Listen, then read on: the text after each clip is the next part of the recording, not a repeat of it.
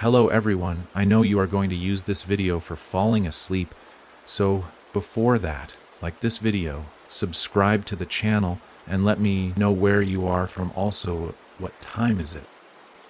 The house on Barrow Hill was never meant to be found. Locals swore it moved, as if the land itself rejected it, shifting trees and overgrowth to hide its rotting frame. Children dared each other to search for it, and those who claimed they succeeded never returned with the same eyes. They spoke in whispers, some muttering about doors that opened onto staircases leading nowhere, windows that looked out onto faces pressed against the glass. Though the house sat in the woods, far from any road, it had no history in county records. No owner, no builder, no deed. Yet everyone in town knew it. The house was older than the town itself, they said. It was not abandoned, but waiting.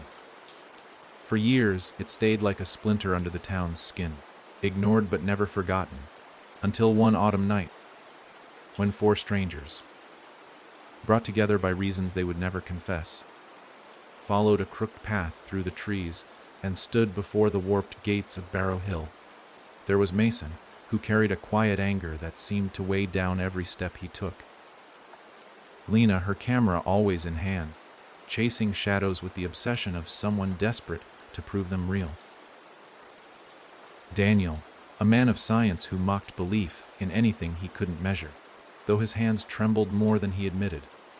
And Sophie, who had no reason to be there except that something had whispered her name in a dream and promised answers if she came. They didn't know each other, not yet, but the house did. The gates were bent, metal spears eaten by rust. The woods pressed close behind them. The kind of silence that pressed against your ears and made you believe the trees were listening. The house loomed in the distance, taller than it should have been, its shape wrong, as though someone had built it from memory rather than blueprints. Its windows were black hollows, and even from that distance, Sophie swore she saw something shift behind the glass. "Looks fake," Daniel muttered, forcing a laugh, but no one joined him. Lena lifted her camera, the click of the shutter too loud in the air. The flash illuminated the gate, the house beyond, and for the briefest second, a pale hand clinging to the bars just inches from her face. She gasped and stumbled back, but when the camera lowered, nothing was there. "Did you see it?" she whispered. Mason's jaw tightened. "See what?" But Sophie had seen it. Not a trick of light, not imagination. A hand too long, too thin, clutching the gate with hunger. The others hesitated, but Sophie stepped forward.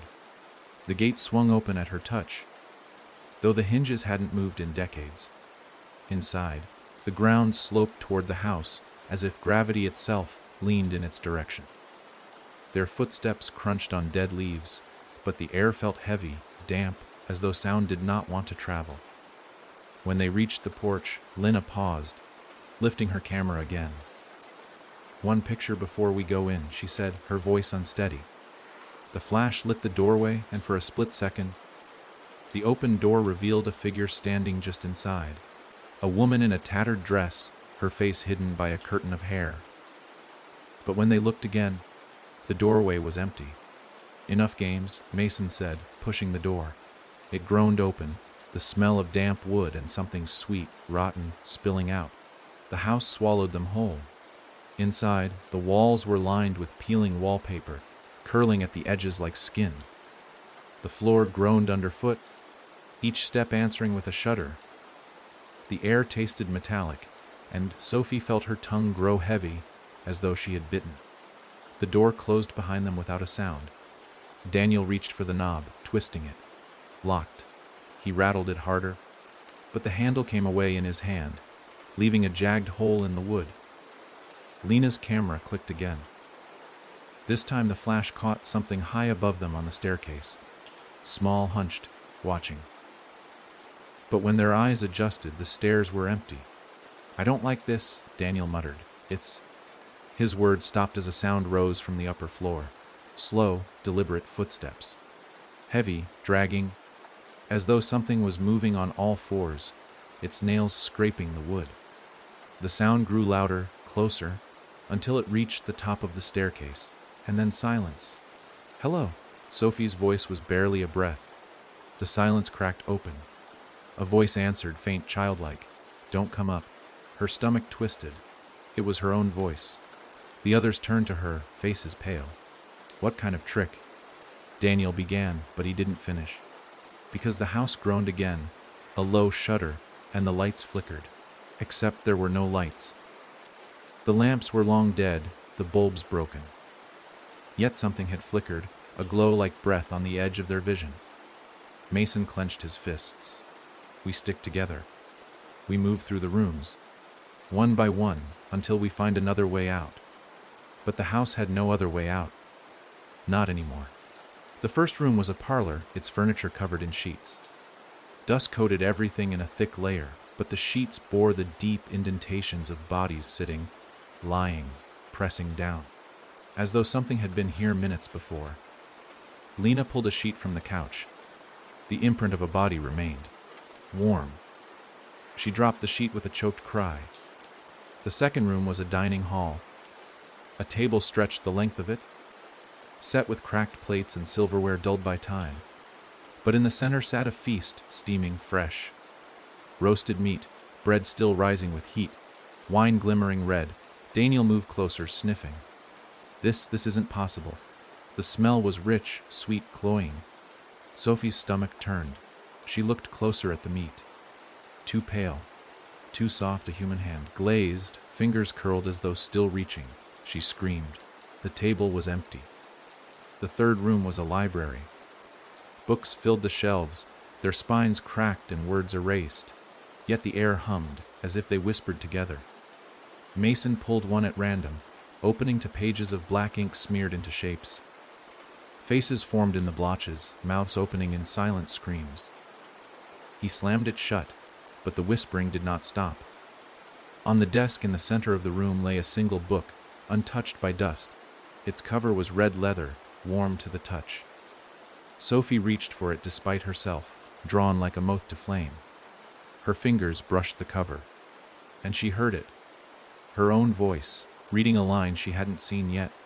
"And Sophie will open the book." She jerked her hand back, heart pounding. But the book flipped open on its own, pages fluttering to a single phrase written over and over in blood, dark ink, Yoare-Alradinsed. The whispering rose to a scream, and all the books on the shelves toppled at once. They fled, slamming the door, but the whisper followed, echoing through the halls. Each room revealed something worse. A mirror, lined chamber where their reflections lagged behind. Smiling long after they had stopped. A nursery filled with cribs, each rocking though no children lay inside.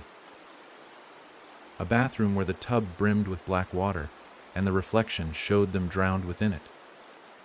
The house was showing them pieces of itself, teasing, testing. And then they found the staircase again. Only it wasn't the same. The steps twisted higher than the house should allow, disappearing into darkness. Mason swore under his breath, "We keep moving." But Sophie couldn't shake the sense that the house wasn't leading them anywhere. It was circling them back to itself, trapping them deeper. They climbed. Each step groaned like a heartbeat. The air grew colder, heavier, until their breath fogged. Halfway up, Lena froze. Her camera dangled from her neck, the lens cracked. The small screen flickered to life on its own, replaying the last photo she had taken. The doorway. The woman in the tattered dress. Only this time, the woman lifted her head. Her face was not a face, just skin stretched smooth, stitched where eyes and mouth should be. The screen went black. Lena dropped the camera, and it shattered on the steps. But the image of the faceless woman burned in all their minds. At the top of the staircase, they reached a hallway lined with doors. Each door identical, stretching on longer than the house should allow. Sophie's chest tightened. "This isn't possible." Daniel laughed, the sound sharp, broken. "None of this is possible." The first door opened onto a room filled with cages. Inside each, something shifted in the shadows. Small figures, hunched, too many limbs bending the wrong way. Eyes glowed faintly, dozens of them, turning toward the intruders at once. The second door opened to nothing. Just blackness. A void that pulled at them with the weight of a tide. Mason slammed it shut before anyone could fall. The third door was locked, but a whisper leaked through the cracks. Sophie pressed her ear to the wood. It was her mother's voice, calling her name. She hadn't heard that voice since the funeral, years ago. Her hand shook on the knob. "Don't," Mason warned. She pulled back, tears stinging her eyes. The hallway stretched on, doors opening to horrors, illusions, and memories twisted wrong. Until at last they reached the final door. It was not like the others. Taller. Wider, its wood pulsed faintly, like breathing. They stood before it, silence pressing down, each of them hearing something different. Mason heard the cries of a child he had lost. Lena heard the whispers promising her proof at last. Daniel heard laughter, cruel and familiar. Sophie heard her own voice, begging her to run. And still, she reached for the handle. The door opened. Inside was a room with no windows, no furniture. Just a single mirror standing in the center. They approached slowly, their reflections growing clearer. But the figures in the glass were not them. They were older, broken, covered in scars that didn't yet exist. Their mouths moved, whispering words they couldn't hear, until the whispers grew louder, spilling into the room. "You do eav." The glass shuddered, cracked, shattered. From the shards crawling across the floor, the faceless woman rose. Her stitched head tilted. She opened her mouth where no mouth should be. And the scream that came out was not sound, but something deeper, something that rattled their bones and filled their lungs with cold. The door slammed shut behind them, and the house smiled. The scream wasn't a sound, not really. It bypassed their ears and drilled into something far more primal, something ancient and buried. Sophie's knees buckled first. Then Daniel. Mason and Lena followed like marionettes with cut strings, falling to the floor as the pressure in the room built into a deafening silence that somehow still roared inside their heads. The faceless woman hovered above the shards, her bare feet never touching the ground. Her limbs bent in wrong angles, wrists spinning loosely as though the joints had melted. The stitched flesh where her face should have been twitched with every flicker of light from the broken mirror, casting reflections that didn't match what stood before them. Some showed her screaming with a mouth far too wide. Others revealed deep black pits where her eyes might have been, always watching. Sophie tried to crawl backward, but her hands slid over the slick floor, not slick with water. Blood. The floor was bleeding, glistening red flowing from the broken mirror, oozing slowly outward, inching toward their sprawled bodies. The faceless woman didn't move closer. She didn't need to. Her scream had already found them. Lena's fingers twitched toward her broken camera out of instinct, but there was nothing to see through a lens that was now just cracked glass. Mason, bleeding from the ears, forced himself up to one knee, shielding Sophie with one arm as if it would matter. But the scream stopped, not faded, not drifted away. It just stopped. The sudden vacuum of silence hit harder than the sound. For a second, they all thought they had gone deaf. Then they heard it. A knock. Soft, measured, coming from inside the mirror. There was no mirror left, only broken shards across the room. But the sound repeated, knock, knock, knock, steady and deliberate, like someone knocking on the walls of a coffin, waiting to be let out. Then, one of the shards twitched. Just a flicker at first, as though nudged by a breeze. But there was no air. The room had none. Still, it moved again, and this time it skittered across the floor towards Sophie. She scrambled backward, but the shard moved faster, spinning once before stopping inches from her hand. Her reflection in it blinked, though she hadn't. It blinked again, and then it smiled. "No," Sophie whispered, choking on the word. "No, no, no."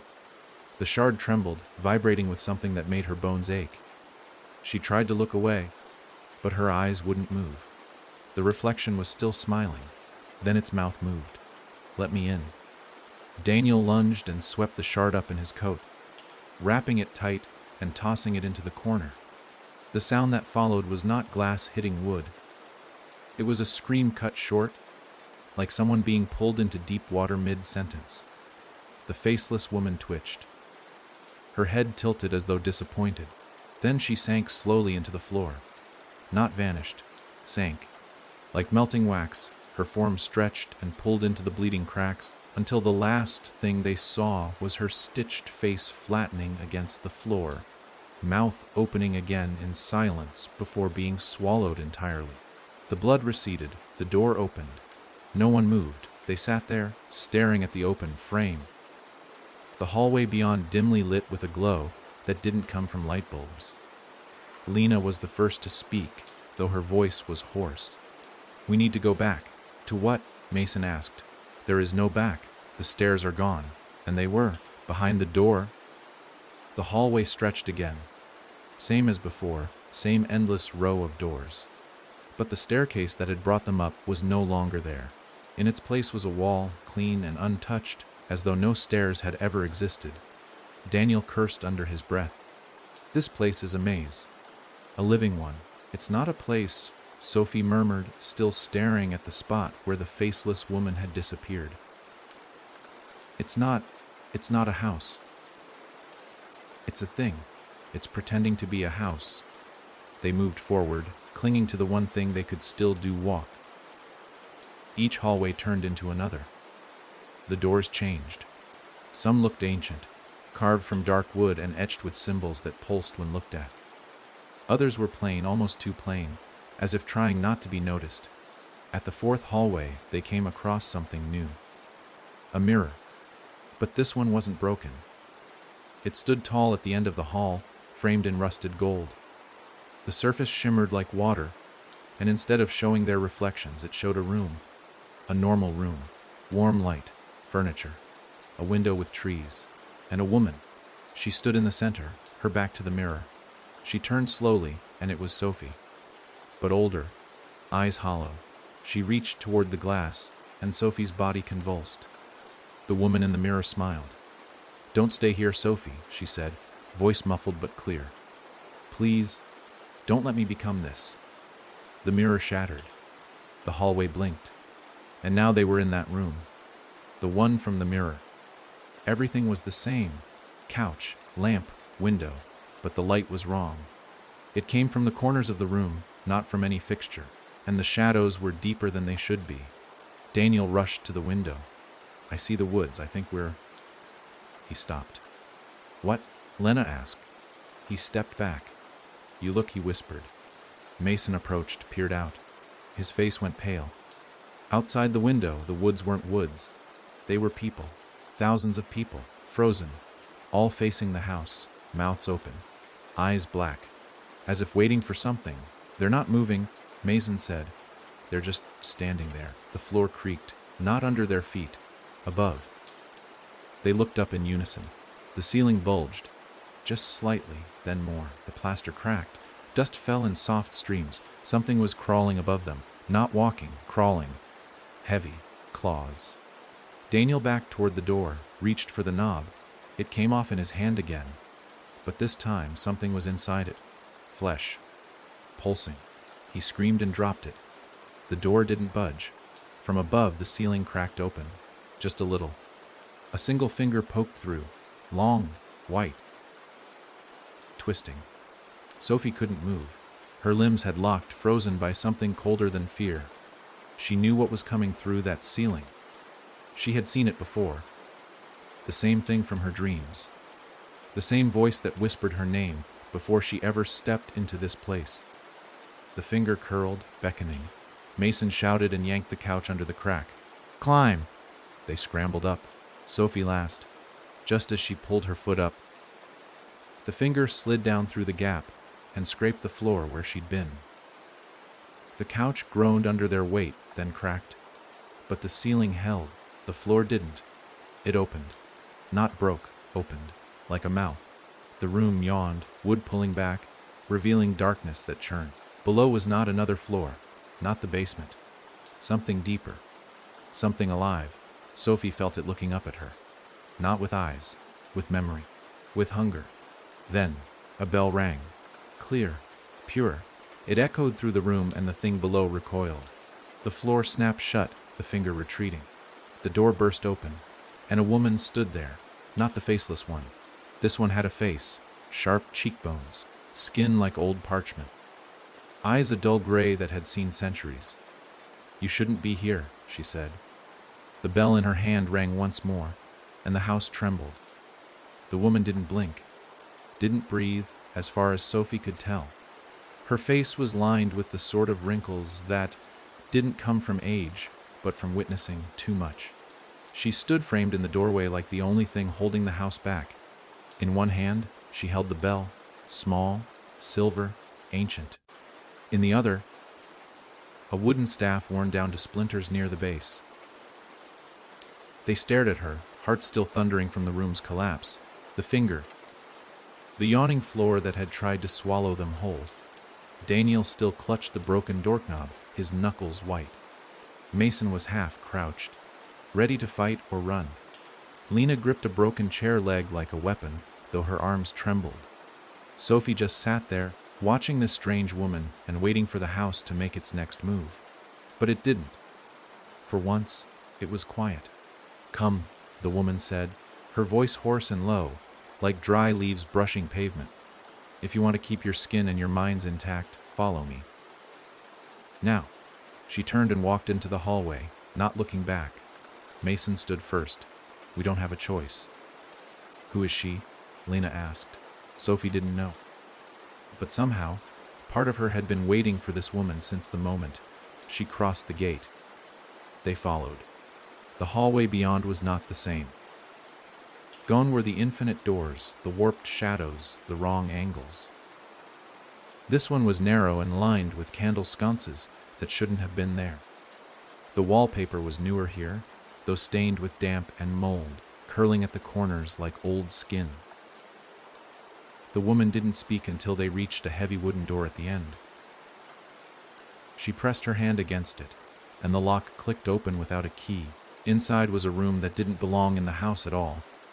Bookshelves lined the walls. Real books, bound, labeled, organized.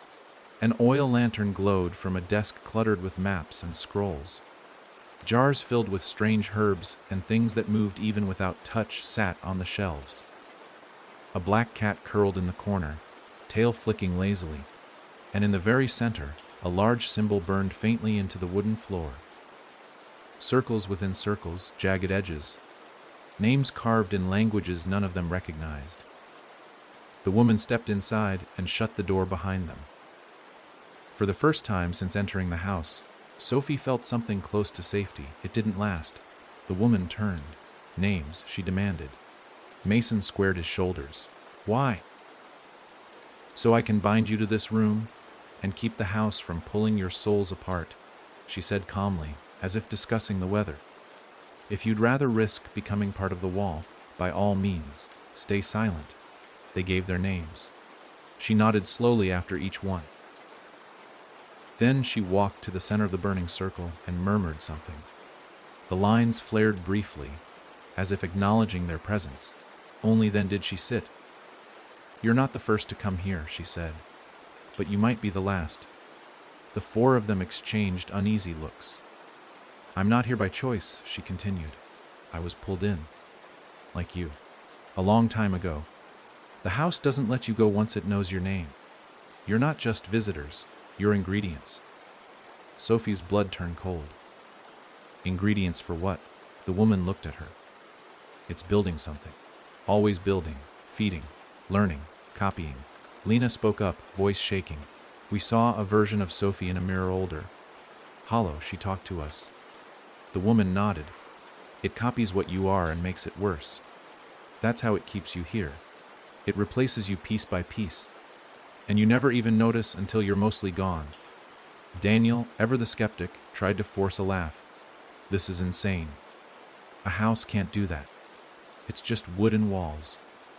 The woman looked at him with something between pity and annoyance. "Is that what you still think?" He didn't answer. She rose and began pacing. "Barrow Hill is not a house. It's not even a place. It's a lure. It shifts shape to attract the right kinds of minds. Curious, grieving, angry. It feeds on the cracks inside you. Mason clenched his jaw. Then why help us? Because it wins if you break apart, she said. And I need it to lose. Even if only once. She returned to the desk and opened a small box. Inside were 4 thin nails, rusted and old. Each of you prick your finger. 1 drop of blood, she instructed. Daniel refused at first, but when the door behind them groaned like something pressing against it, he relented. 1 by 1, they gave their blood. She dabbed each drop onto the floor, where the burning circle hungrily absorbed it. The lines glowed brighter. Now it can't touch you, she said. Not while you're in here. Mason asked the question they were all thinking. Can we leave? She paused. Not yet, not ever. Lena added. The woman's eyes darkened. There's a door. 1. But it only opens when the house is distracted. When it's busy. If you find it, you leave. If not, you join the rest. Sophie stepped forward. The rest. The woman reached for a book and opened it. Inside were pages of faces. Drawings, photographs, some etched in faded ink. Hundreds of them. Everyone who's come here, she said. Some are part of the walls. Some became the doors. The lucky ones are still hiding in the inn between. But the house remembers every one. Sophie stared at the book. Her eyes stopped on a face. A boy, maybe 10 years old. Curly hair. A crooked smile. She touched the page. I know him. The woman looked up sharply. How? I don't know, Sophie said, her voice hollow. But I see him in my dreams. The woman closed the book with a snap. Then the house already knew you before you got here. Something slammed against the door. The cat hissed and leapt onto a shelf. The woman's hand went to the bell. We don't have much time. It knows you're not breaking yet. That makes it angry. What do we do? Mason asked. She looked at each of them. You have to keep moving. The house wants you afraid. Wants you alone. Don't give it that. Look for the room with the red door. Only one. If you find it, run. Don't look back. Don't stop. Don't answer anything that calls your name unless you see who's speaking. If you see yourselves, don't engage. If something cries, don't comfort it. If you hear knocking, do not open the door unless it knocks 4 times. Never 3. Lena was pale. Why? Because that's how it copies your heartbeat, the woman whispered. And once it matches it, it doesn't need your body anymore. The walls shook. The door cracked slightly. The woman slammed the bell down on the desk. The sound rang like a scream. She turned to them. Now go. I'll hold it back as long as I can. Sophie hesitated. But you, I'm not getting out, she said flatly. But one of you might. And that's enough. The door blew open. Smoke poured in. Voices curled around the edges of the room. Whispering things Sophie couldn't understand, but felt deep in her bones. They ran. Back into the hall, only now it wasn't the same hall. It twisted immediately, pulling upward like a spiral. Doors lined both sides, some nailed shut, others breathing softly like lungs.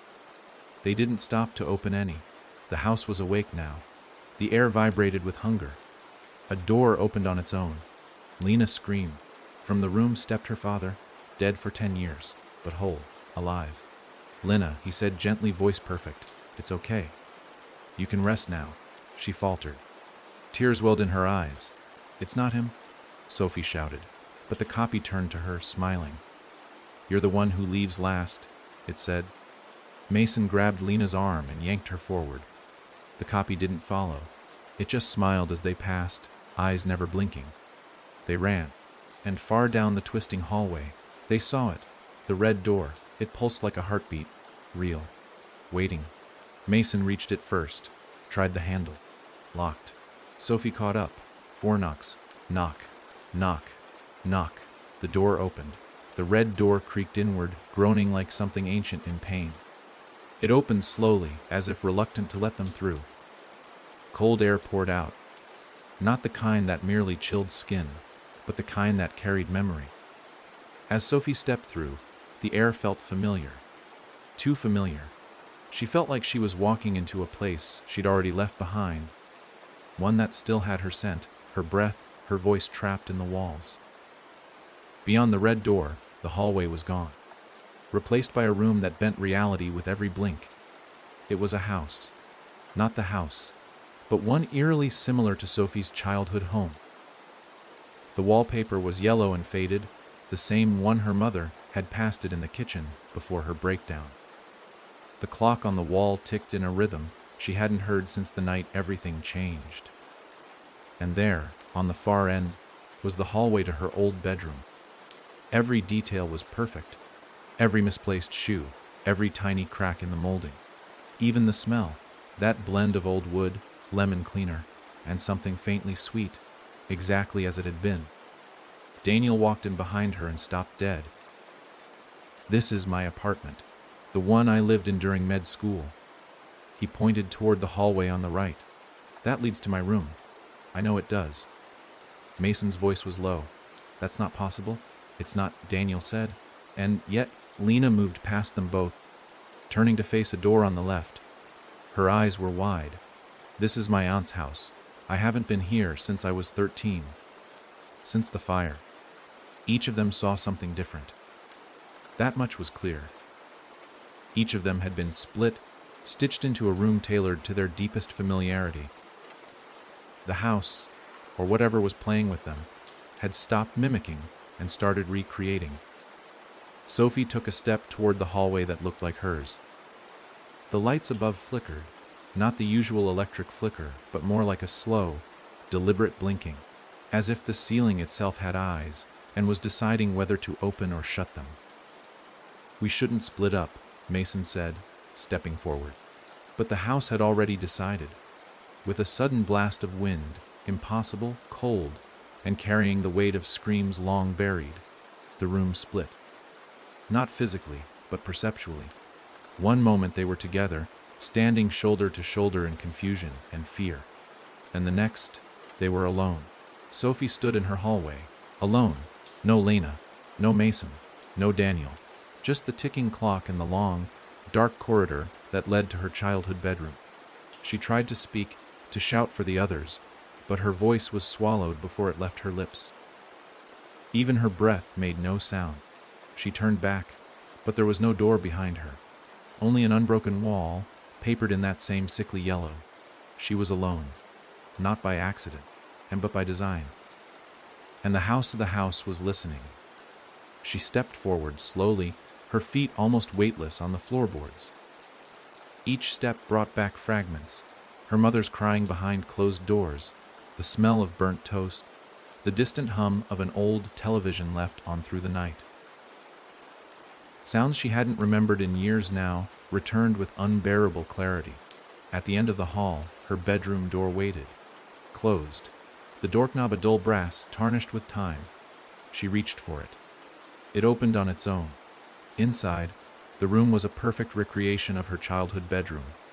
The twin bed with the blue sheets, the cracked window overlooking the backyard, the stuffed rabbit missing one eye on the pillow, her posters, her books, her drawings taped to the wall, and on the bed, something was under the covers, not someone, something. The shape was wrong, too long, too still, like a mannequin forced into a child's bed. Sophie's legs screamed at her to run, but her feet didn't move. The covers shifted, not a lot, just a twitch, a breath. She stepped closer. The rabbit's missing eye was back, no longer stitched shut. It blinked. Once, she dropped it. The thing in the bed rose.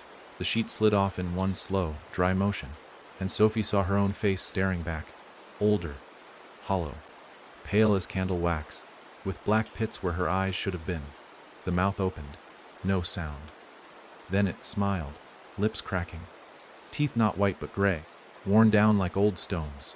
Blood rimmed its gums, and it whispered, "Leave, and I become you. Stay, and you forget who you were." Sophie backed toward the door. It was gone. The walls of the room bent inward. The ceiling pulsed like a living thing. The air pressed against her face like invisible hands. Behind her, the version of herself rose from the bed, hovering an inch off the floor. No feet, no weight, just presence.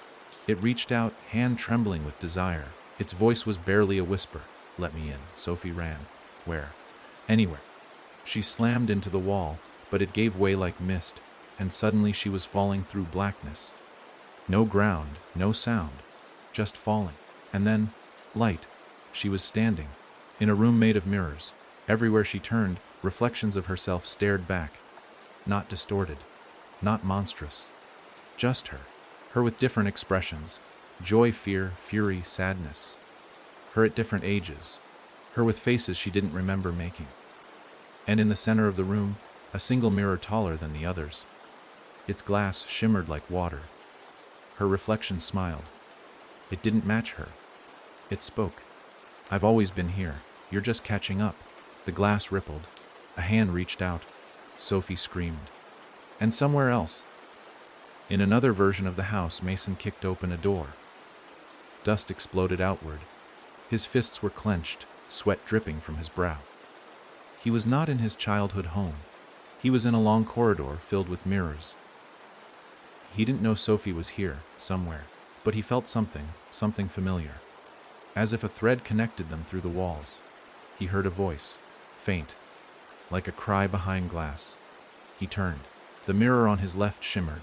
Sophie's face, pale, afraid, trapped.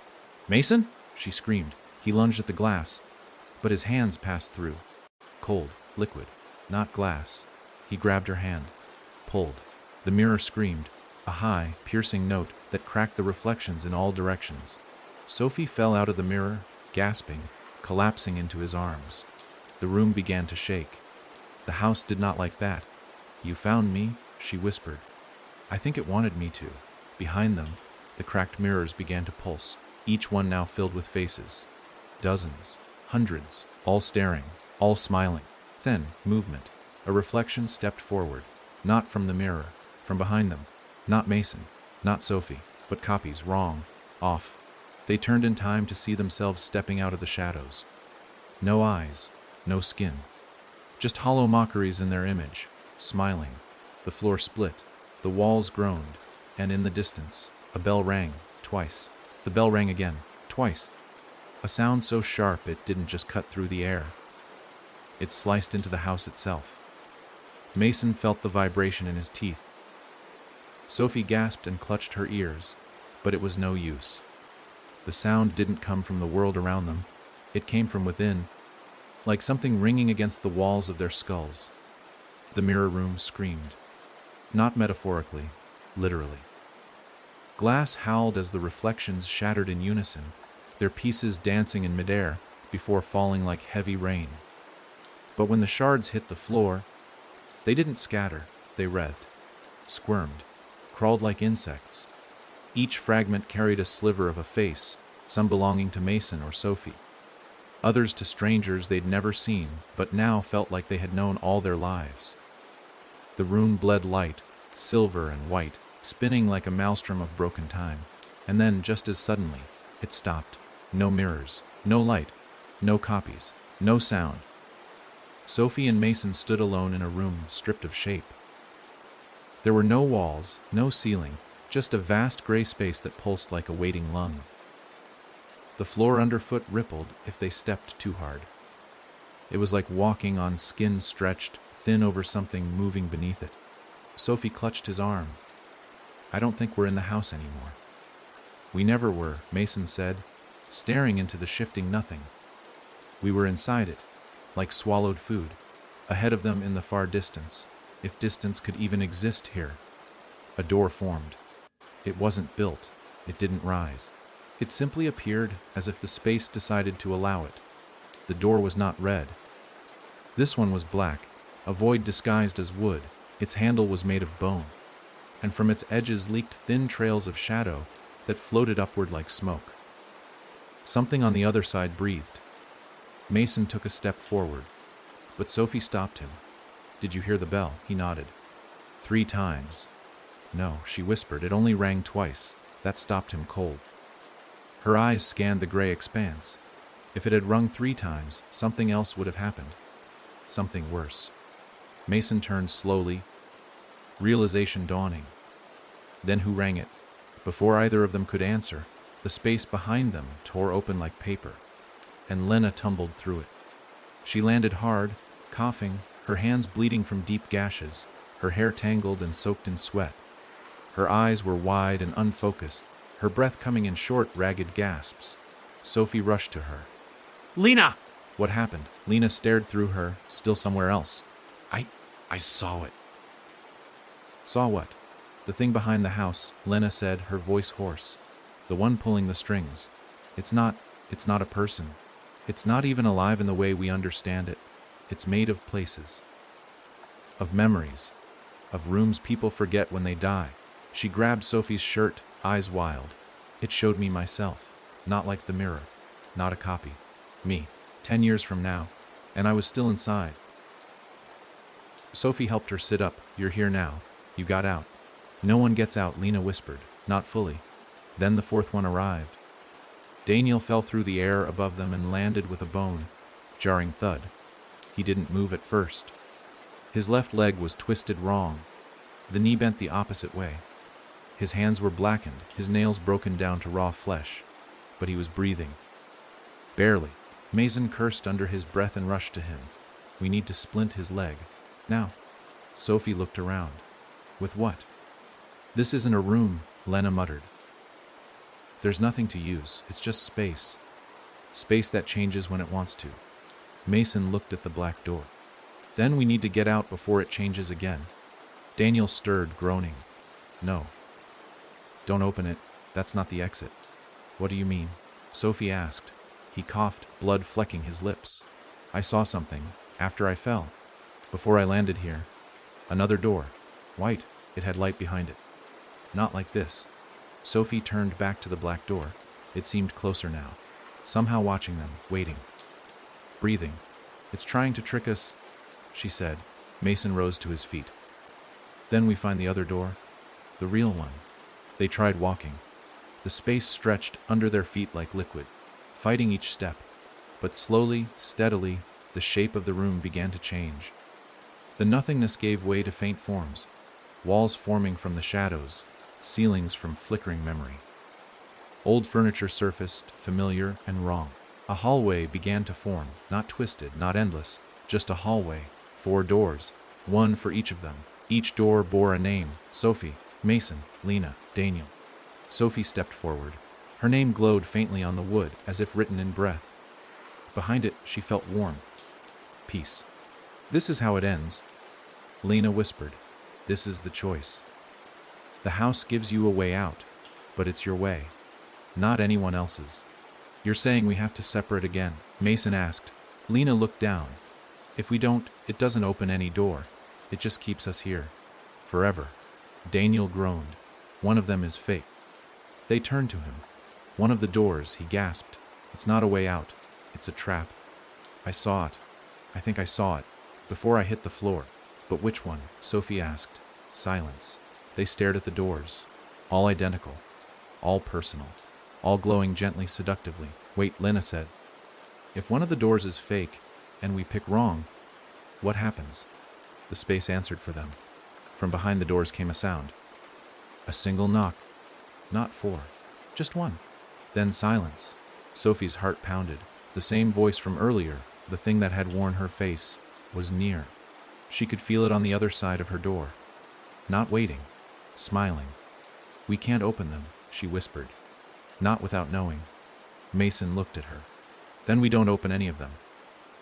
But we can't stay here, Lena said. Daniel tried to sit up. What if we knock? What if we knock 4 times? Only the real one will answer correctly. A pause. Then Sophie stepped forward. She raised her hand. Knocked. Once, twice, 3 times. 4. And waited. From the other side. Knock. Knock, knock. 4. Mason stepped up to his door and knocked. 1, 2, 3, 4. From within 1, 2, 3, 4. Lena did the same. 4 knocks answered. Daniel, though his hands shook, knocked last. 1, 3, 4. Then silence. No knock. Just silence. Sophie turned to him. It's your door. That's the trap. Daniel shook his head. Or maybe the house is trying to confuse us. Maybe silence is safety. No, Mason said. The others responded. Yours didn't. I'm not leaving him, Sophie said. We'll carry him through mine. Lena hesitated.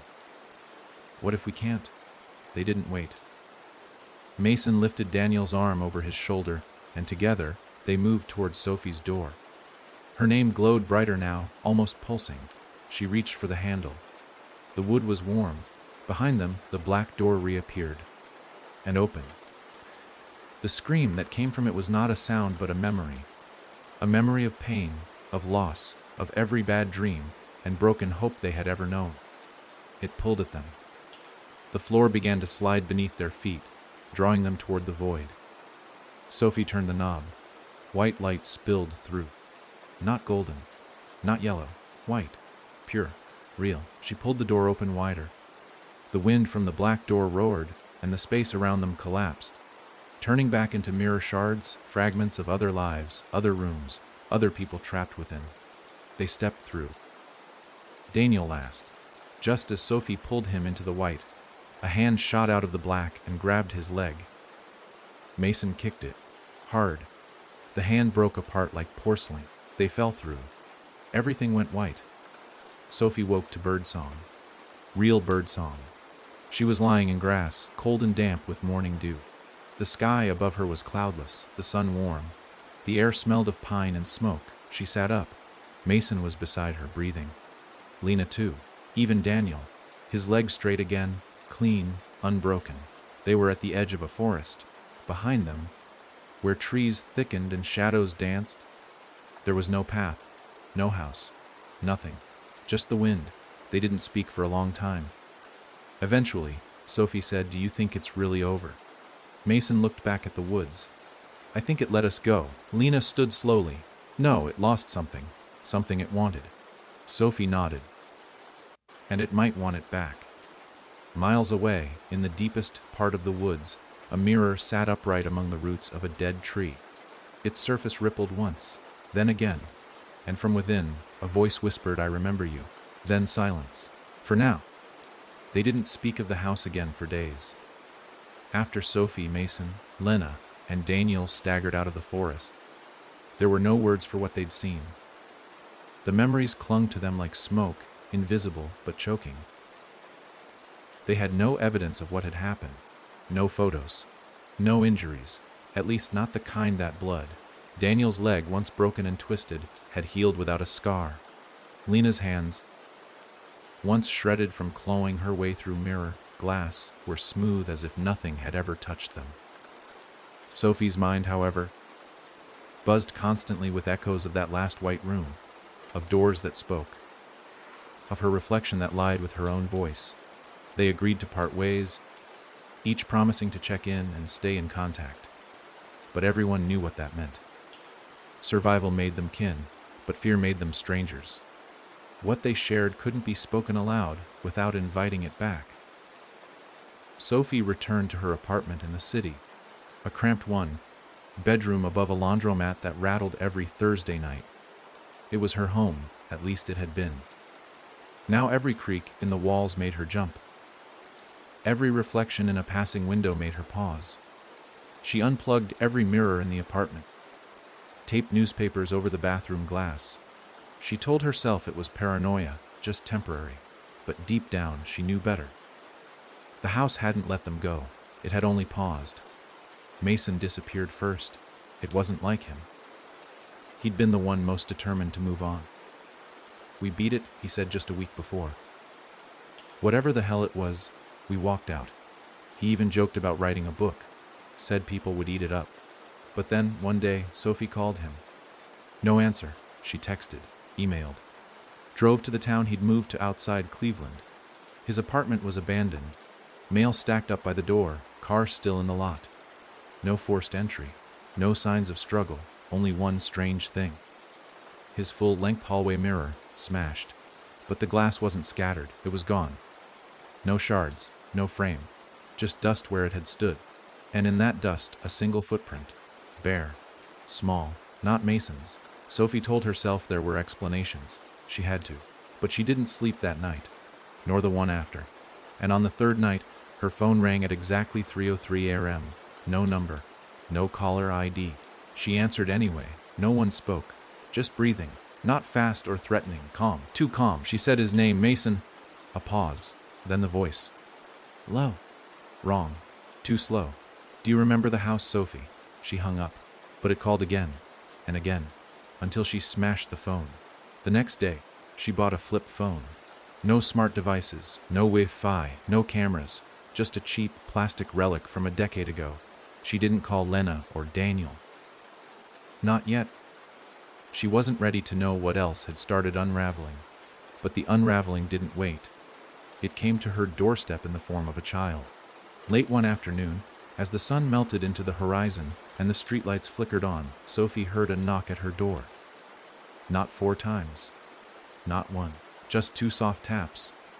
Almost polite, she peeked through the peephole and saw a girl, no older than 7, pale skin, black hair cut into uneven bangs. She wore a red dress, just stood there, silent.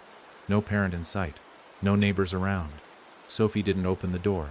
She asked, "Can I help you?" The girl looked up, right into the peephole, as if she knew exactly where it was. Her lips moved. Sophie leaned closer and watched as the girl mouthed her name. No sound.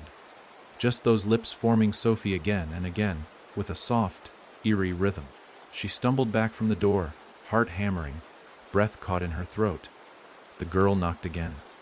This time, 5 times. Sophie didn't answer, didn't move. Eventually, the girl left, or so Sophie thought. Until that night, when she heard scratching from the bathroom. The mirror was still covered, layers of newspaper taped into place. But something was behind it, scratching, slowly. Like fingernails tracing gentle circles. She didn't go in. She sat in her bedroom with the lights on, holding a kitchen knife and trying not to blink. At 3:03 a.m., the scratching stopped, but the girl's voice, small and sweet, came through the walls. "Let me in, Sophie. Just for a moment.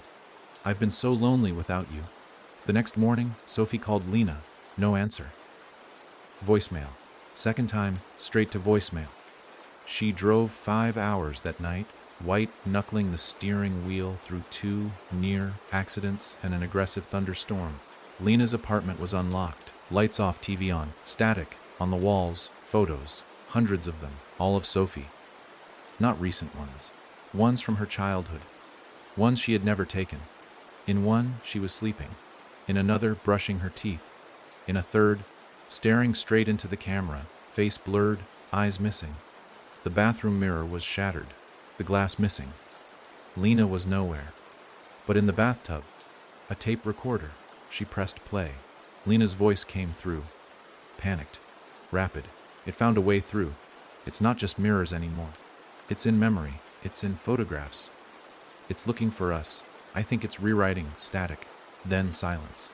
And then Sophie's voice. "Lena, open the door. Please. I can't breathe out here." Sophie dropped the recorder. It cracked. She turned to the hallway. And there was the girl again. Red dress. Bare feet. Pale skin. Standing at the end of the hall. Smiling. Sophie ran. Didn't stop until she hit the highway. She slept in her car that night, engine off, phone in the glove box, windows cracked. But she still heard the girl's voice whispering from the vents. "I remember you." The next morning, she found Daniel, or what was left of him. He'd been committed to a psychiatric ward 2 towns over, diagnosed with a rare dissociative condition. Didn't speak, didn't eat.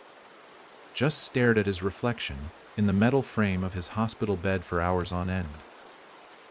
When Sophie entered the room, he looked up, but his eyes were empty. Not in a metaphorical way. Literally. The irises were gone. White orbs stared at her. And then he smiled. A slow, wide grin. The nurse behind her said, "That's the first time he's moved in days." Sophie ran. Now she's the only one left. Or maybe not. Because tonight, back in her apartment, the electricity died at 2:58 a.m., and at 3:03 her phone rang, the flip phone, no number, no caller ID. Just one word on the screen, "home." She answered. This time there was no silence, only her own voice, whispering, "You never left." And behind her, the sound of glass cracking. The crack wasn't loud, it wasn't even sudden.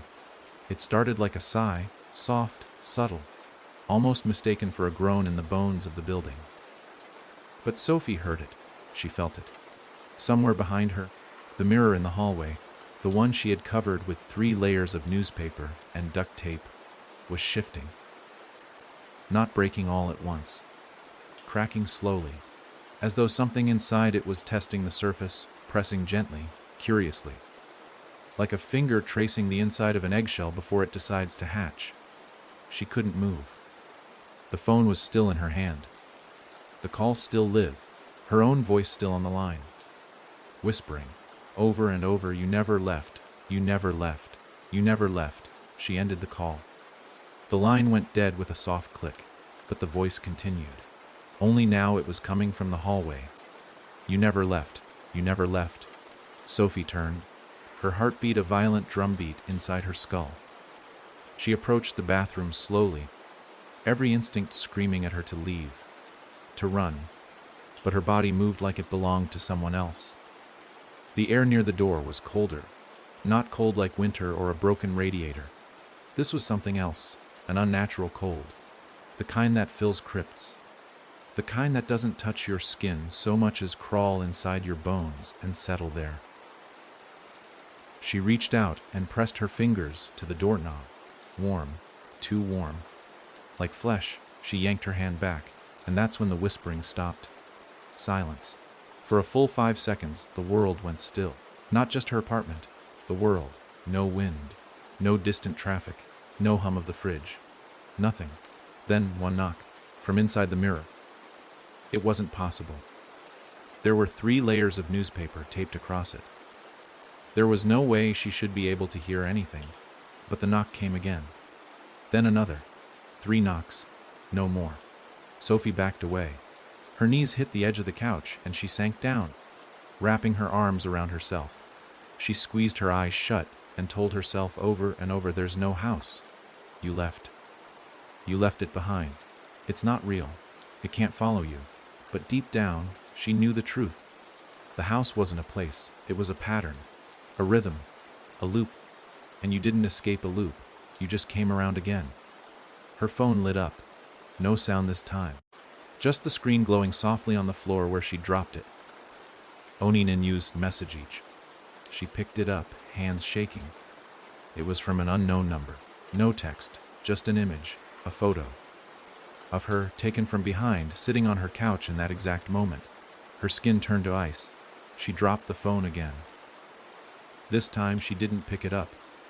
She stood and moved to the window, yanked the curtain aside, expecting to see someone standing across the street.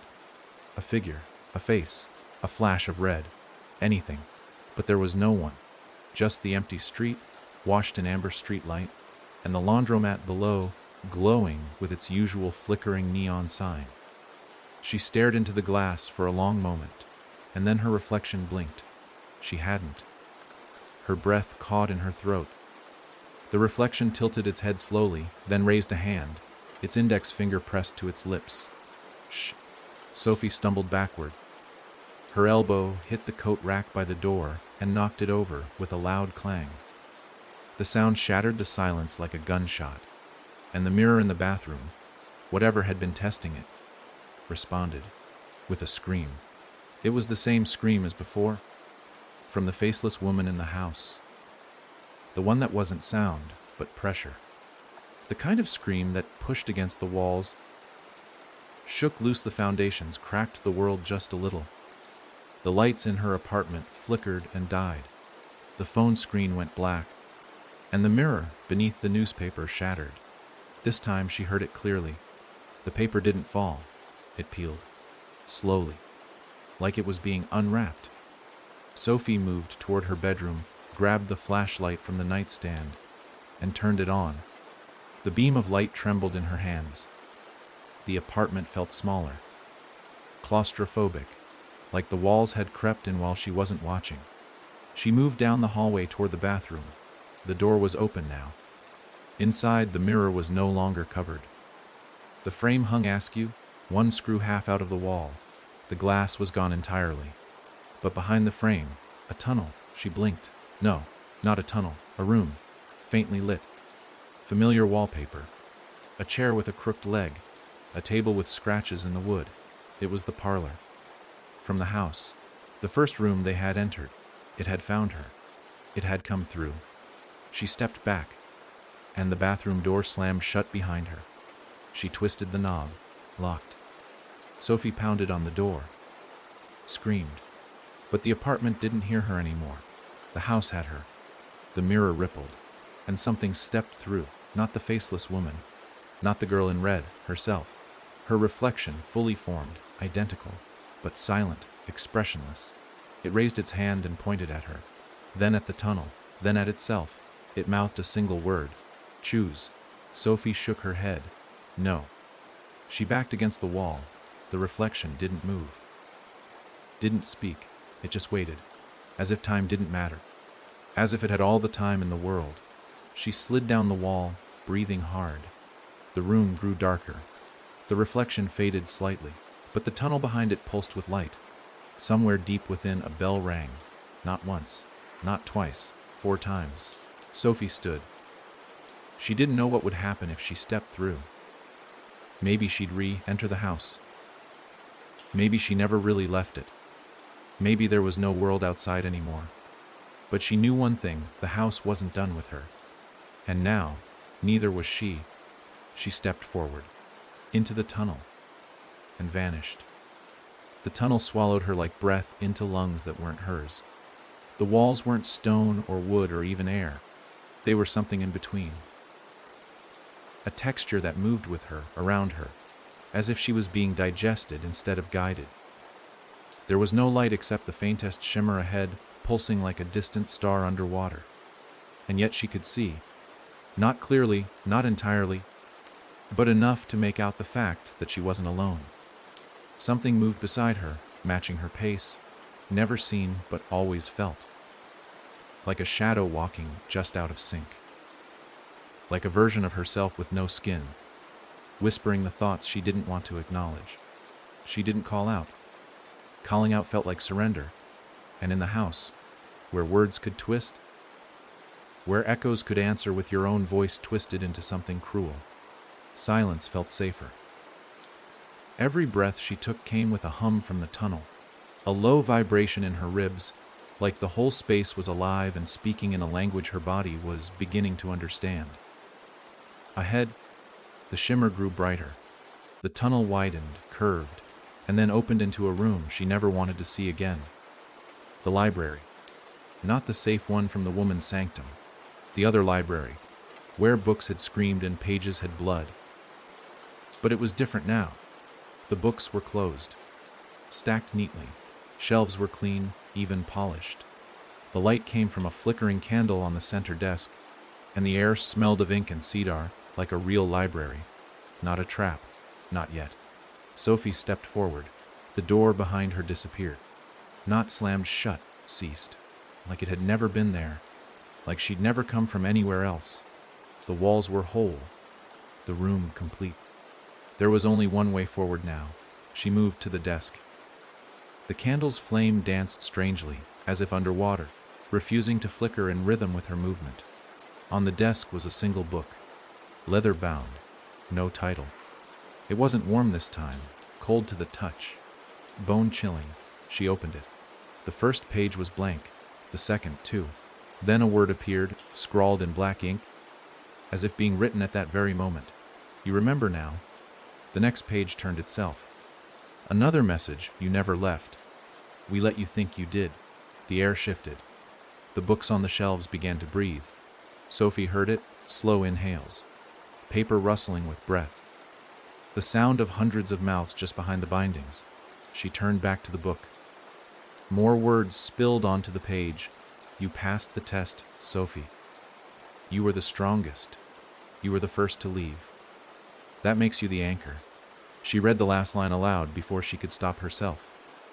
The anchor. And the room responded. The shelves groaned. The breathing stopped. And then, they all opened. Every book. Pages fluttered violently as if caught in a hurricane. Pages tore themselves free and spun around her like a storm of thoughts. Each one carried a whisper. Not in languages she could understand.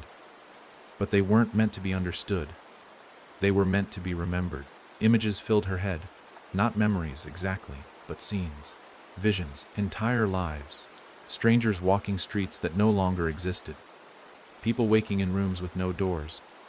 Children screaming inside walls made of paper. A man drowning in a room with no water. A woman with a stitched face crying silently beneath floorboards. Every one of them trapped, and all of them knew her.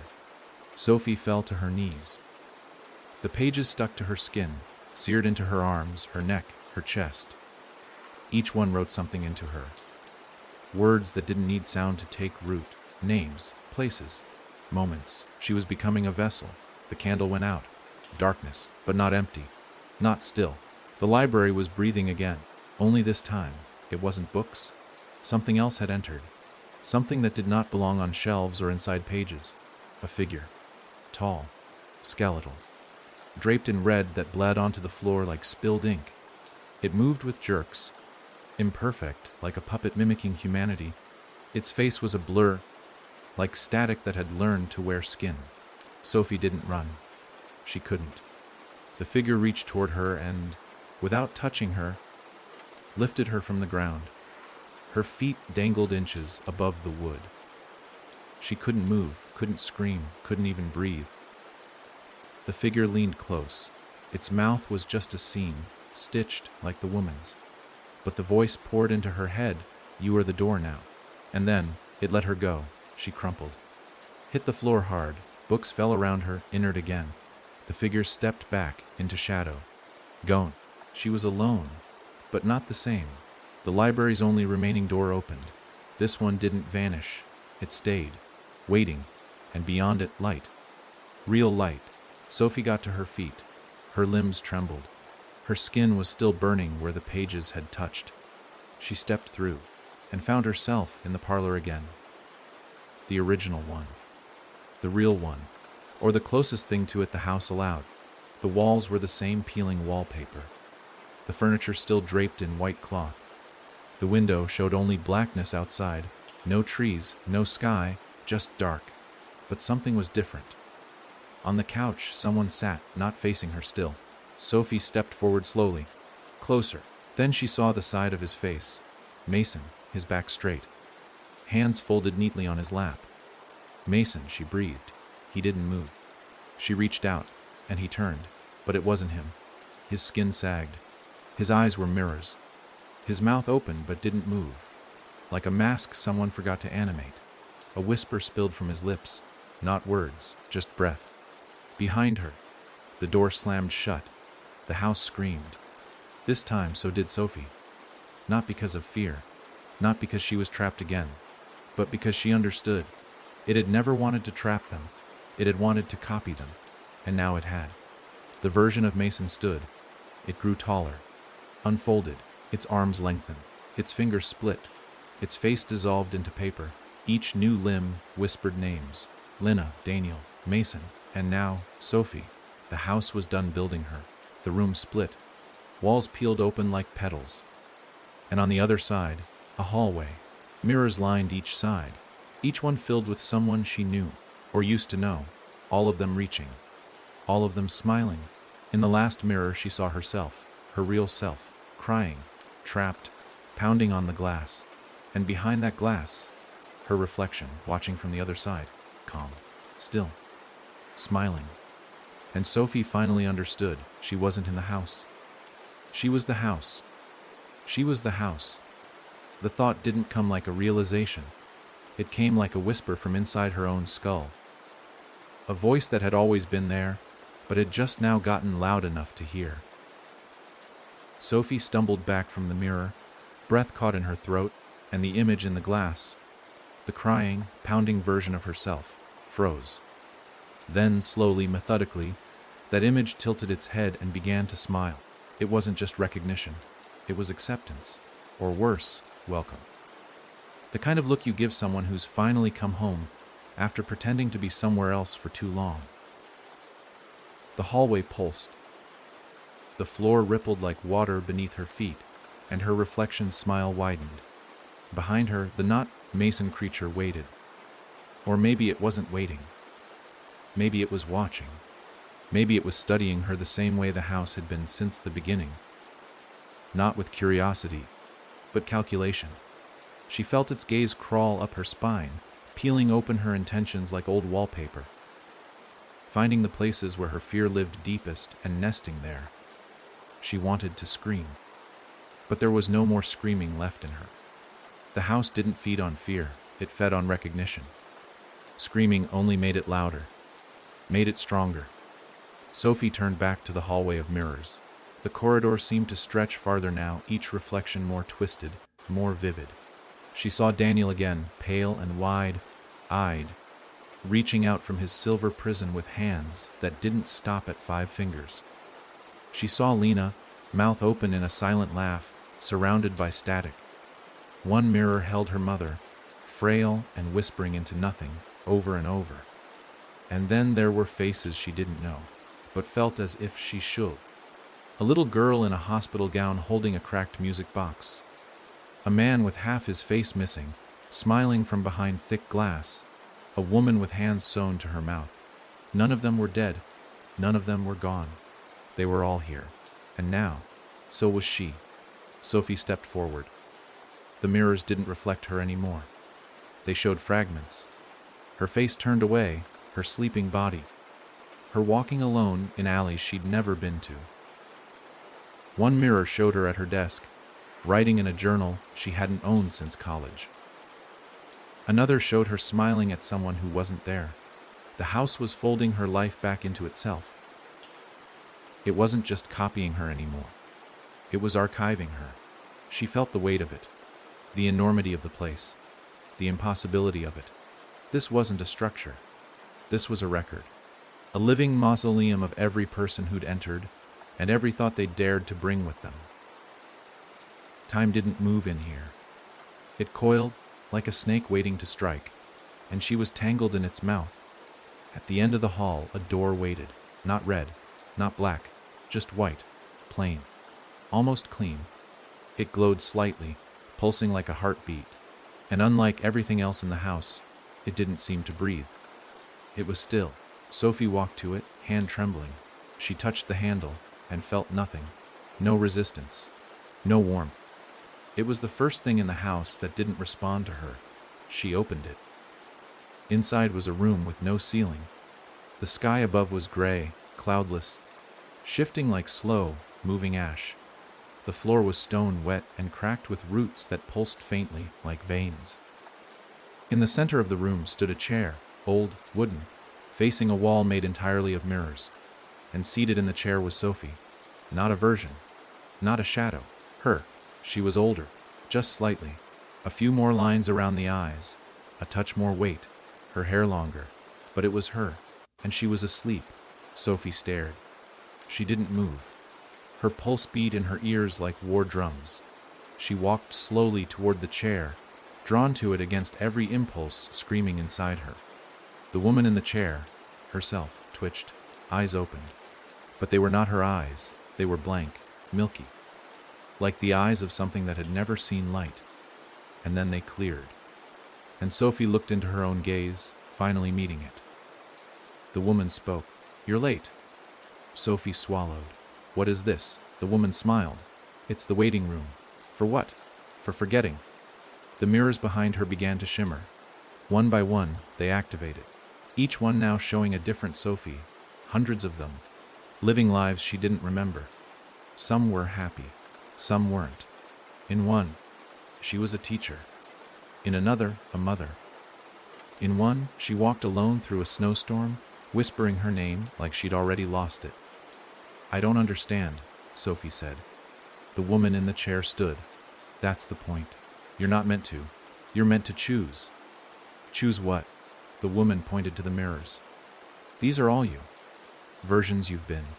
Versions you might be. The house doesn't create, it reflects. You've already lived all of these, just not at the same time." Sophie turned, slowly absorbing each frame. Her mind ached with the weight of impossible memory. Flashes, moments, hands she didn't recognize, places she'd never been but now remembered. "Why?"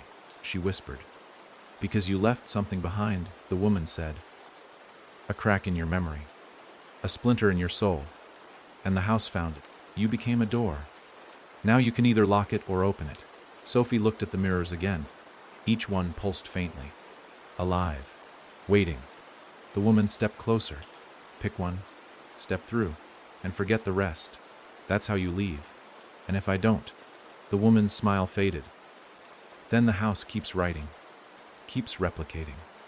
Until there's nothing left of you that was real. Sophie backed away. You're not me. I'm what's left of the first you, the woman said. The part you forgot. Sophie turned. Faced the mirrors. Closed her eyes. And listened. One mirror sang. Faintly. A lullaby her mother used to hum when she thought Sophie was asleep. She turned to that one. Her hand reached out. And stopped. A shadow moved behind her reflection. Familiar. It stepped forward. The girl in the red dress, smiling. She reached out and touched the inside of the glass. The lullaby died. The mirror cracked. Too late. Sophie had already stepped through. She gasped awake. In bed. In her apartment. Light streaming through the blinds. She sat up, heart pounding. Everything normal. Phone beside her. Clock blinking 9:12 a.m. She stood. Walked to the bathroom. The mirror was intact. The shower still dripping from her last use. She checked the hallway. No shadows. No knocks. She was home. She smiled. But behind her, in the mirror, the girl in red watched and whispered next time, "Don't choose so quickly." For a week, everything stayed quiet. Too quiet. Sophie kept waiting for the catch, for the echo to return, for the house to seep through the cracks again. But each morning brought the same pale sun through her blinds, the same traffic humming outside her window, the same dull routines. No mirror cracked. No whispers under her bed. No girls in red at the end of the hallway. She went outside, ate meals, answered emails. On the third morning, she even convinced herself she'd dreamed the entire thing. That trauma had blurred reality. That her mind had invented a narrative to make sense of grief, fear, stress. That maybe she was finally waking up. But that's exactly how the house worked. It didn't haunt with blood or ghosts. It waited. And on the 8th day, it returned. She noticed it first in the sound. Everything was off. She couldn't explain it, not exactly. The world still made all the same noises. The clink of her spoon in the cereal bowl, the traffic outside, the faint hum of her neighbor's television through the walls. But none of it felt real. It was all just slightly mistimed, like sound playing from a half second behind, like a life she was watching on tape delay. Then came the smells. They didn't belong. Not all at once. Not overpowering, but subtle. A faint trace of lemon cleaner in her bedroom, one she hadn't used since childhood. The smell of singed hair drifting through the vents, unmistakable, unsettling. Once, while brushing her teeth, the thick odor of soil, wet, alive, as if she were brushing her teeth underground. Then came the photos. She hadn't taken them. They appeared on her phone first. A shot of her sleeping. Then one of her leaving the grocery store. Another of her sitting on a bench in the park, her back to the camera. The timestamps were always wrong, years into the past or decades into the future. She deleted them, but they returned the next day. New ones. Always in her gallery, never in her cloud, and never with metadata. Sophie didn't sleep that night. Not because she couldn't, because she didn't want to. She feared what she'd wake up as, or what she'd wake up next to. The mirrors in her apartment stayed uncovered for the first time since everything happened. She watched them obsessively, waiting for her reflection to blink wrong, to move on its own. But it didn't. Not yet. The silence continued for 2 more days, until the knocking started.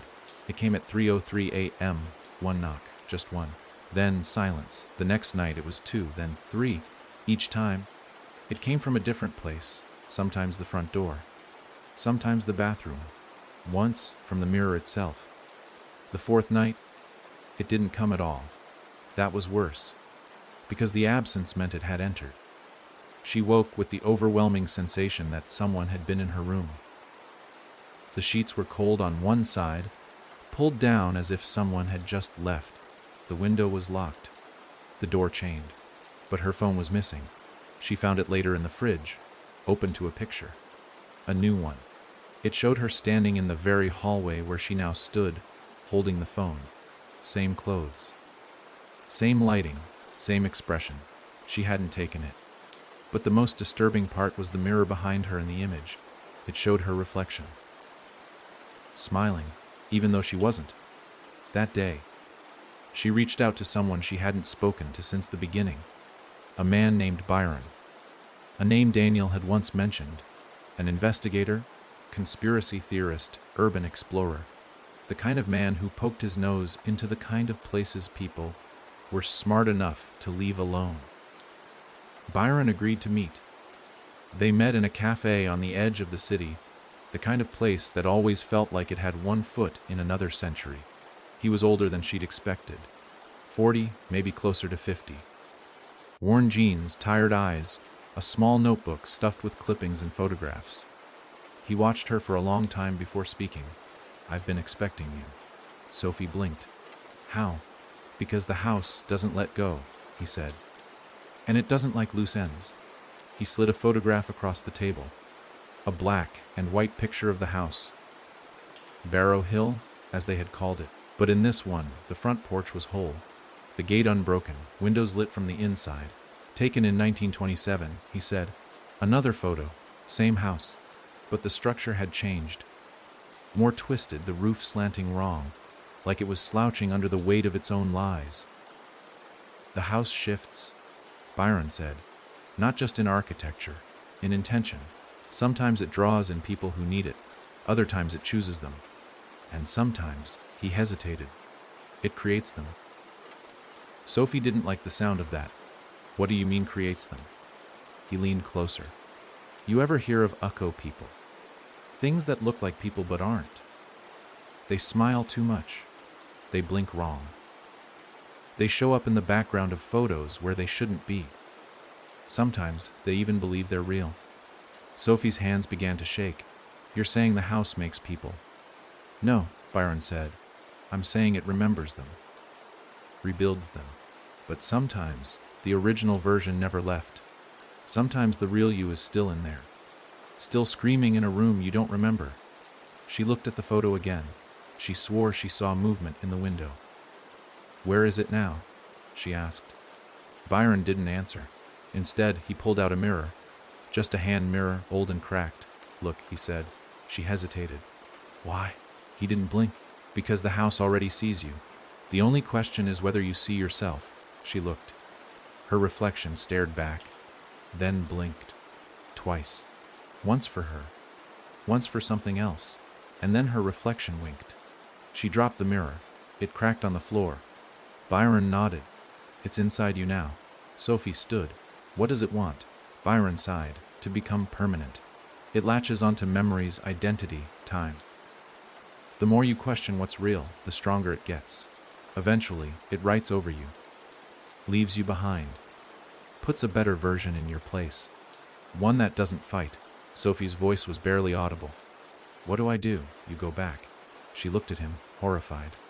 "What?" Byron nodded solemnly. "You have to find the first room. The original place it mirrored you. You have to take back your image." She shook her head. "That's suicide." "No," he said. "It's survival." Then he handed her a note, a location, coordinates. Scribbled in shaky handwriting. "Go alone. Go before midnight. And when you hear knocking, don't answer unless it knocks 4 times, not 3, not 5. 4. Sophie left without saying goodbye. As she stepped onto the street, her phone buzzed. One new message. From an unknown number. "It's too late." She opened it. A video. Of her. Sitting at the cafe. But she hadn't been filmed. She'd looked around, checked. And in the video, she wasn't alone. Byron wasn't there. But someone sat across from her, the girl in red, smiling, mouth not moving, yet the voice rang out, "Come home." Sophie watched the video again and again. Hoping, praying. Her eyes were lying to her. That it was some digital trick, a glitch, a hallucination stitched into pixels by exhaustion. But every replay was the same. She sat at the cafe table, alone to her memory, yet the footage showed the girl in red sitting across from her. small hands folded neatly, smiling with a patience no child had ever possessed. What froze Sophie's blood wasn't just the sight of her, but the way the other patrons went about their day as if the girl wasn't there at all. Waitresses passed right by, steaming cups of coffee in hand, and no one flinched, no one stared. The girl was invisible to them, except on Sophie's phone, except to her eyes. The worst part was Byron. He wasn't in the video. His seat was empty. The notebook, the photographs, the cracked hand mirror, gone. It was as though he'd never existed. Sophie slammed the phone shut. Her chest heaved, her hands shook. She forced herself to breathe, to remember the weight of Byron's notebook, when he'd slid it across the table, the smell of his cigarettes, the sound of his pen scratching paper as he spoke. He was real. She knew he was real. The house couldn't convince her otherwise. But a whisper crawled into her head. What if he wasn't? The note still burned in her pocket. Coordinates scrawled in quick strokes.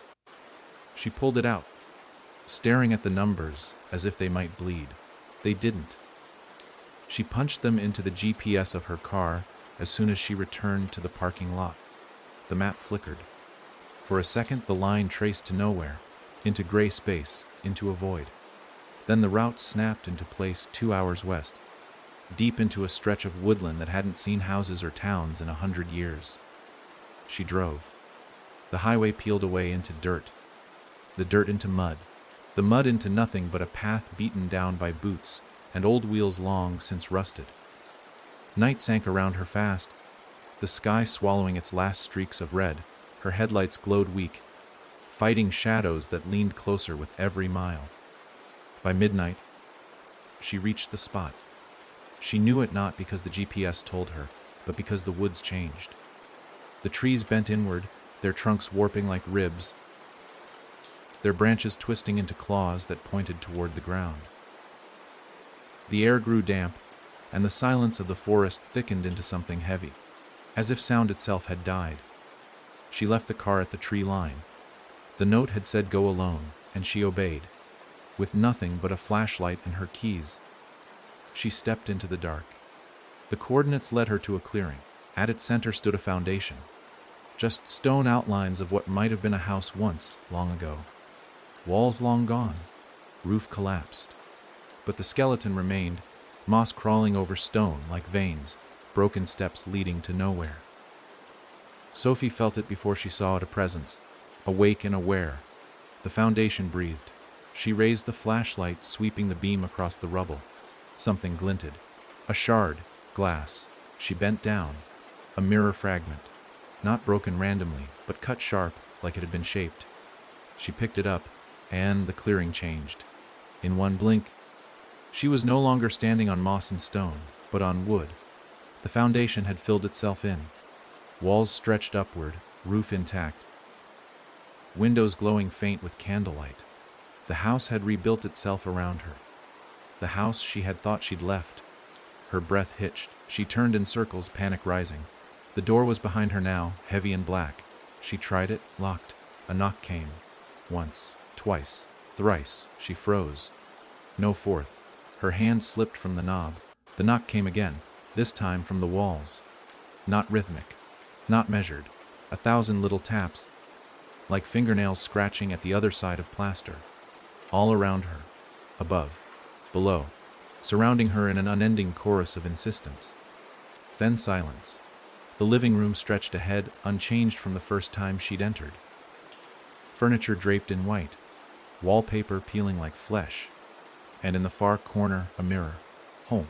Not cracked, not shattered, waiting. Her flashlight flickered. She hit it against her palm, and the beam steadied. The mirror's surface shone back, not glass, but water. It rippled. She stepped closer. Her reflection appeared, not delayed, not distorted, perfect. Until it smiled. Her lips didn't move. The reflection whispered welcome home. Her hand trembled. She lowered the flashlight beam. The reflection followed. Too perfectly, except its other hand twitched, tapping the glass in a steady rhythm. 4 times. Knock, knock, knock. The floor beneath her quaked. Dust fell from the ceiling. Something behind the mirror shifted. Its surface bulged outward, stretching like skin. A hand pressed through. Then another. Sophie stumbled backward. The glass split, but didn't shatter. It opened, and something crawled out. At first, it was her. Her face, her hair, her body. Identical. But the longer it moved, the less it belonged to flesh. Its arms bent too far. Its jaw stretched wide, unhinged like broken hinges. Its eyes, her eyes, rolled white. It crawled onto the floor, hands slapping wood with a wet sound. Its mouth hung open, breath rasping like a child learning to cry. Then it spoke, not in her voice. In Daniel's. It hurts, Sophie. Her stomach turned. The thing twisted, jerked, its bones cracking like branches in wind. It stood on two legs now, though wrong, shoulders hunching. Its face flickered. Hers, then Daniel's, then Mason's, then Lena's, then faces she didn't recognize but felt deep in her chest. The thing smiled, and behind it, the mirror filled with more hands. More faces pressing against the glass, stretching to push through. Sophie turned to run. The black door stood at the far wall now. Its handle rattled on its own. Knock, knock, knock. She froze, remembering Byron's warning. Only 4. Always 4. But the knocks stopped at 3. The door creaked open anyway. And standing there was Byron. Or at least, something that looked like him. His eyes were wrong. Too wide, too bright. His skin rippled faintly, like it was remembering how to stay put. You came back, he said softly. She backed away. You're not him. He tilted his head. And you are. The mirror creature behind her laughed. High, brittle. Hundreds of voices layered into one. The hands pushed harder from the glass. Sophie's heart pounded. The room was collapsing. Shadows slid across the walls, climbing, curling. The Byron thing stepped forward, smile sharpening. It's not about who's real Sophie. It's about who gets remembered. Her flashlight died. Darkness swallowed her whole, and in that darkness, the girl in red whispered in her ear, "You never left." The dark wasn't empty. Sophie knew that instantly. It was full, brimming with movement. Whispers, the shifting weight of something vast pressing in from every angle. She couldn't see the walls anymore.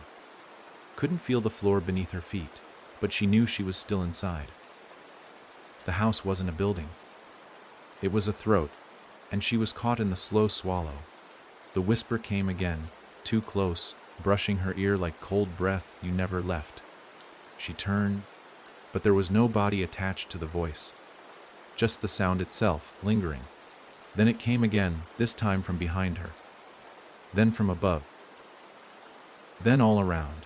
The phrase layered over itself until it became a chant. A chant that pulsed in time with her heartbeat. Sophie clutched at the dark, fingers stretching, desperate to find anything. Her hands hit wood smooth.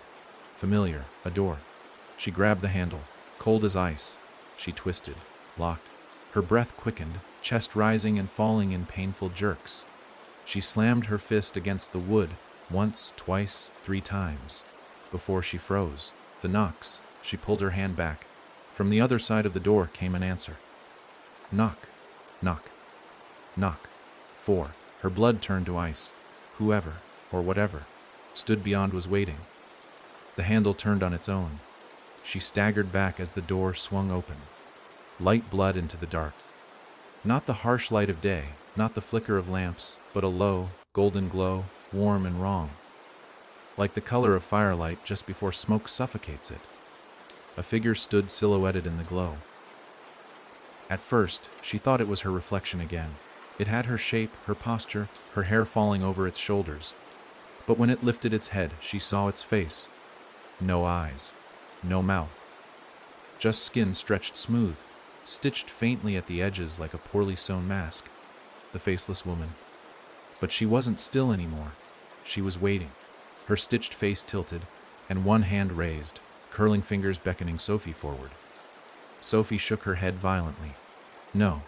The woman tilted further, the stitches straining as if a smile tried to break through skin. Her head twitched to the side, then to the other, jerking too fast, too sharp, like a puppet caught in a strings tangle. Sophie backed into the dark, but the dark moved with her. The walls closed in.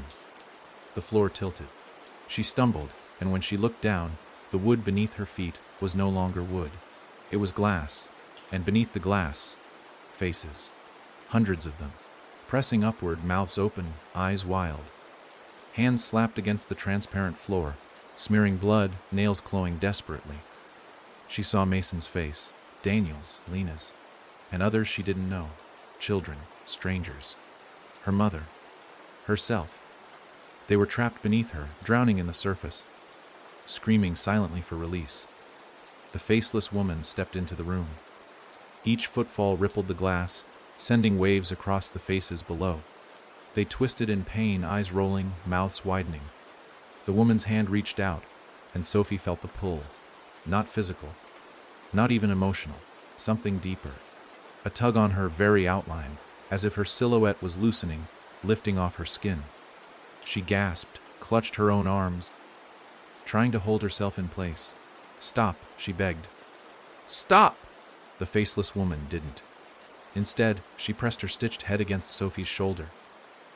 The skin felt wrong, like wet paper pressed to flesh.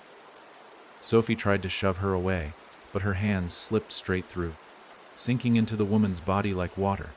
And in that moment, Sophie saw it. Not through her eyes, but the woman's. An endless hall. Doors that never stopped. Each one leading to another version of Sophie, another possibility, another ending. The house didn't build copies, it built catalogs. And the faceless woman wasn't a creature, she was a librarian. The keeper of all Sophie's selves. The stitched head turned, and Sophie felt words without hearing them choose. Sophie tore herself away, stumbling back. The glass cracked beneath her feet. The faces below screamed louder, pounding, pleading. She fell to her knees, hands pressed to the breaking surface. The faceless woman stood still, waiting. The crack widened. Sophie looked down, and her reflection looked up. Her face, wide-eyed, terrified, pounded from below, mirroring her every movement. Her own voice filled her head, echoing through the dark, "Let me out. Please, let me out." The glass split. Her reflection's hand shot through, grabbing her wrist. The touch was ice and fire at once, burning into her bones. Sophie screamed and yanked back, but the reflection pulled harder, dragging her down toward the shattering floor. She fought, clawing at the surface, at anything, but her nails found no grip. Her body sank inch by inch into the glass, as if it were quicksand. The faceless woman leaned close. Her stitched head tilted again, and Sophie finally understood. It wasn't about survival. It was about replacement. If she let go, her reflection would rise. If she held on, she would drown. The choice wasn't fair. It never had been. The floor split fully, and Sophie fell through. Cold. Darkness. Screams swallowed her whole. When she opened her eyes, she was standing in her apartment again, the blinds half drawn, the fridge humming, the clock on the wall blinking 3:03. She gasped, stumbling toward the couch. Her body shook, her skin slick with sweat. She was home. She'd escaped. She laughed, breathless, relief flooding her chest, until she saw the mirror. Her reflection stood still, too still. Then it smiled. Her real mouth didn't move. The reflection whispered, "You never left." And Sophie understood. She wasn't the one who had climbed out. The smile in the mirror wasn't hers. It couldn't be. Sophie pressed a trembling hand to her lips just to prove it, just to feel the stillness of her own face. But her reflection moved differently, slower, like it had all the time in the world. It tilted its head, that same wrong angle she'd seen on the faceless woman.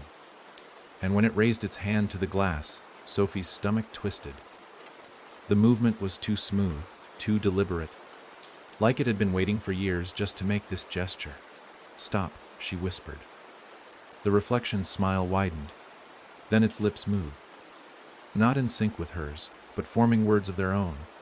"You never left, I did." Her knees nearly gave out. She grabbed the edge of the table to steady herself, nails scraping wood. The room felt smaller, like the walls had drawn closer just to hear her gasp. The air was heavy, pressing against her chest until every breath came shallow and painful. "No," she hissed. "You're not me." The reflection tapped on the glass. Once, twice, 3 times, then waited. Sophie staggered backward, her heart hammered. She remembered Byron's words, only 4, always 4, but no fourth knock came. Instead, the mirror rippled. Not cracked, not broke, rippled, like water disturbed by a single drop, and in the ripples other faces appeared behind her reflection. Mason, Lina, Daniel, their features twisted, hollow-eyed, staring. They whispered in unison, their voices layered and broken. "Let her in." Sophie ran. She bolted into the hallway, her bare feet slapping against the floor. But the hallway didn't end where it should have. The door to her bedroom stretched away from her like a receding train track, getting longer the faster she ran. Her phone buzzed in her pocket. Against every instinct, she pulled it out. One message. From herself. "Don't run. Running makes it stronger." She dropped the phone, breath ragged, tears blurring her vision. The hallway collapsed. Not literally. It folded, corners bending inward, walls turning into angles that made no sense. As if the building itself had given up on geometry. She fell forward, bracing for the slam of floor against her body, but instead landed on carpet. Soft, faded, familiar. She looked up. Her mother's living room, exactly as she remembered it from when she was a child. The brown couch with one leg shorter than the rest. The chipped coffee table that always wobbled. The rug patterned with flowers that had long since worn into ghosts of themselves. Even the smell. Stew simmering on a stove that wasn't there anymore. Lavender detergent in curtains her mother had washed every Saturday. Her eyes burned. She hadn't been here in over a decade. Not since the funeral. And then she heard it, her mother's voice. Soft, gentle, calling her name, Sophie. Her throat closed. She spun around. There, in the kitchen doorway, her mother stood. Not old, not frail. Not the way she had been at the end. Whole, smiling, apron tied around her waist. Eyes shining with warmth Sophie hadn't seen in years.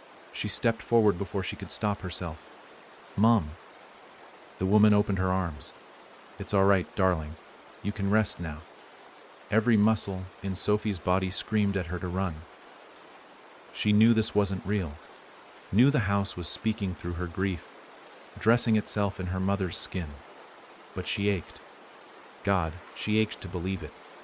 To bury herself in her mother's arms one last time. To pretend the world outside this moment didn't exist. Her mother's voice softened. "You're so tired. Just come here. Just once more." Sophie took a step forward, then another. The rug beneath her feet pulsed. Not visibly. Not even audibly. She just felt it. The beat of a heart that wasn't hers. Her stomach twisted. She froze. Her mother frowned, just slightly. "Sophie, please." Her lips moved again. Softer now. Almost a whisper. 4 knocks, only 4. Sophie's blood ran cold. That wasn't her mother's voice. Not really. It was the house's. Her eyes filled with tears as she stepped back. "You're not her." The woman tilted her head. Smiled wider. "Of course I am. Who else would I be?" Then her face split. Not tore, not peeled. Split. Like a photograph ripped down the middle. One half grinned, the other sagged. Her skin blurred, flickering between versions of her mother. Older, younger, sick, well, until it finally dissolved altogether. Behind the illusion was the girl in red. She sat on the floor now, small hands folded in her lap. Her smile never wavered. "You're learning?" she said softly. "That's good." Sophie's legs shook. "Why me?" The girl cocked her head. "Because you remember. And because you'll forget." The carpet beneath Sophie's feet melted. She stumbled back and hit the wall, but the wall wasn't solid anymore. It was glass. Her reflection stared back, smiling. "You already forgot?" It whispered. The floor gave way. Sophie fell. Through her apartment. Through her mother's house. Through the library, the parlor, the endless halls of mirrors. She fell past rooms she didn't recognize but somehow remembered. A hospital room. A school hallway. A subway car. Each one filled with versions of herself, trapped, silent, reaching out as she plummeted past them. Her body slammed into something hard. Stone. Cold. Damp, she gasped, rolling onto her back, chest heaving. Above her loomed a cathedral. Not a holy one. The ceiling stretched too high, curving into impossible arches. Stained glass windows flickered with images of her, hundreds of them. Crying, screaming, laughing, sleeping. Every window was Sophie. At the far end of the cathedral stood an altar. Upon it, a mirror, massive, framed in bone, and in its glass, her. But this version wasn't smiling. It was weeping. Tears of blood streamed down its face, staining its shirt, dripping onto the altar. Its lips moved, but no sound came. Sophie staggered to her feet, drawn forward. Each step echoed in the vast silence, though she knew the sound wasn't real. The closer she came, the louder the whispers grew. Not from the reflection, from the walls, from the stained glass, from the ceiling itself. You never left. You are the door. You are the anchor. You will forget. She reached the altar. Her reflection pressed its hand against the glass. So did she. For a moment, their palms aligned. Warm, human. Then the glass cracked, and her reflection mouthed one final phrase. "I'll take it from here." The mirror shattered, and Sophie screamed. The mirror didn't shatter outward. It shattered inward. Every piece of glass folded into itself, spiraling like water down a drain, and with it went Sophie's reflection. Her face stretched, warped, dissolved, screaming without sound as it was pulled into nothingness. The shards swirled until only the bone frame remained, empty and waiting. Sophie stumbled back, clutching her hands to her ears as the cathedral itself roared, not with sound, but with memory. Images flooded her, Mason's voice shouting her name, Lena's camera flash in the dark, Daniel's trembling hands fumbling with the doorknob, her mother's lullaby, the scent of her childhood home, every piece of her life blurring into one cacophony. The stained glass windows flickered. Her face, her face, her face, dozens of Sophies, shifted in the glass, each moving differently. Some clawed to get out, pounding silently. Some laughed. Some stood still, their eyes black, their mouths stretched too wide. The glass bent outward as though they were pressing to break free. The altar cracked beneath her. A fissure split through the stone floor, glowing faintly with red light. Heat rose, but it wasn't fire, it was breath. Something massive exhaled from below, carrying with it the faint sound of knocking. 1, 2, 3, 4. The ground shook with each beat. Sophie's knees buckled. She fell, hands pressed against the fissure. It pulsed beneath her palms like a vein. Then, silence. And from the empty bone frame of the mirror, something crawled out. Not her reflection. Not even human. It was a shape that refused to stay fixed, stretching taller, then shorter, limbs thinning until they snapped, then reforming. Its skin flickered between textures. Wood, stone, glass, flesh. It moved wrong, always just half a second behind itself, like an image buffering. It had her eyes, her mouth, her voice, but all wrong. When it spoke, its jaw unhinged, dropping far too low. Her own voice poured out, distorted, layered, like a recording played over itself hundreds of times. "I'll take it from here." Sophie scrambled backward, feet sliding on the cracked stone. She couldn't look away. Every instinct screamed to run, but where could she go? Behind her were windows full of Sophies. Ahead was this thing, this unfinished version of herself clawing its way into her place. The creature tilted its head, mockery perfect. "You left me behind." "No," Sophie rasped. Her throat burned. "You're not me." The thing smiled, lips splitting wider than skin allowed. "Not yet." It lunged. Sophie rolled to the side, crashing into a pew that splintered beneath her weight. The creature slammed into the ground where she'd been, the stone denting as though it were soft clay. She scrambled to her feet and bolted toward the side of the cathedral, but the stained glass windows flared. Her face, her faces, all of them screamed in unison. The sound cracked the glass, and the shards rained down. Not cutting her, but sticking to her skin, melting into it. Each shard whispered, each one a memory that wasn't hers, flooding her mind with other lives, other possibilities. She saw herself as a child drowning in a bathtub, as an old woman staring into a mirror that never answered back, as a body lying in a casket, smiling. Her knees gave way. She screamed, clawing at her arms as the shards sank deeper, branding her with moments she couldn't contain. The creature rose from the crater, head jerking unnaturally. Its voice echoed through the cathedral, filling every corner. "You're not real. You're just the draft." "No," Sophie shouted. Voice raw. I'm me. "I'm real." The pews groaned. The walls bent inward. The entire cathedral shook as if the house itself laughed. The fissure in the floor widened. Red light blood brighter. The knocking returned, faster now, louder, like fists pounding against a coffin lid. 1, 2, 3, 4. 1, 2, 3, 4. Relentless, the creature advanced. Its steps echoed in rhythm with the knocks, syncing with them, becoming part of the pulse. Sophie crawled backward, nails splitting on the stone. Her hand brushed against something sharp, a shard of glass. She grabbed it without thinking, the edges biting deep into her palm. Blood streaked down her wrist, hot and real. She clutched it tight as the creature loomed over her, mouth opening wide enough to split its face in two. "You're mine," it whispered. Sophie drove the shard into its chest. The creature screamed, not like a person, but like the house itself. The cathedral roared with it, the windows shattering completely, the pews splintering into dust. The fissure exploded, light and heat rushing upward, nearly tearing the roof away. The creature staggered, clutching at the shard. Its body flickered. Her face, Mason's, Lena's, Daniel's, strangers, children, all flashing across its shifting skin. It convulsed, limbs jerking violently. Then it collapsed into the fissure, pulled down into the red light as if the earth itself was swallowing it whole. Sophie gasped, stumbling to her feet.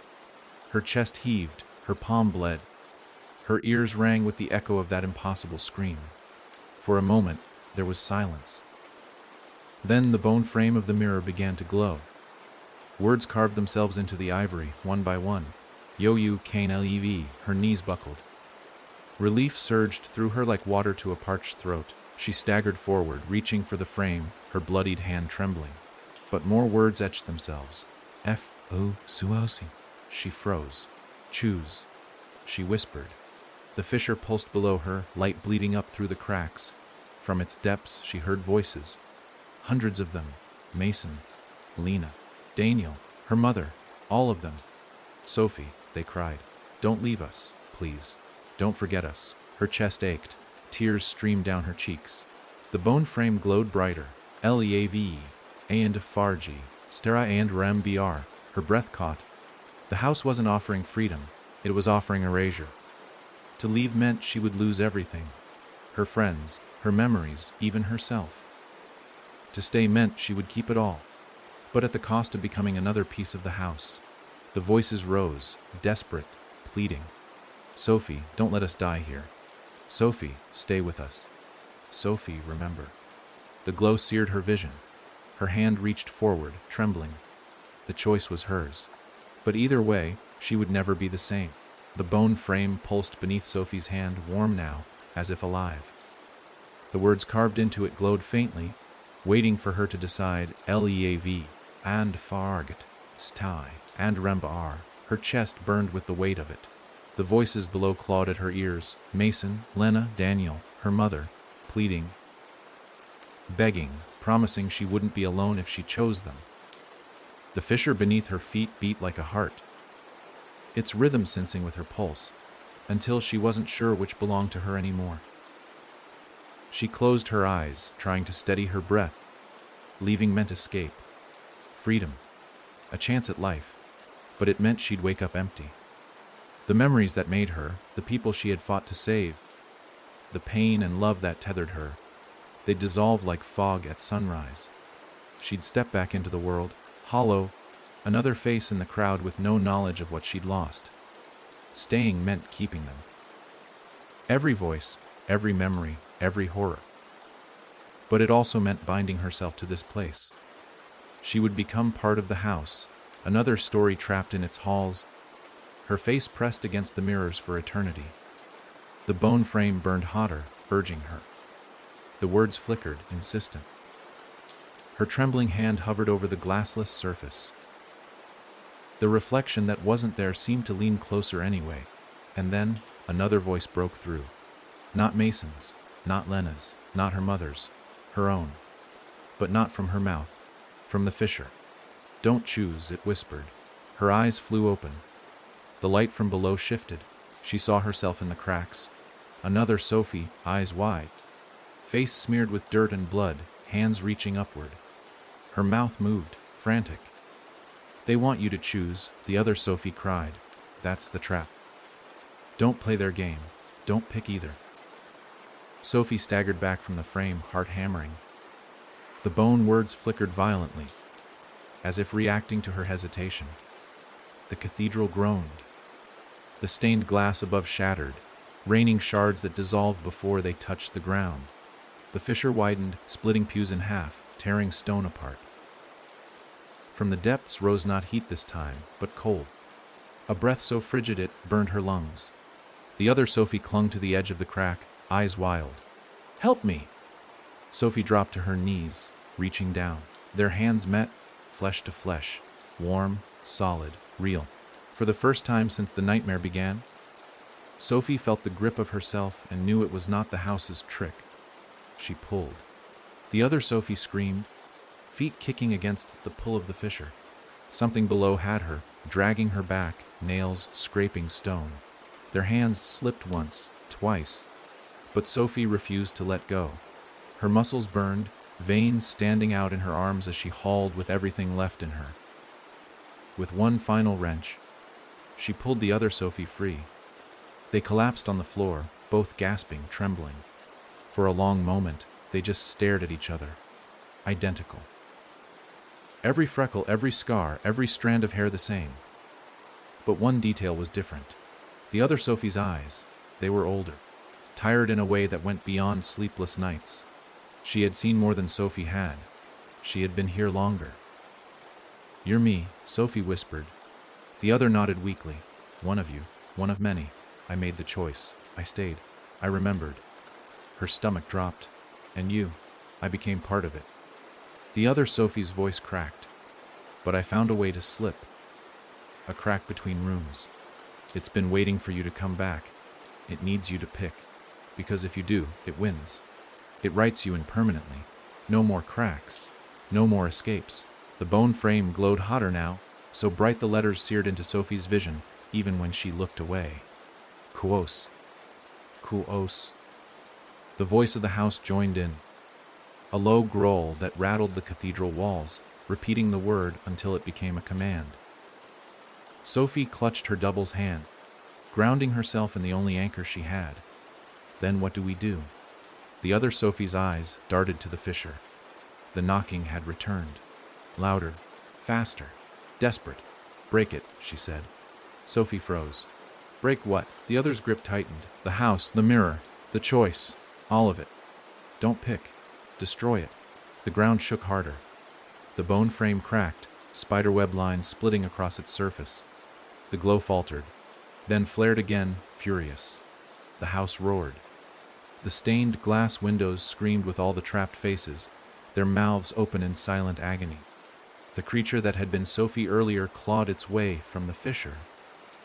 Half-formed, skin flickering between versions of herself and the others. It lunged. Sophie grabbed a shard of glass from the floor, edges jagged, dripping with her own blood from before. She raised it high. The creature screamed her name in Mason's voice, in Daniel's, in her mother's. She drove the shard into the bone frame. The cathedral exploded.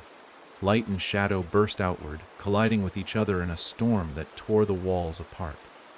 The fissure yawned wide, swallowing pews, altars, glass, faces.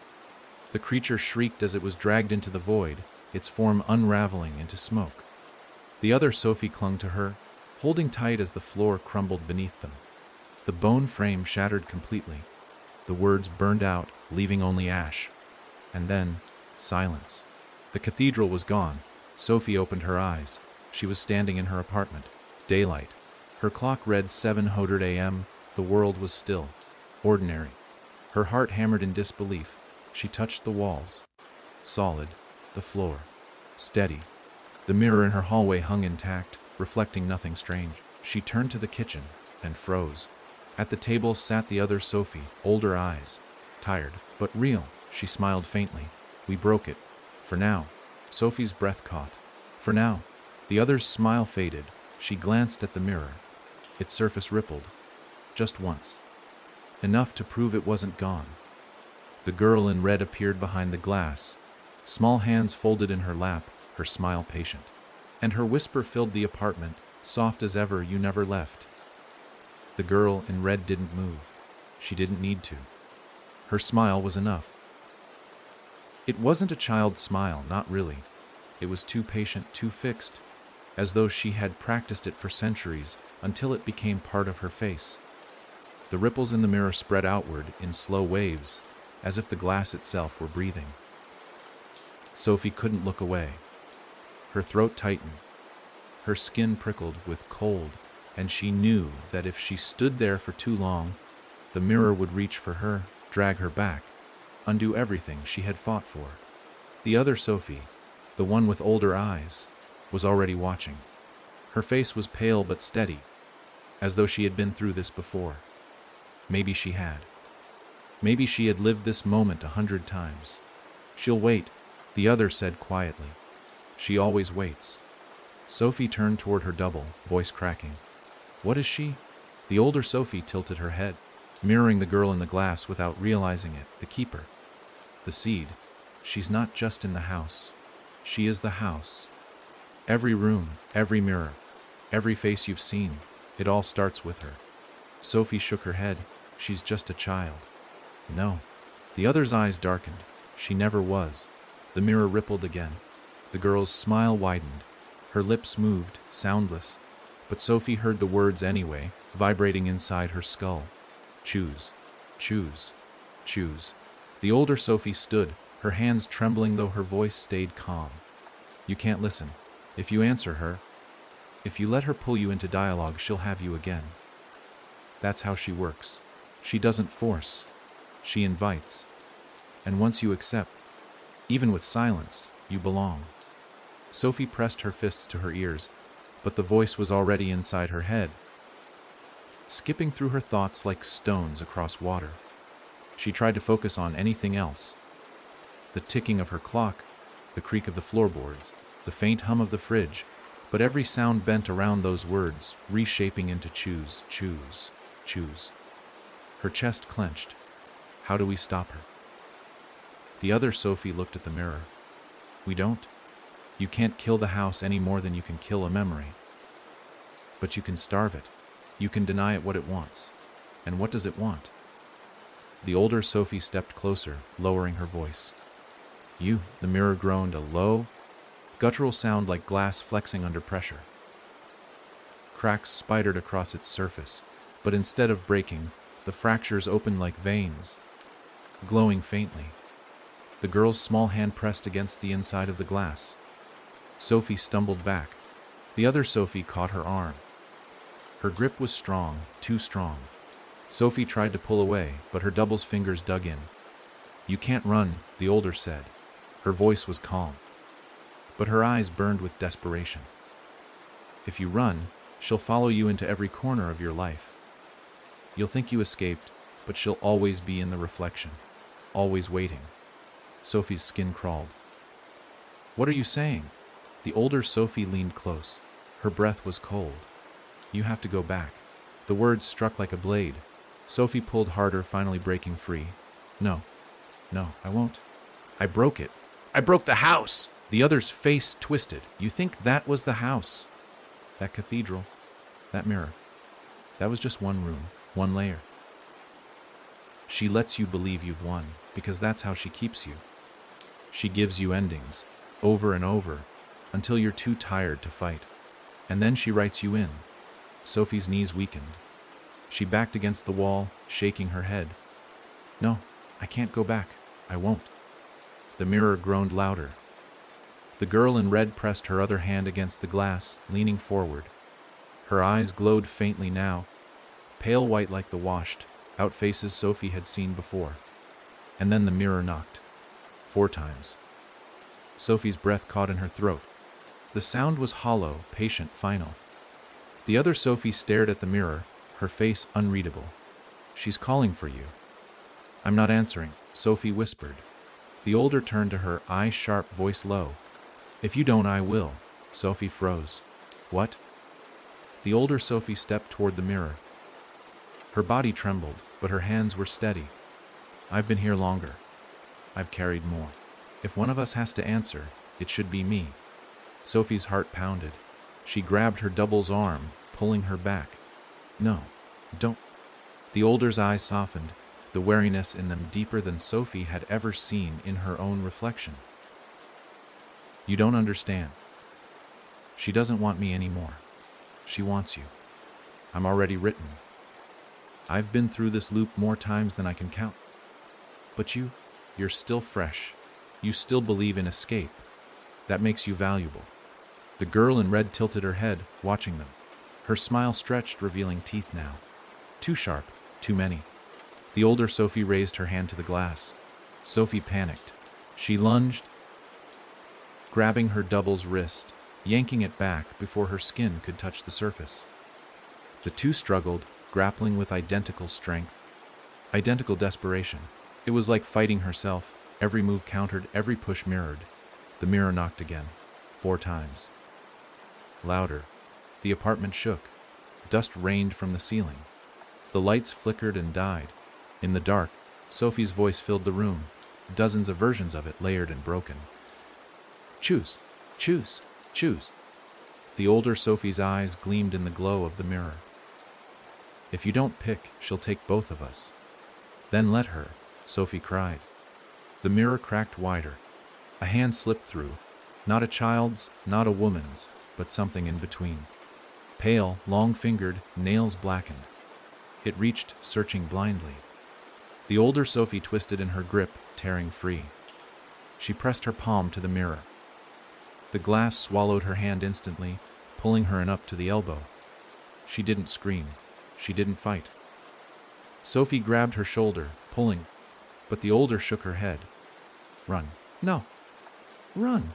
The mirror roared, the sound of every door in the world slamming at once. The older Sophie was dragged in, her face calm to the last second. The glass rippled once, then stilled. The girl in red remained, alone again, smiling. Sophie collapsed against the wall, sobbing, her hands shaking violently. Her double was gone, pulled back into the house, or maybe she had never left at all. The mirror rippled. This time, Sophie's reflection returned. It smiled and whispered, "You never left." The apartment shook, the floor split, and Sophie realized this wasn't her home anymore. It never had been. It was just another room, another layer. The house had never let her out, and now it never would. The floor groaned beneath Sophie as though it were alive, every plank stretching and flexing like ribs under strain. She pressed her hands against the wall, desperate for balance. But the wall pulsed with warmth, slick with something that felt like sweat. Her chest tightened. This wasn't her apartment. It never had been. She could still see the outline of her kitchen table, the faint glow of the clock, the familiar curve of the hallway. But everything breathed. The house had disguised itself in her life, cloaking itself in her memories until she believed she'd left. But now the disguise was dropping, and what lay beneath was endless. The mirror rippled again. Her reflection stepped forward, this time moving perfectly in sync. No delay, no distortion. Sophie raised her hand slowly. The reflection raised hers in exact time. For a second, it looked normal. Comforting, almost. But then the reflection smiled. And Sophie did not. She stumbled back. The glass swelled outward as though the reflection were pressing against it, begging for release.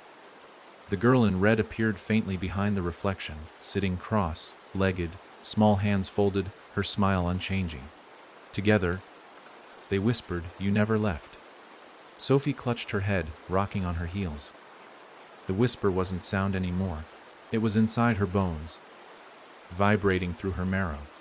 She slammed her fists against her temples, desperate to silence it, but it only grew louder, louder until her vision blurred and her breath came in ragged gasps.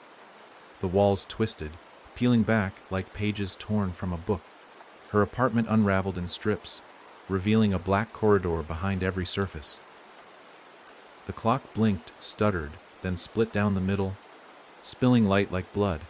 The hallway stretched, mirrors lining its length, each one filled with faces. Hers, Mason's, Lina's, Daniel's, each smiling with empty eyes. She ran. Her bare feet pounded against the floor, echoing endlessly, but the corridor only lengthened. Each mirror she passed reached for her, hands pressing against the glass, nails scratching, mouths opening in wide grins. She forced herself forward, faster, lungs burning, her throat raw with silent screams. The corridor ended abruptly at a door. Red, the first door. The one that had started it all. Its wood glistened as if wet, the handle gleaming like bone. The knocking began again, deep and hollow, vibrating through the door into her chest. 1, 3, 4. Her breath caught. She remembered Byron's warning. 4 was real. 4 was safe. But nothing about this was safe. She couldn't trust numbers anymore. She couldn't trust rules. The knocking stopped. Silence stretched, unbearable. Then, softly, a voice seeped through the door. Her own voice, "Let me in." Her skin crawled. She backed away, shaking her head violently. No, no, no, no.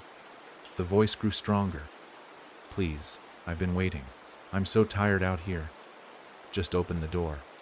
Her reflection appeared in the nearest mirror. Its face pressed hard against the glass, distorting. Its lips moved in sync with the voice. "Let me in, Sophie. I'm you. Don't leave me out here." Sophie squeezed her eyes shut, hands over her ears. But the words burrowed through, bypassing flesh, drilling straight into her mind. She staggered backward until her back hit another mirror. Cold seeped into her skin, crawling up her spine. The girl in red whispered behind the glass chews. "No!" Sophie screamed. Her voice cracked, raw and broken. I won't choose!" The corridor shook violently. Mirrors shattered in unison, shards raining down but never touching the floor. They hovered, suspended, spinning in the air around her. Each shard reflected a different moment of her life. Some she remembered, some she didn't. Her first steps, her first kiss, her first lie, a version of herself kneeling in the cathedral, another sobbing in a bathtub, another smiling as blood poured down her face. The shards pressed closer, circling her like knives. The red door burst open. Light poured through, blinding, searing. Not warm, not inviting. Cold. The kind of light that didn't illuminate but erased. Her reflection stepped through. It was her, perfect, whole, but smiling. Always smiling. Sophie backed against the wall, trembling. The reflection walked toward her, calm, steady, inevitable. "You never left," it said softly. "You just made room for me." "No," Sophie whispered. "You're not real." The reflection tilted its head, smile widening. "Neither are you." The shards pressed closer. One cut her cheek, sharp and sudden. Hot blood spilling down her face. Another grazed her arm, tearing skin. The pain was real. The blood was real. But the reflection only watched, patient. "You can't fight me," it whispered. "Because I am you." Sophie's knees buckled. She fell to the floor, clutching her bleeding arms, sobbing. The shards pressed closer, slicing at her skin, whispering with every cut, "Choose. Choose. Choose." The reflection knelt before her, tilting its head. "Don't you see? This is the only way. Let me take it from here. You don't have to suffer anymore." Sophie stared at it, tears streaming down her face. Then something inside her snapped. "No," she hissed. Her voice was low, broken, but steady. "You're not me. You'll never be me." The reflection's smile faltered, just slightly. Sophie grabbed one of the floating shards, ignoring the pain as it sliced deep into her palm. She lunged, slamming it into the reflection's chest. The glass erupted. The corridor screamed. Every mirror shattered at once, the sound deafening. splitting the air like thunder. The reflection staggered back, eyes wide, the smile finally breaking. Its body cracked, splintering like porcelain, light spilling from the fractures. "You can't kill me," it rasped. Its voice twisted, layered, shifting between hers, Mason's, Lena's, her mother's. "I'll always come back. I'll always remember." Sophie shoved the shard deeper, her blood mingling with its light. "Then I'll forget." The reflection shattered. Light exploded outward, consuming the corridor, swallowing everything. Sophie screamed as the world dissolved around her. Every face, every voice, every memory ripped away in a storm of brilliance. And then, silence. Darkness. She opened her eyes. She was lying in her bed. Morning light streamed through the blinds. The clock blinked 8:00 a.m. The fridge hummed softly in the kitchen. Her apartment, whole, normal. She sat up slowly, trembling. The cuts on her arms were gone. The blood was gone. Even the pain was gone. For a moment, she dared to hope. Then she turned to the mirror in the hallway. It was covered. She hadn't covered it. The newspaper taped across its surface was old, yellowed, brittle. And written across it, in her own handwriting, were 3 words, "Don't look inside." The handwriting was hers. There was no denying it. The same looping curl in the D, the hurried slope of the T. Sophie stood frozen, staring at the yellowed newspaper, taped to the mirror in her hallway. Her heart hammered against her ribs, each beat echoing louder than the fridge's hum. She hadn't taped it. She knew she hadn't. The tape itself was brittle, old, its edges curling as though it had been there for decades. The message scrawled across it looked faded, written long ago, not just last night. But it was hers. Her breath quickened. She backed away from the mirror, her bare feet squeaking on the floor. Every instinct screamed to rip it down, to look inside and confront whatever waited. But the words glared at her, "Don't look inside." It wasn't advice. It was a command. She stumbled into the living room and collapsed onto the couch, clutching a cushion to her chest. The world around her seemed too still, too quiet. The morning sunlight poured through the blinds, yet it felt sterile, fake, like the light in a staged photograph. Her phone buzzed on the coffee table. She flinched. The screen lit up with a new message. No number. Just a single word. Now, her stomach twisted. She picked up the phone with trembling hands, opening the message thread. More words appeared as she watched, typed out by invisible fingers. "Look, or she will." Her breath caught. She turned her head slowly toward the mirror in the hallway. The taped paper shifted faintly, rustling though the air was still. Something behind it pressed forward, just enough to make the surface bulge. A knock came. 1, 2, 3, 4. She dropped the phone. It clattered to the floor, buzzing once more before going black. Her ears rang with silence so sharp it felt like a blade. The mirror bulged again. The tape strained, corners peeling slightly.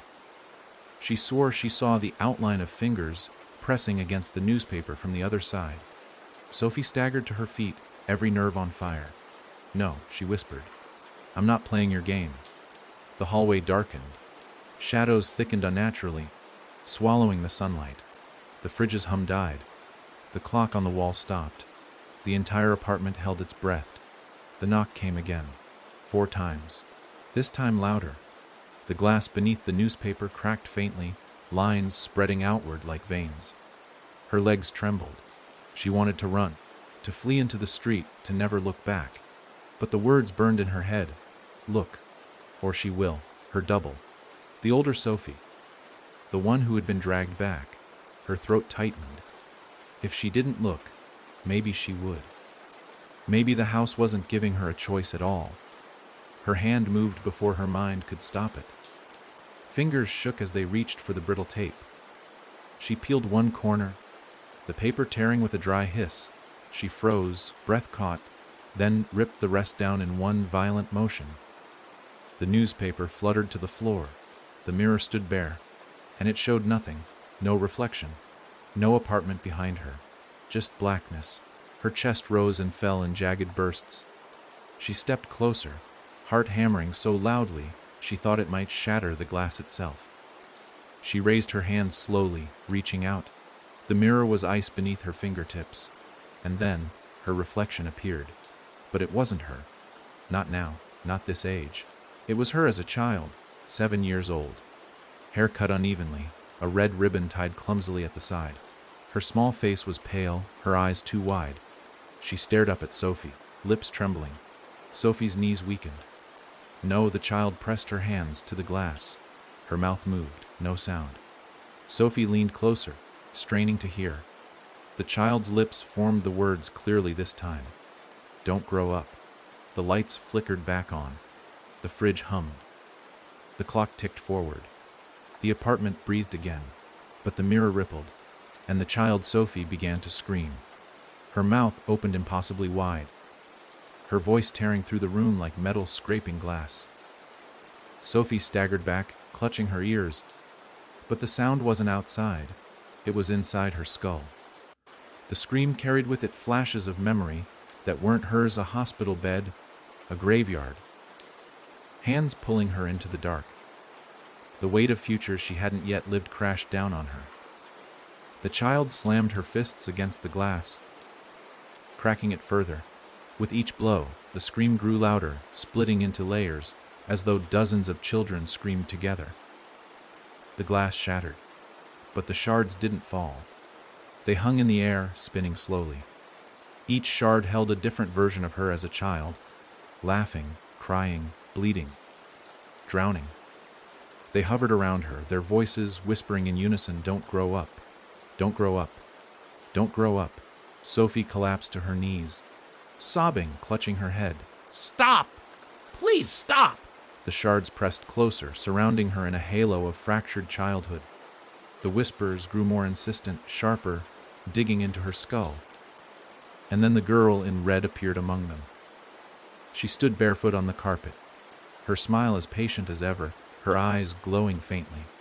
She raised one small hand and touched a shard. It stilled instantly, its whispers dying. She touched another, then another, silencing them one by one. Finally, only she remained, smiling at Sophie. Her voice was soft, gentle, almost kind. "Do you understand now?" Sophie shook her head violently, tears blurring her vision. "No, I don't want to understand. I just want it to stop." The girl tilted her head. "It never stops. Not until you take my place." The shards vanished. The mirror reformed, whole again, showing only Sophie's reflection. Her face was pale, streaked with tears, but real. The girl in red was gone. But her voice lingered, curling around the edges of the silence. "You never left." Sophie collapsed against the wall, sobbing.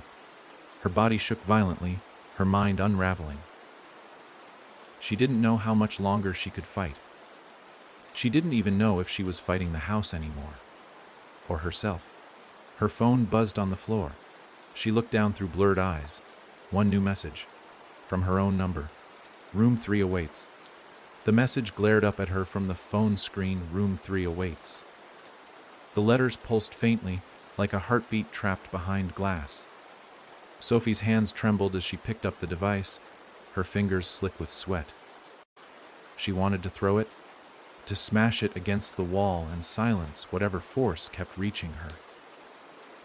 But even as she thought it, she knew it wouldn't matter. The phone was just a mouthpiece. The voice would find another way to speak. Her chest heaved, breath ragged. Room 3. She had no memory of entering any sequence of rooms, no sense of order in the chaos she'd stumbled through.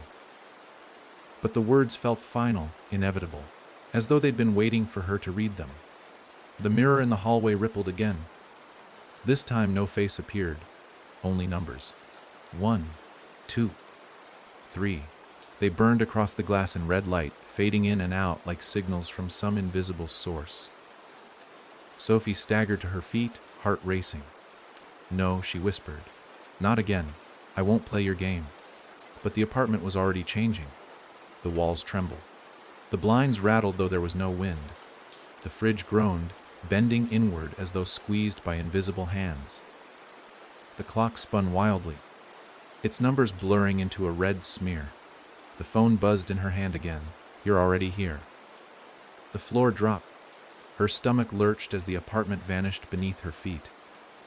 She fell, her scream swallowed instantly, her body weightless in a void of black. The fall lasted seconds or hours. Time was meaningless here. When she hit the ground, it was not with pain, but with silence. The impact spread outward in ripples, the floor shifting like liquid beneath her palms.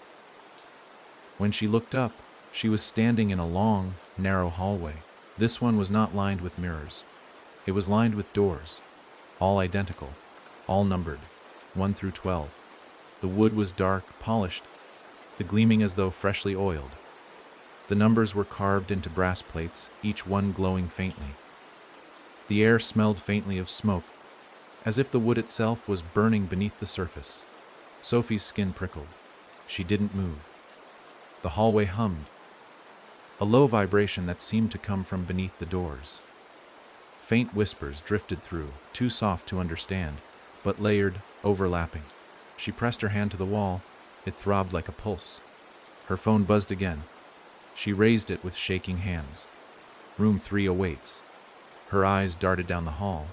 Door 3 was on the left, halfway down, glowing brighter than the rest. The brass plate pulsed, casting faint red light across the wood.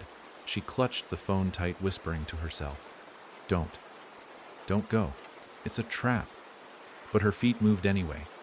Each step echoed louder than the last. The whispers grew sharper, clearer, until she began to recognize words. Her name, over and over. Different voices, layered and broken. Some crying, some laughing, some whispering it like a prayer. "Sophie, Sophie, Sophie." She pressed her hands over her ears, but the voices were inside her skull, vibrating through her teeth. Her legs shook as she reached the door. The brass plate glowed red hot. The wood pulsed beneath her palm like flesh. She whispered, "Please don't make me." The phone buzzed again. Knock, her hand raised slowly against her will, trembling as it curled into a fist. She knocked. 1, 2, 3. Silence. Then, an answer. Knock, knock, knock. The door clicked. It swung inward, groaning, spilling black smoke into the hallway. The whispers stopped. The hum ceased. Only silence remained. Sophie stepped inside. The room was small, square, windowless. The walls were lined with shelves, and on each shelf sat dozens of jars. Each jar was filled with liquid, some black, some red, some pale yellow, and within each floated something human. A finger, an eye, a tongue, a face pressed flat against the glass, its mouth opening and closing soundlessly. The smell hit her next. Rot, decay. The stench of death preserved. Her stomach lurched, bile rising in her throat. She stumbled backward, gagging. A voice drifted from the dark corner of the room. "You kept us."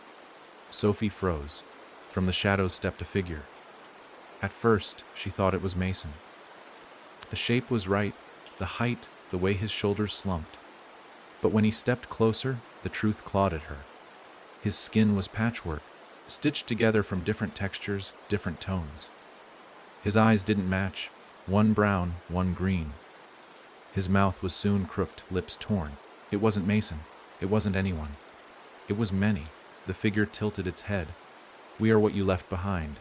Her legs weakened. "No," she whispered. The figure raised its hands.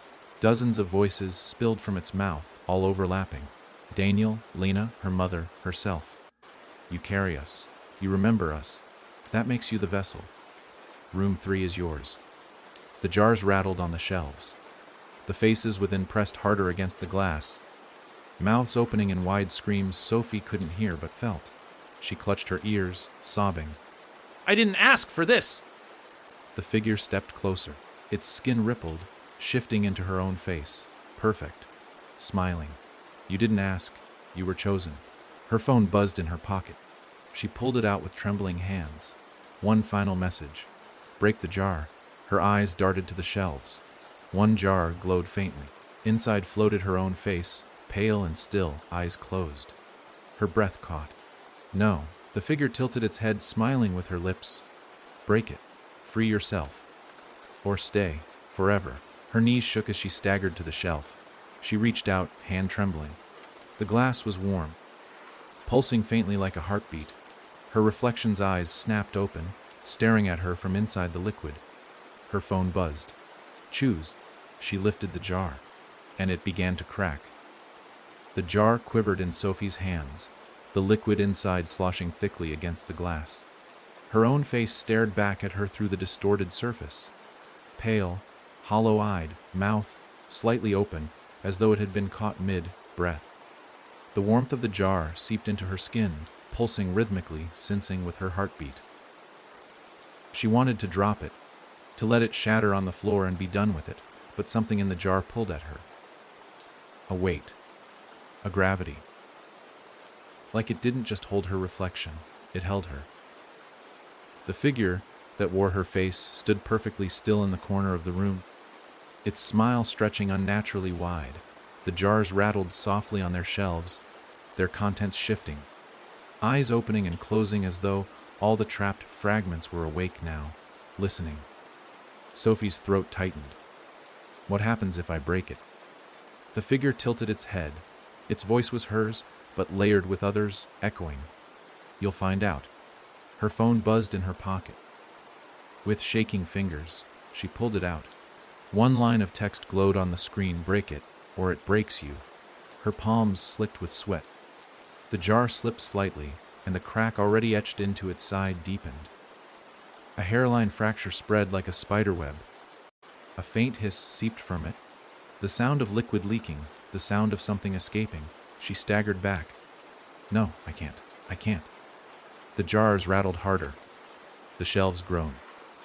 The faces inside pressed against the glass, their mouths stretching into silent screams. The air grew thick, humid, heavy with the stench of rot. The figure stepped closer. Its eyes glowed faintly red. You carry us whether you break it or not. You've been carrying us since the first door opened. The fracture widened. A droplet of liquid spilled onto her hand. It burned hot as acid. She screamed, nearly dropping the jar, but her grip tightened reflexively. The face inside the jar blinked. Slowly, its mouth stretched open, and Sophie swore she heard it whisper, "Help me." Her knees buckled. She fell against the shelves, jars clattering around her but never falling. The phone buzzed again. Another message. Choose now. Her chest heaved. She thought of Mason, of Lena, of Daniel, of her mother. Every face she'd seen trapped in glass, every reflection she'd fought, every whisper that had told her she'd never left. What if this was it? What if this was the root of it all? The jar was her tether, her prison. The figure loomed over her now, its smile nearly splitting its face in two. Break it. Be free. Her hands shook violently. Tears blurred her vision. She screamed, lifting the jar high, and hurled it against the stone floor. The glass shattered. The liquid spilled outward, steaming, searing, flooding the cracks in the floor. Sophie's reflection crawled from the shards. Not a ghostly image, but solid flesh and bone. It lay on the ground, gasping, coughing, dragging itself free like something newborn. Its skin dripped with the black and red liquid, its eyes wide with terror. It looked at Sophie. It was Sophie, but it wasn't smiling, it was sobbing. Wyatt whispered. Its voice was hers, cracked and broken. Why did you let me out? The room roared. The shelves split. Jars shattered one by one, spilling their contents. Fingers, eyes, faces, torsos clawed free, crawling across the floor. Voices filled the room, screams, sobs, laughter, chants. The air grew suffocating with the weight of all of them. Sophie backed against the wall, her body trembling, her lungs burning. She couldn't breathe. She couldn't think. The reflection dragged itself closer, leaving a smear of black liquid on the floor. It clutched her ankle with ice, cold fingers. We're free now, all of us, because of you. The figure in the corner laughed, a sound that was her laugh and every other laugh layered into one. Its body unraveled, splitting into smoke, into shadows, into 1,000 faces drifting across the room before dissolving. Sophie tried to scream, but no sound came out. The reflection climbed her body, clawing up her legs, her arms, pressing its face against hers.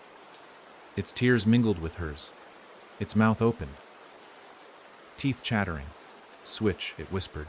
Sophie shoved it back, gasping, but as she did, the floor beneath them cracked open. The liquid poured down into the abyss, carrying faces, limbs, fragments of people with it. The reflection clung to her, dragging her down toward the fissure. Her phone buzzed one last time. She pulled it free, barely able to see through the blur of tears. Jump. Her reflection's arms wrapped around her waist, its mouth pressed against her ear. Come with me. Don't leave me alone again. The fissure yawned wider, swallowing shelves, swallowing walls. The entire room dissolved into the abyss. The jar shards cut into Sophie's skin, blood mixing with the liquid. She clutched her reflection desperately, unable to tell if she was holding on to it, or it was holding on to her. And then they fell, together.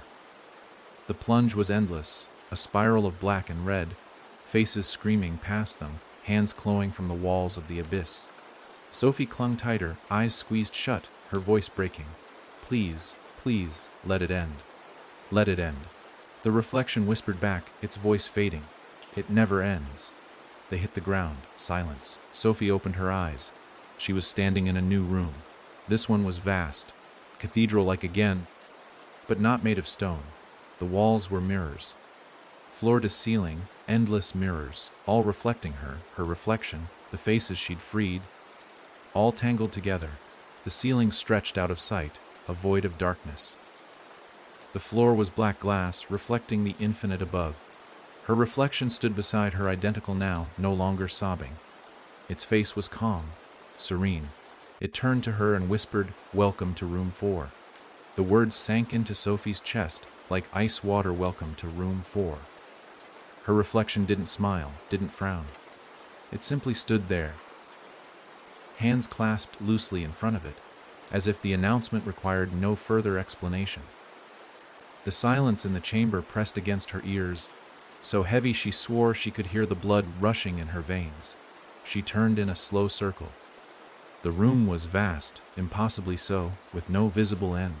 Everywhere she looked there were mirrors, dozens, hundreds, thousands. Each one gleamed faintly, their surfaces pristine. They reflected not just her and her double, but endless copies stretching away into infinity. The sight made her dizzy, her stomach turning as her mind tried and failed to make sense of the repetitions. Her reflection began to walk. Its bare feet made no sound on the black, glass floor, though Sophie's footsteps echoed faintly when she followed. She wasn't sure why she followed. Only that standing still felt more dangerous than moving. As they passed the first row of mirrors, Sophie noticed something unsettling. The reflections weren't exact. The Sophies in the glass wore different clothes, carried different scars, bore expressions she didn't recognize. Some looked broken, hollow-eyed, as though they'd been crying for years. Others smiled wide, their lips stretched too far, teeth jagged and sharp. Still others just stared unmoving, their eyes black voids. She slowed her steps, heart pounding. What are they? Her reflection didn't turn. You. No. Sophie whispered. That's not me. The double stopped, finally facing her. Its eyes were calm, steady, too steady. Every choice you didn't make. Every path you never walked. They're all here. You think you've lived one life. You're wrong. You've lived thousands. Each one folded into this place. Sophie's chest tightened. She backed away from the nearest mirror. The Sophie inside pressed her hands against the glass, her face pale, lips forming soundless words, "Switch with me." She spun, nearly tripping, but the next mirror showed another Sophie. This one standing in water up to her waist, hair plastered to her skull, eyes rolled white, her mouth open. Water spilling from it, flooding down the inside of the glass. The reflection, her guide, her twin, her captor, kept walking. This is where the house keeps you. Every version, every ending. Some are still waiting. Some are still begging. Some don't know they're dead. Sophie's knees weakened. She pressed her back against the cold glass of another mirror. The Sophie inside turned slowly, her skin peeling, her mouth sewn shut. She lifted one finger, pressing it against the glass. Sophie tore herself away with a cry. Stop! I can't look at them! Her double's voice was soft, almost kind. You must. If you don't, they'll find a way to look at you instead. The mirrors began to hum. A low vibration building, spreading through the floor. One by one, the Sophies inside turned toward her. Thousands of eyes fixed on her at once. Thousands of mouths opened, moving in silent unison. Her phone buzzed in her pocket. She yanked it out, desperate for direction, for some hint of what to do.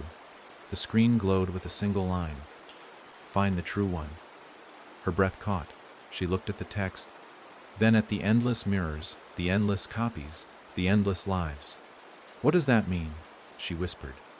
Her reflection stepped closer, peering down at the phone, its lips curled faintly. It means only one of us belongs outside. All the others must stay.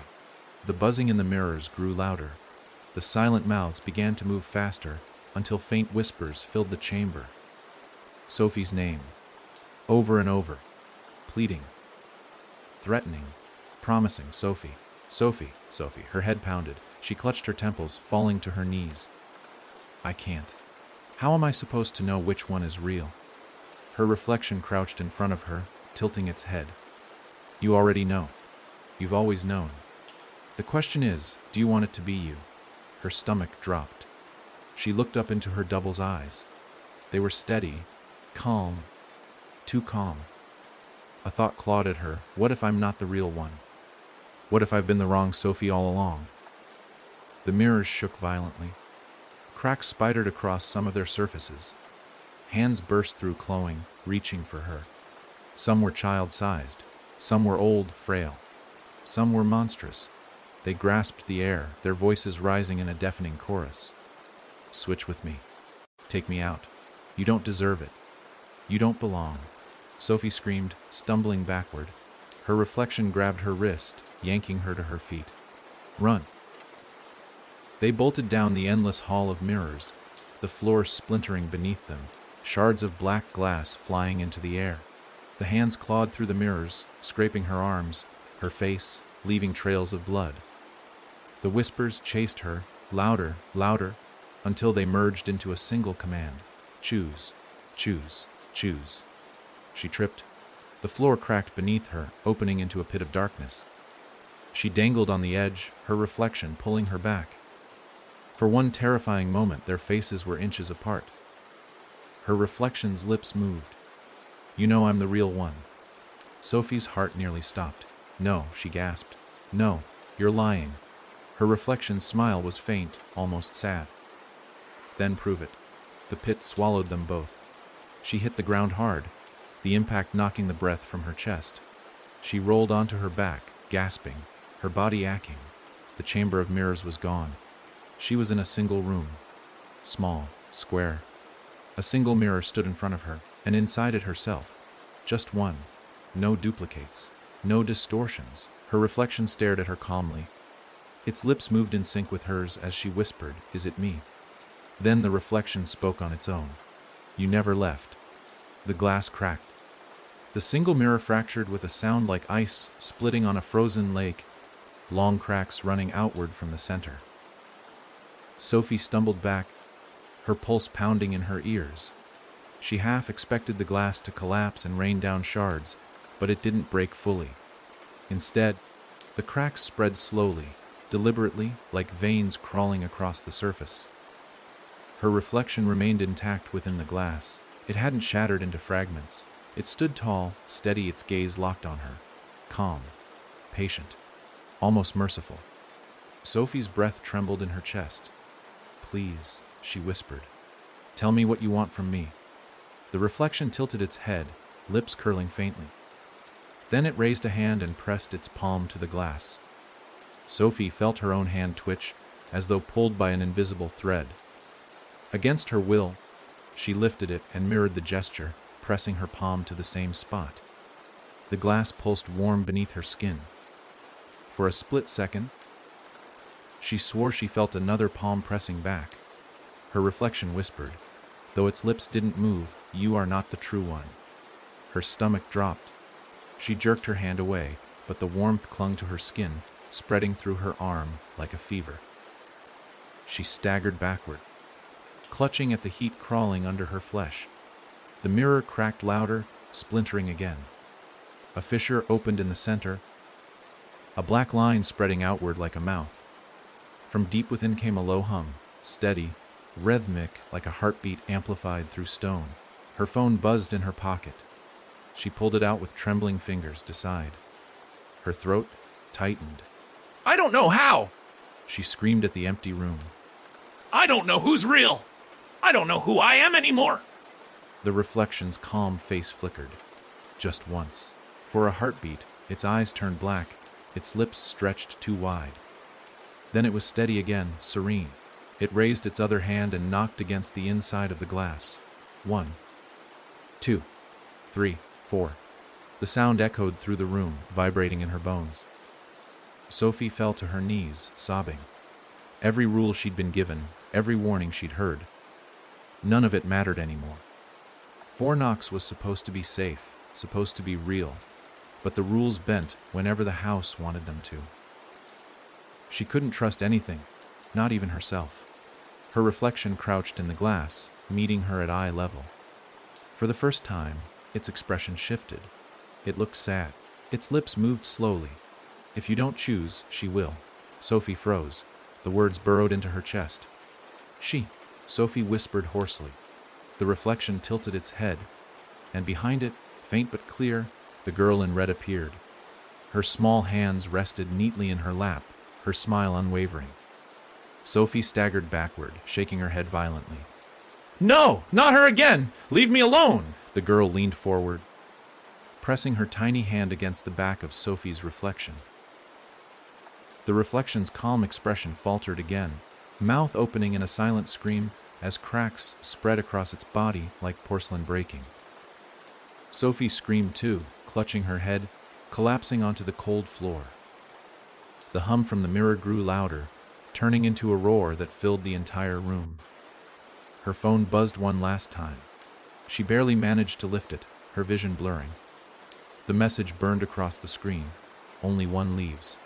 The mirror erupted. Shards exploded outward but froze midair, suspended around Sophie like a crown of knives. Each shard reflected a different version of her, laughing, crying, rotting, burning. They all spoke in unison, their voices tearing through her mind. Only one leaves. Her reflection stepped through the broken frame. Whole. Solid. Identical. It stood before her, expressionless now, hands at its sides. It spoke in her exact voice, calm and steady. Which one are you? Sophie scrambled backward on her hands, her back hitting the wall. I'm me, she cried. I'm the real one. The reflection took a step forward. Prove it. The shards spun faster, cutting the air, hissing like blades. Each one whispered fragments of her life, memories both true and false. She couldn't tell them apart anymore. First kiss. Wrong. First lie. True. Mother's lullaby. Wrong. Daniel's hand. True. Mason's scream. True. False. Both, her mind fractured with them. She clutched her ears, her throat raw with sobs. The reflection knelt in front of her, placing its hand gently on her shoulder. Its touch was ice. You're tired, it whispered. Let me take it from here. Sophie's body shook violently. Her head throbbed. She wanted to give in, to let it all stop, to let someone else carry the weight. But some small, desperate part of her screamed at her not to. No, she rasped. I won't. The reflection's eyes darkened. Its lips curled into a smile. Then I will, it lunged. Sophie grabbed one of the floating shards, ignoring the way it sliced into her palm. She thrust it forward, driving it into her reflection's chest. The double screamed, its body cracking open, light spilling from the fractures. The shards around them shattered all at once, raining down in a storm of glass and voices. The girl in red appeared behind the reflection, her smile still calm, still patient. She whispered as the reflection collapsed into smoke. It doesn't matter. You never left. The room dissolved. Sophie opened her eyes. She was standing in the hallway again. The 12 doors stretched before her, and door 4 glowed red. The hallway hadn't changed, and that terrified her most. After everything, the shattered mirrors, the broken reflections, the collapse of a room that should never have existed. This corridor stood untouched, quiet, waiting. 12 doors stretched ahead just like before. The brass numbers glinted softly in the dim light. But now, only one door glowed red. Door 4. Sophie's footsteps echoed as she moved forward, the sound too sharp in the silence. Every door she passed whispered faintly as she went by, though the whispers were weaker now, as though the voices inside had seen enough and grown tired of begging. Or perhaps they were watching her, waiting, holding their breath. She stopped in front of door 4. The brass number pulsed slowly, casting a dull glow against the oiled wood.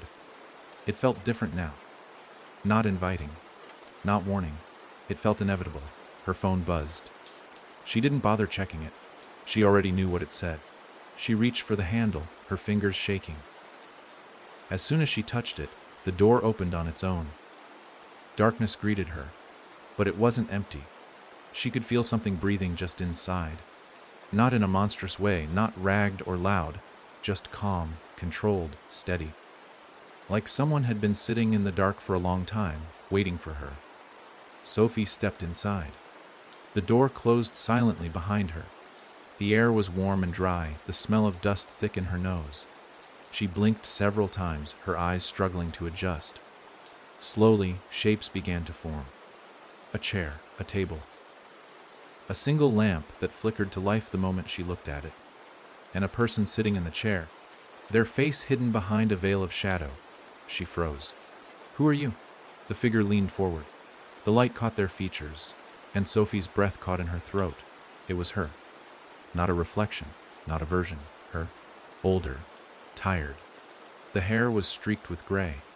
Wrinkles lined her face, but not deeply, not from age, but from stress, from grief, from years of carrying something that no one should have to carry. The older Sophie smiled softly. "You made it." Sophie's heart pounded. "What is this? Are you the real one?" The older version shook her head slowly. "That's the wrong question. It's never been about which version is real." Sophie stepped closer, her voice trembling. "Then what is it about?" The older version looked her straight in the eyes. "It's about who survives it. That's what the house is. A filter, a crucible.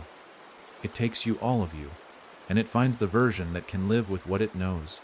Sophie's legs gave out. She dropped to her knees on the dusty floor.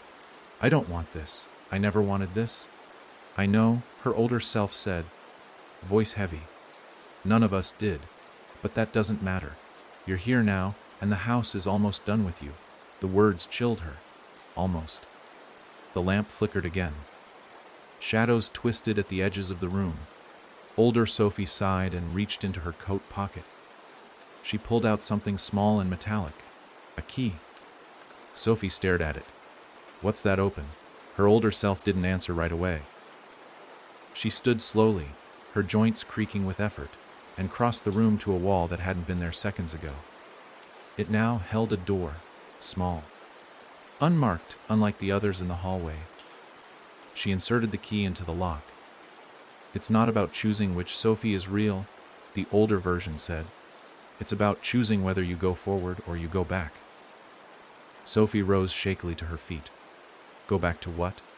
The door creaked open. Behind it was not another room. It was the cabin, the one she remembered from the very beginning. Same worn wooden beams, same sagging furniture, same scent of old paper, mildew, and something just faintly burned. It was like a memory made physical again, a loop closing on itself. Sophie stared at it, heart thudding. "That's not possible. That's where I started." Her older self nodded. "Yes, but you didn't leave. Not really. You just forgot." "Forgot what?" The older version stepped aside, gesturing toward the open doorway. "Everything. The rules. The warnings. The first knock. The blood. The reason you came here." Sophie took a step toward the door, but the air around it shimmered, and her body recoiled. Her instincts screamed at her to stop, to turn away. Something waited in that cabin. Something familiar. "You told me not to look," she whispered.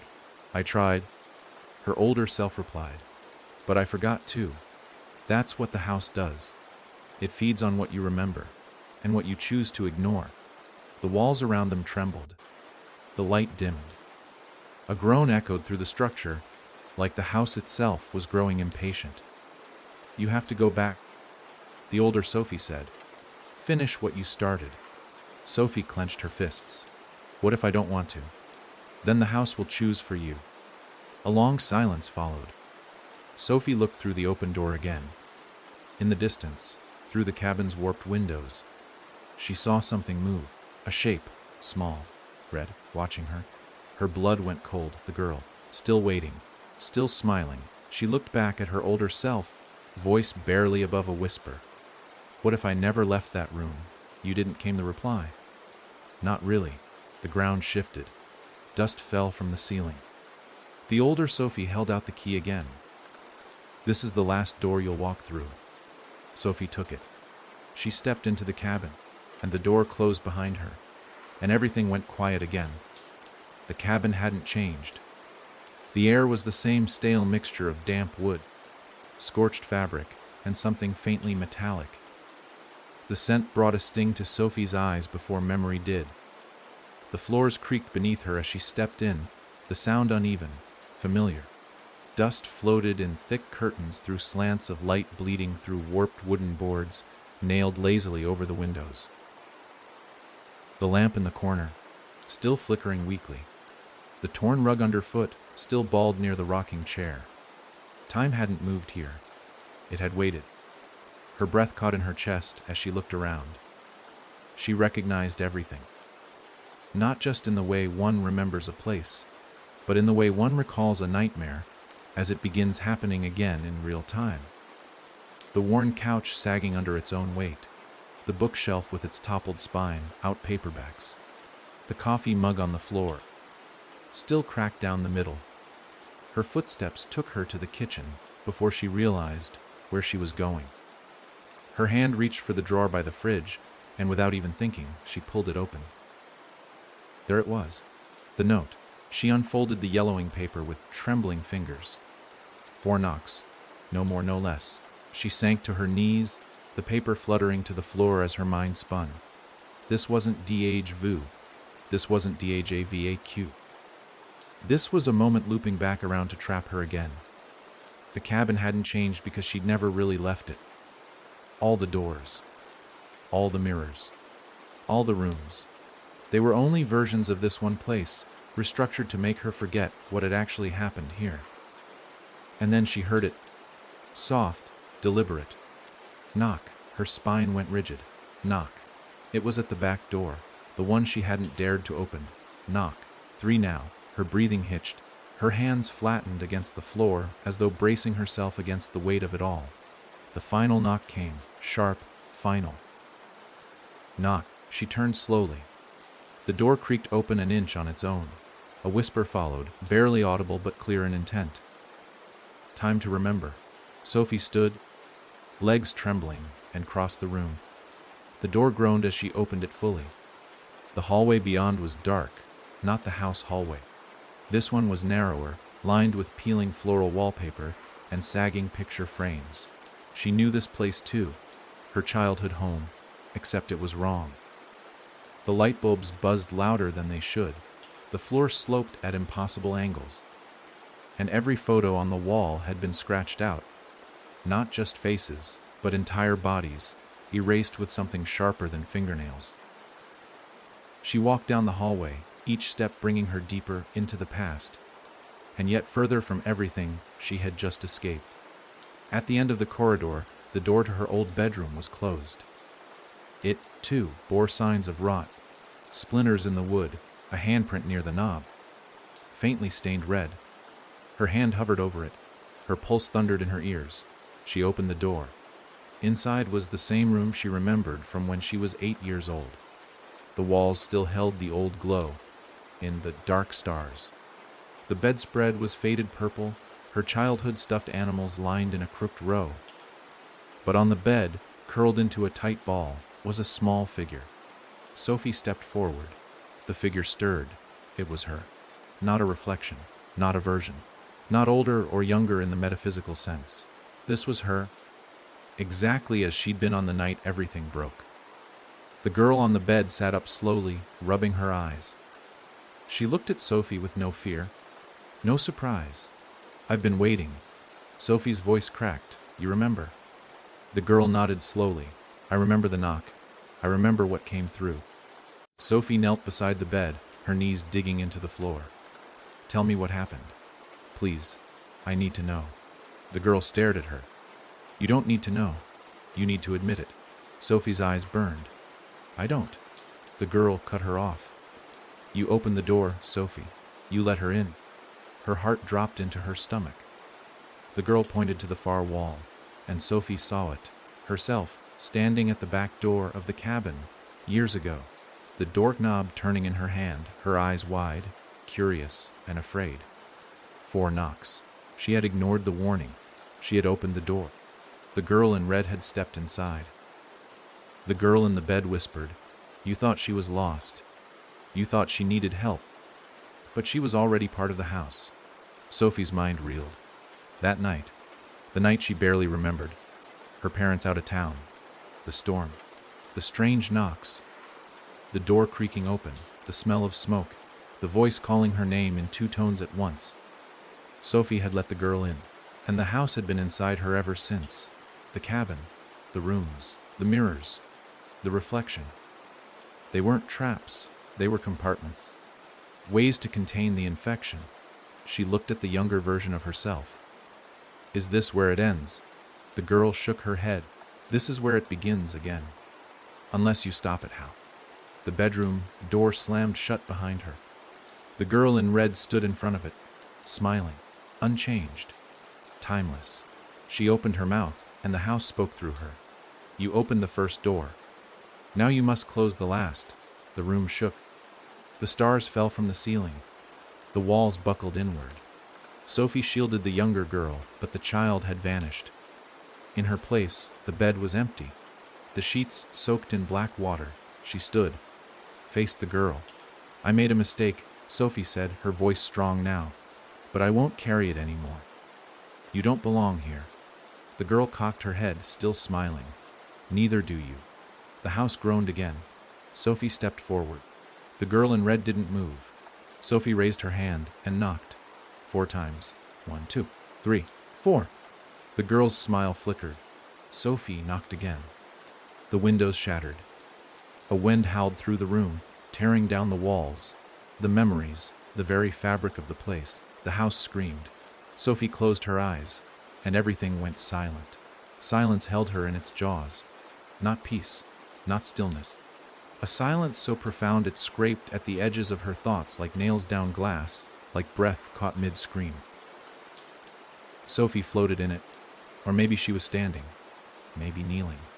Her body had lost meaning, her sense of weight, place, identity. It had all peeled away with the wind that tore the house down to its bones. She couldn't hear her heartbeat anymore, couldn't feel her limbs. Only that dreadful quiet stretching on, as though she had stepped into the moment before a dream decided to become a nightmare. Then the first sound came. Not from outside, but inside her. A heartbeat, slow, steady, but not hers. She blinked once, twice. Her body returned piece by piece, her hands shaking, her knees raw from splinters, her chest heaving. She was standing again, though her legs screamed with exhaustion. Her skin was coated in sweat and blood, and something that smelled like rain-soaked ash. Around her, nothing remained of the cabin. The walls were gone. The furniture, gone. Even the ground beneath her feet had become something else. She stood now in a void with no visible end. A flat plain of cracked earth stretching into darkness. Above, there was no sky, just an endless dome of pulsing, shadowed gray. But there was someone else there.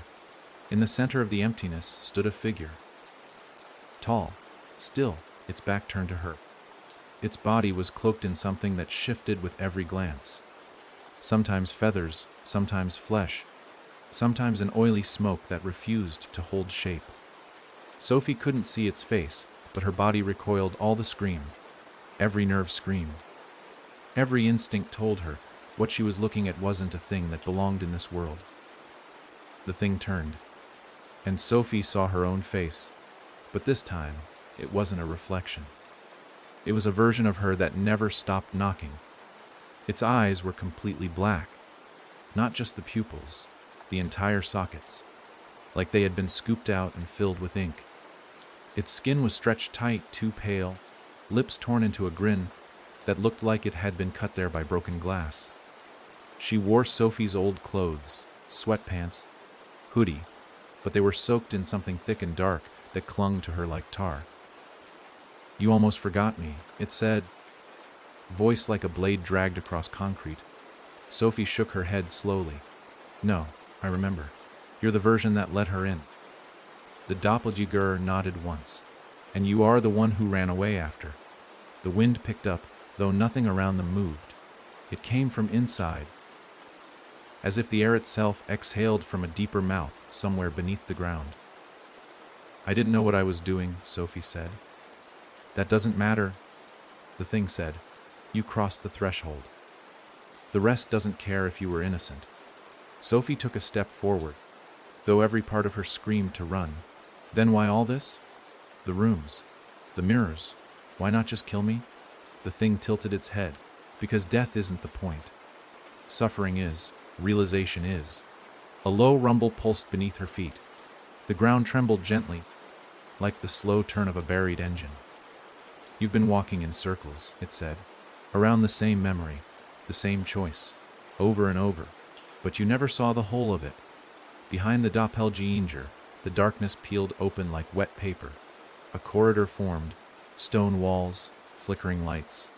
It looked almost like the hallway of the house, but not quite. This one was older, more real. Each stone bore marks, scratchings, names carved by fingernails. Dozens, hundreds, all Sophie's, all hers. "You want to leave?" the thing asked. "Then walk it, all of it, every step." Sophie's mouth was dry. "What's at the end?" It didn't answer. She stepped forward anyway. The corridor closed behind her the moment she crossed the threshold. The first thing she noticed was the smell. Old blood, dust, something damp and long decayed. Each step she took echoed back louder than the last. The walls closed tighter, the ceiling pressing down, and along the sides of the corridor, doors began to appear. Not numbered, not locked, just waiting. She opened the first. Inside was a hospital room. Her mother sat in the bed, tubes running from her arms, eyes sunken, skin pale. Sophie stood frozen in the doorway, throat tightening. She hadn't remembered it this way, not this vivid, not this real. "Don't leave me," her mother whispered. "Please." Sophie stepped back, closed the door. The second room, a mirror, just one. She stepped inside. The mirror didn't reflect the room, it showed a hallway. The hallway of the house. But she could see herself in it, running, screaming, holding something in her hands. A heart. It beat once, then collapsed into dust. She stumbled out. The third room, a graveyard. The tombstones were blank, but as she moved closer, names carved themselves in real time. Daniel, Lena, Mason. Each one cracked apart the moment her eyes registered it. Each collapse sent a gust of air into her face, hot and sour and final. The corridor went on. Dozens of rooms, each one a more personal. Each one a memory she'd buried. Each one a step closer to something that watched her from the end of the path. At the final door, her hands shook uncontrollably. This one had no handle. It opened for her. Inside, she was in the cabin again, but not as it was, as it had been. Before the rot, before the reflection, before the knock. And she was there, 8 years old. Standing in front of the back door, frozen, waiting. The voice behind her said, "Now watch." And the knock came again. 1, 2, 3, 4. The child Sophie stepped forward. Her hand reached the doorknob. Sophie wanted to scream, to run, to stop her. But the voice behind her said, "You already did this. You already chose." The door opened. The girl in red stood outside. This time she didn't look innocent. Her eyes were ancient. Her smile wasn't human. She reached out, and the young Sophie let her in. The moment the girl stepped inside, the world shattered around her. The corridor collapsed. The stone cracked. And Sophie was falling again, but not down, inward. The fall wasn't like the ones before. This time there was no wind, no rush of motion, no impact. Just descent, quiet, steady, slow as a sinking body in deep water. The darkness wrapped around Sophie with a strange warmth, not unlike the moments between waking and dreaming, when the mind still floats and reality hasn't yet clawed its way back in. She couldn't tell if her eyes were open or shut. There was nothing to see. Only the rising pressure in her chest, like something beneath her ribs was expanding, growing too large for her to hold. Then, light. Not around her. Inside. It flickered somewhere deep in her gut, a single white, hot pulse that spread outward with the unbearable speed of memory. She saw herself again, this time not in third person, not as a child, not through reflection or vision. She was living it. The hallway, the knock, her hand on the knob. Only now she felt the weight of it. Not just her own fear, but the girl's hunger. How it reached through the threshold like a hook, how it tugged at the soul rather than the skin. Sophie's breath hitched. The memory wasn't a replay. It was return. She was there again. And this time the girl spoke. "You opened the door," the girl said, "so I made a place for you." Sophie stumbled back, hands slipping from the knob. The hallway around her blurred, walls pulsing like lungs. The girl in red stepped through, but now her dress was soaked, trailing behind her like it had been pulled from a river. Her hair clung to her face in strings. Her eyes glowed not with light, but with the absence of it. "You let me in because you were lonely," the girl whispered, "because you wanted someone to stay." Sophie's chest seized. "No, I was scared. I didn't know." The girl didn't let her finish. "You invited me." The hallway melted around them, reforming into the house, the real one. Not the mirrors, not the corridors of memory. The first house. The one that existed between the waking world and whatever hell Sophie had been falling through ever since. The girl took Sophie's hand and pulled her forward, gently, like a child showing her something she'd drawn. The living room appeared, the air still heavy with that smell, wet wood, mildew, something behind it all that smelled faintly of fire. On the floor, an outline marked in soot. Sophie's knees buckled. The shape was her, burned into the boards like a shadow that had stayed behind when the body moved on. She crawled toward it, hand shaking as she reached out. The second her fingertips touched the scorched wood, the house breathed.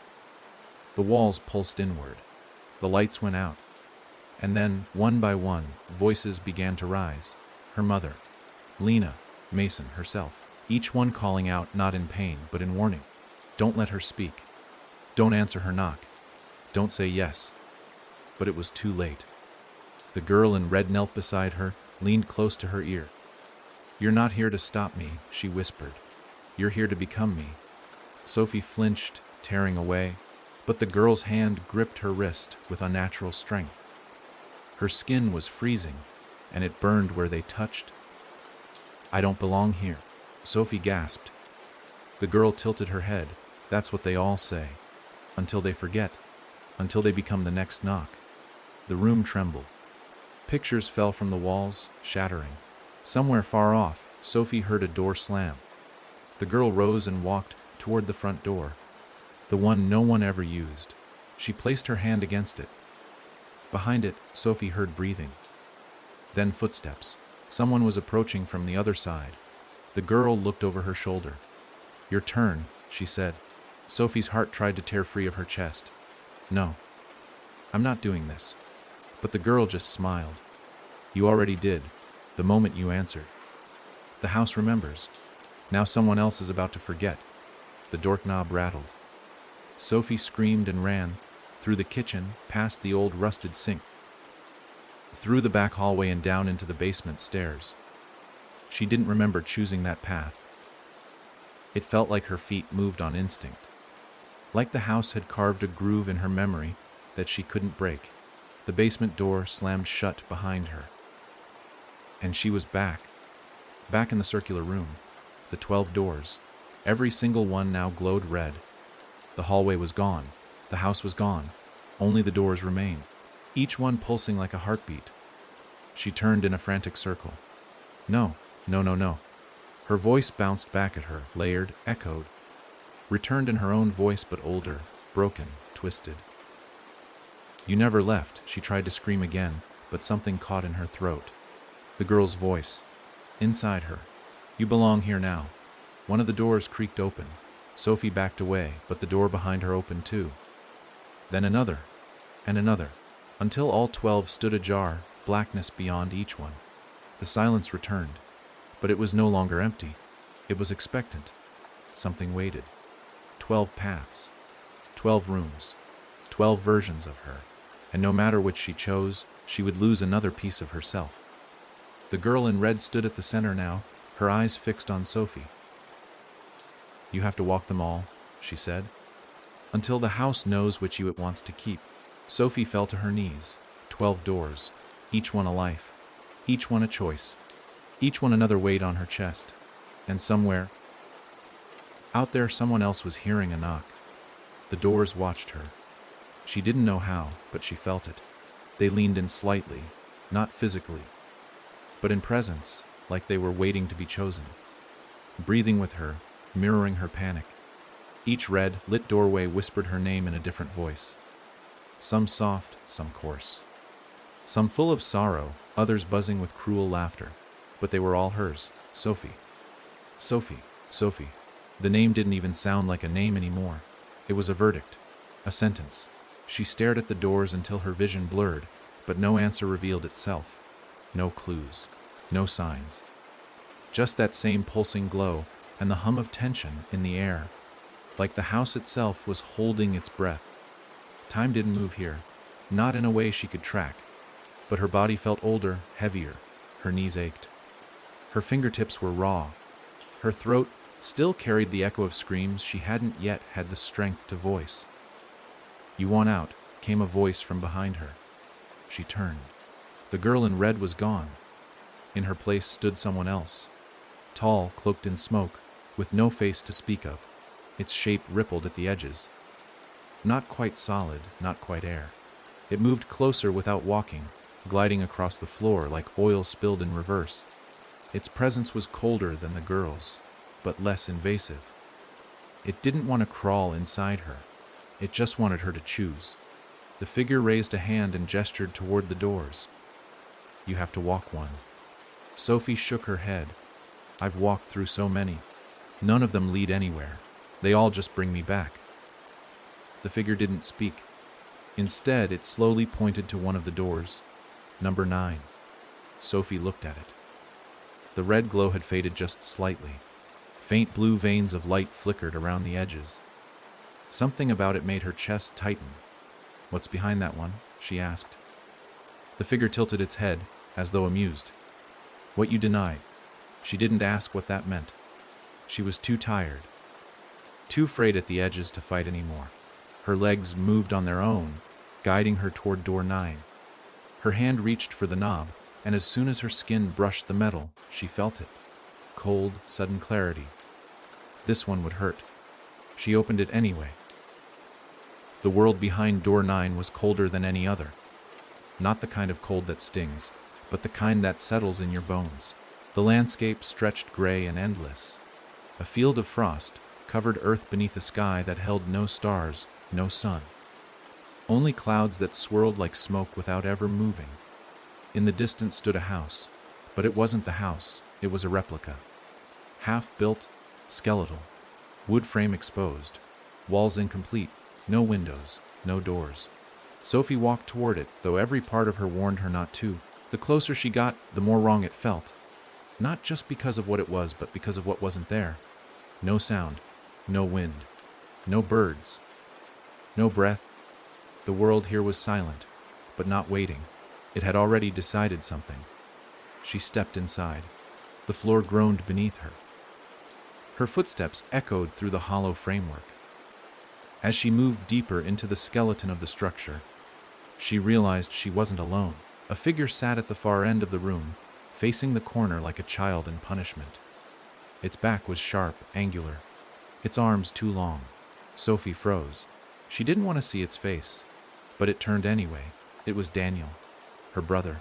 His face was pale, bloodless, eyes sunken and glassy. "You left me," he said, not accusing, just tired. Sophie stumbled back. "No, you died. I couldn't stop it. I wasn't even there." He stood. His movements were jerky, like a puppet with half-cut strings. "You heard me calling, but you didn't come."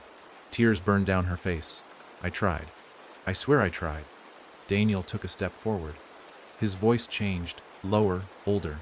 "You heard the knock, and you opened the door for her, but not for me." Sophie fell to her knees. The house around them flickered, walls forming, dissolving. Every word he spoke rewrote the bones of this place. I didn't know what I was doing, She shouted. I was just a kid. Daniel tilted his head, his smile hollow. "And now look at you, still opening doors." He vanished, just gone. The frame of the house collapsed inward, wood twisting, folding, reshaping itself into another corridor. Sophie stood shakily, turning, but every direction was the same: doors, hallways, loops, traps. And then a sound, faint, scratching. Behind her, she turned. The girl in red stood in the corner. Only now she was no longer a girl. Her limbs were too long. Her spine curved unnaturally. Her mouth was wider.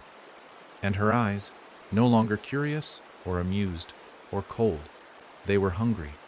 "You think there's an end," the creature rasped. "But you've already passed it." Sophie backed away. "No, I'm not done. I haven't chosen yet." The creature smiled. "You already did." It stepped toward her.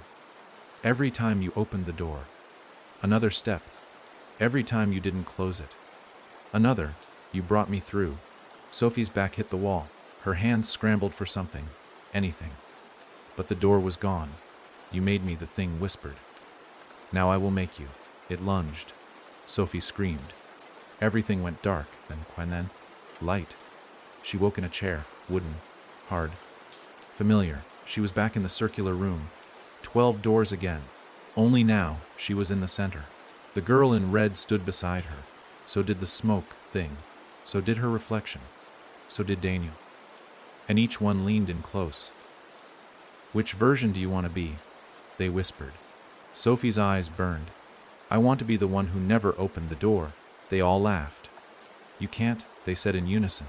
She already did, and around her the doors began to close, one by one, until only one remained. Door 1, it swung open, and beyond it was her apartment, the real one. Morning light pouring through the blinds, coffee brewing, a jacket on the couch. Normal, safe, familiar. Sophie stood swaying. The others didn't follow. She stepped through the final door, and the house let her go. The air was different here. It smelled like morning, fresh coffee, city rain, and distant car horns. No rot, no smoke, no blood. For a moment, Sophie stood perfectly still in her apartment's hallway, afraid that breathing too loudly would shatter the illusion. The light streaming in from the windows was warm, natural, not filtered through that strange, flickering haze the house always gave off. Her walls were her own, white, boring, unchanged. She reached out to touch the doorframe just to see if it would vanish. It didn't, but she didn't feel relief. Not really, only empty. The kind of empty that follows something enormous, like silence after screaming. She walked slowly toward the kitchen, her footsteps dull on the wooden floor. The hum of the refrigerator felt like a sound she hadn't heard in years. Her phone was on the counter, not broken, not ringing, just resting. Harmless, she picked it up. No missed calls, no texts, no warnings. The last entry on her call log was from Daniel. Her heart stopped. She tapped the name. The timestamp read 3 days ago, 2:42 a.m. She hadn't even known he'd tried to call. Her fingers hovered over the screen. Call back. Delete it. Pretend it didn't exist. But the air around her was still. The house wasn't pushing her anymore. Whatever game it had played, whatever cycle she had been stuck in, it had ended. Or paused. She set the phone down and turned toward the window. The street below was wet with rain but peaceful. People walked by. Dogs barked in the distance. A man across the street unlocked his bike from a pole and rode off. ordinary, unremarkable.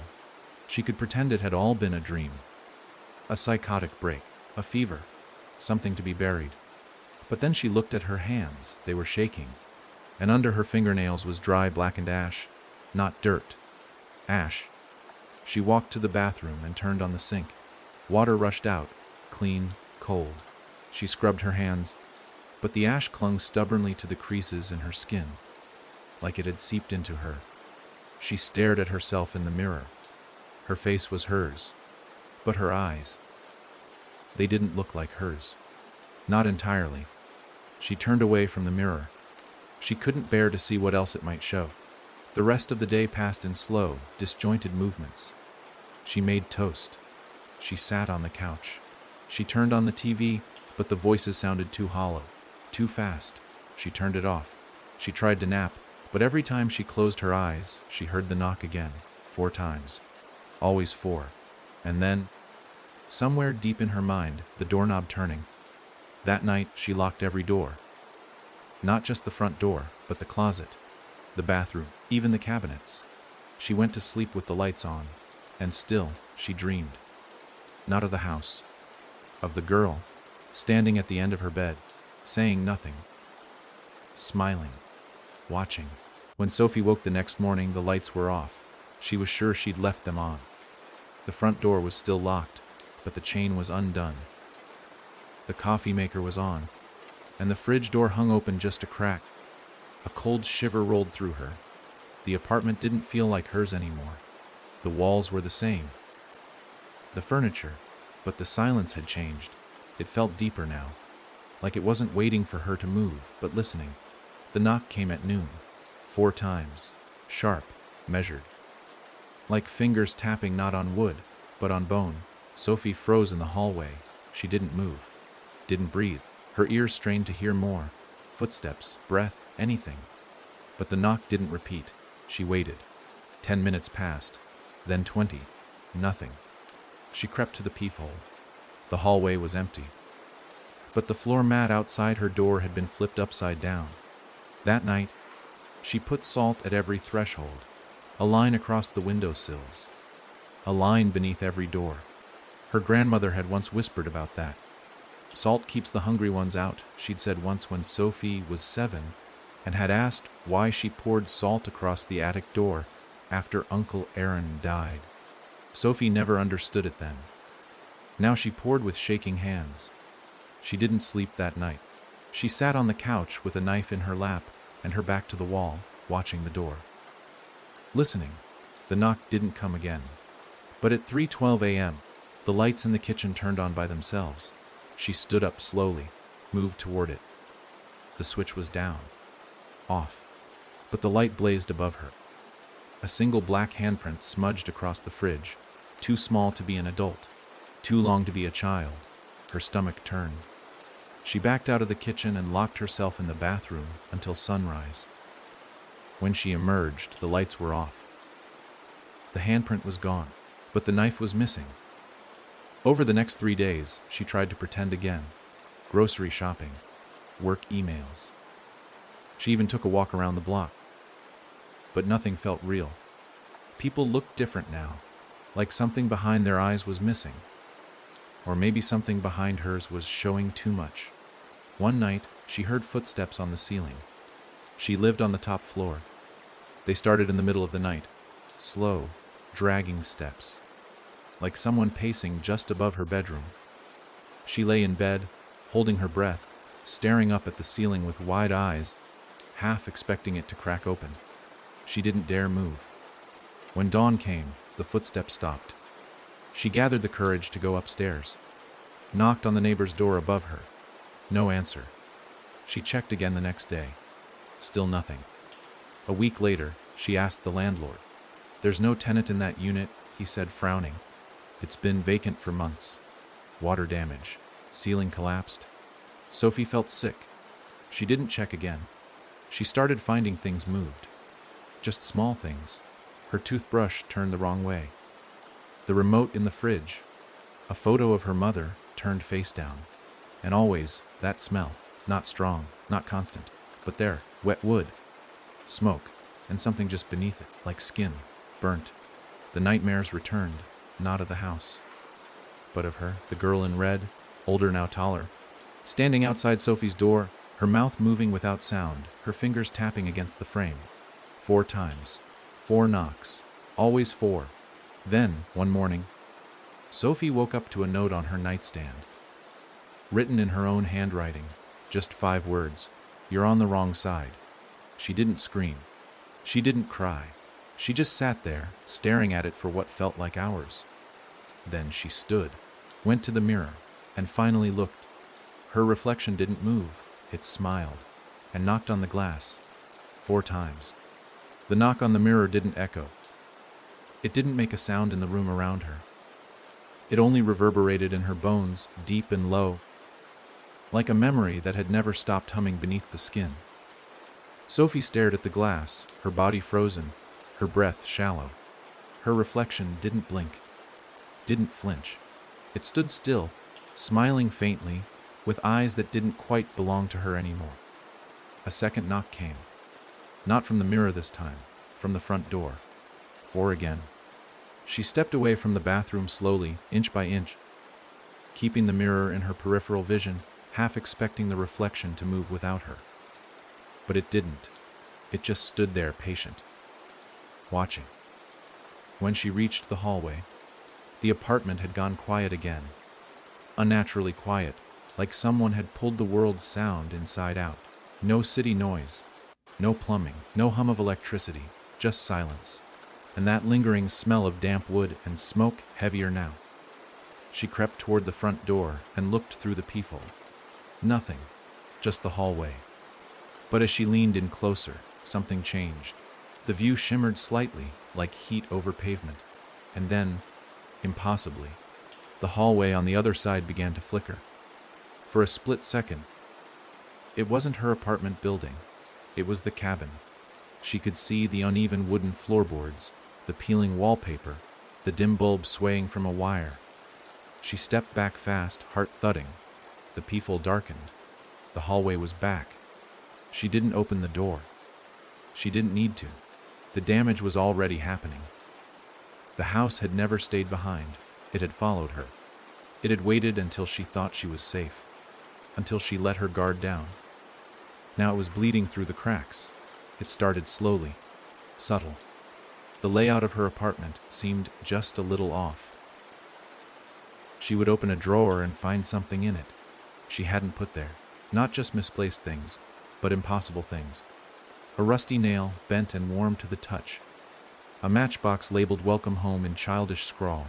Once, she found a string of baby teeth in a glass jar behind the cereal. The mirrors worsened too. Sometimes, when she walked past one, the reflection didn't update right away. Her movement delayed. The blink came a second too late. The smile, hers, but not hers, lingered longer than it should have. She started covering them with sheets.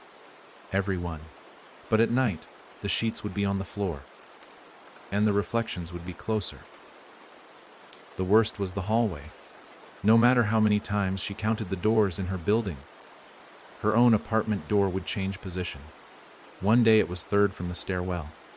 The next, it was fifth. Sometimes the hallway stretched longer than it should, with too many shadows. And once the door across from hers opened just an inch. Inside was herself, standing in the dark, smiling with lips that didn't quite close. Sophie slammed the door shut and slept in the bathtub that night, knife gripped in her hand. She called Daniel's number again the next day.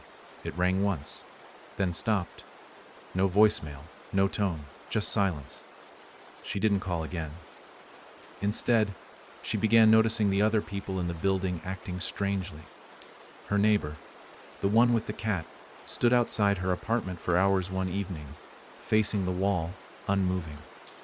When Sophie asked if she needed help, the woman turned with bleeding gums and said, "There's something in your walls," before walking away barefoot, her shoes left behind. The couple downstairs left their TV on full volume for 3 nights straight. The show playing, the security footage of Sophie's hallway, looping endlessly. She hadn't installed cameras, She hadn't seen that footage before. One afternoon, she came home and her apartment door was wide open. She stood in the hallway for 10 full minutes before stepping inside. Everything was perfect, too perfect. Nothing out of place, no signs of entry, but the air had changed, thicker, heavier, like it was being shared. That night, she found herself waking up at 2:42 a.m., exactly the time Daniel had tried calling. She sat up in bed and saw it again. Her reflection in the mirror at the end of the hall.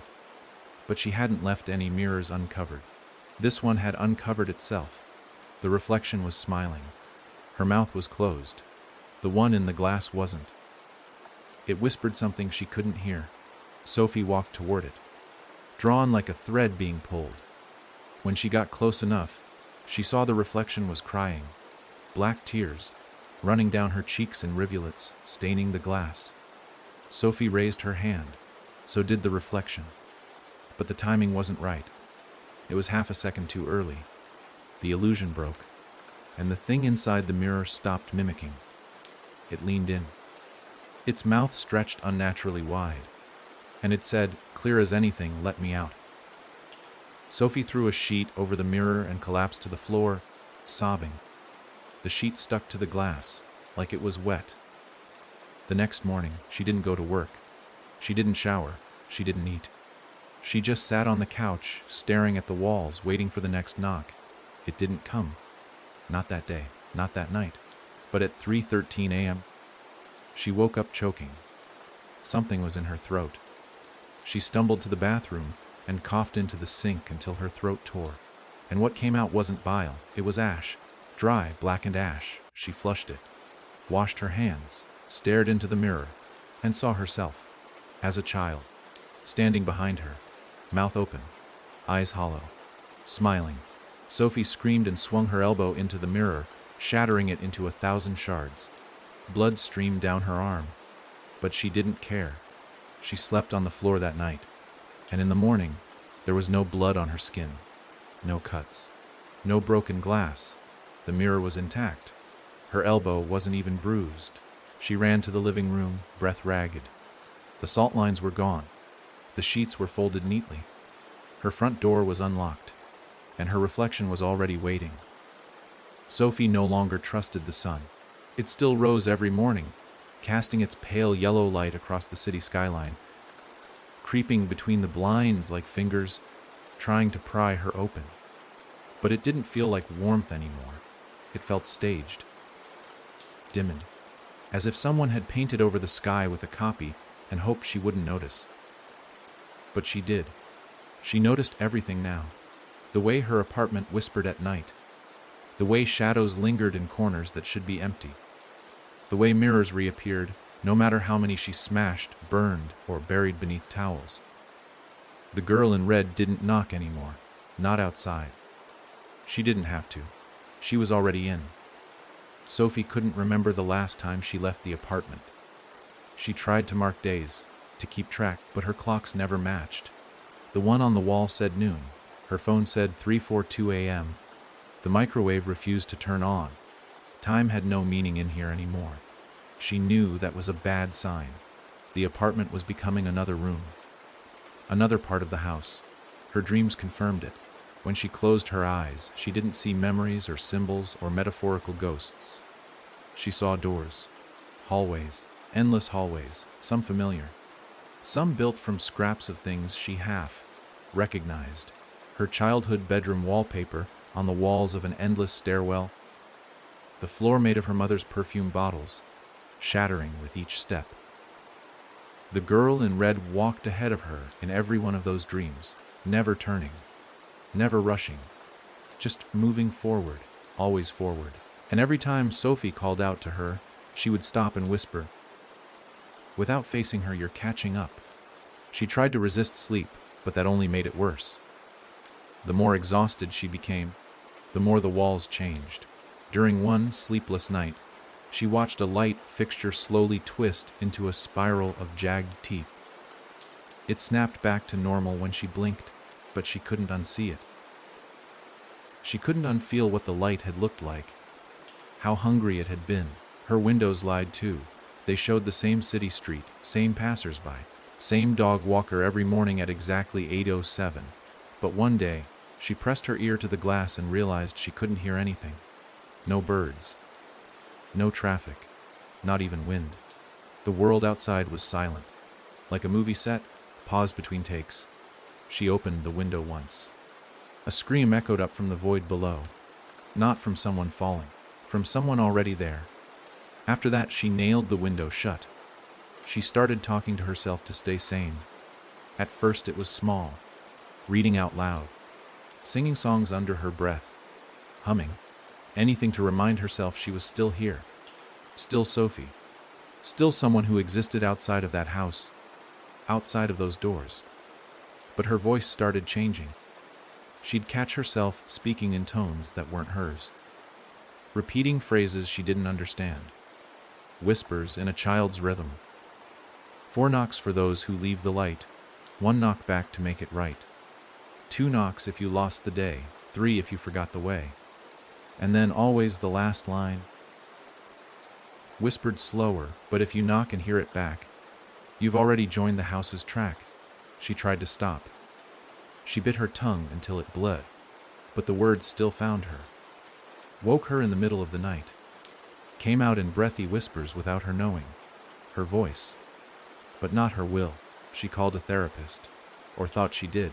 A woman answered. Calm, steady, professional. Sophie began to speak, voice trembling, explaining everything. The house, the doors, the knock, the mirrors. The voice on the other end didn't interrupt. When Sophie paused to take a breath, the woman said, I've been waiting for you to remember. Sophie froze. The voice was still calm, still smooth, still wrong. You're doing well, it said. You're almost through. Through what? Sophie whispered. The woman laughed, and then the line went dead. After that, she stopped trying to reach out. Whatever world existed beyond her walls wasn't hers anymore, or maybe it never had been. Then came the letter. It appeared on her pillow one morning, sealed in wax, a deep crimson stamp in the shape of a house with no windows. She stared at it for a long time before touching it. The paper was thick, the edges scorched like it had been plucked from a fire. Inside it read, Dear Sophie, welcome to your next room. You may decorate it as you like. We'll knock when it's time to change again. Sincerely, the architect. She tore the letter apart and threw the pieces in the trash. The next morning, they were back on her pillow. Untouched. Uncreased. Still warm. She didn't sleep that night. She didn't eat the next day. The walls began to pulse. The ceiling flinched whenever she blinked. She heard scratching inside the fridge. From the outside, when she opened it, there was no food. Only a mirror. Inside, she saw herself, curled in the corner of a padded cell, mouthing the words, Let me out. She slammed it shut, began throwing things away. Books, clothes, anything that felt personal. The house didn't like that. It took something back. Her face. The next time she looked in the mirror, there was no face. Just smooth, featureless skin. No eyes. No mouth. Just blank. She screamed and smashed the mirror again. Her face returned. But it didn't look relieved. It looked disappointed. That night, the knock returned. 4 slow, deliberate taps on the front door. She sat frozen on the floor, staring at the doorknob. This time, it turned on its own. Didn't open. Just turned. Back and forth. Click. Click. Then it stopped. And the letter on her pillow was rewritten. You are overdue. Open up. She didn't. The lights flickered. The walls moaned. And the ceiling whispered, She's waiting in the hall. Sophie sat there for hours, knees to her chest, knife in hand. When dawn came, the light through the window was red, the same red from the room of 12 doors, from the girl's dress, from the blood under her fingernails, from the house that had never truly let her go. She stood, walked to the door, pressed her forehead against the wood, listened. She didn't hear breathing. She heard scraping. Claws, perhaps, or fingers, or teeth. She backed away, step by trembling step, and the voice whispered through the keyhole, This is still your room. Sophie didn't sleep anymore. not in the traditional sense. She would close her eyes, yes, but the darkness no longer came with dreams. It came with voices, with slow chanting from deep within the walls, with the steady creaking of floorboards above her head, even though she lived on the top floor, with the sound of her own breath echoing in her ears like it belonged to someone else. Every time she blinked, she saw things shift, walls stretching, shadows lengthening, faces behind curtains that disappeared when she turned to look. She tried to write things down to hold on to the truth, notes to herself, anchors. She covered the fridge with sticky notes. Your name is Sophie. You live alone. The house is not real.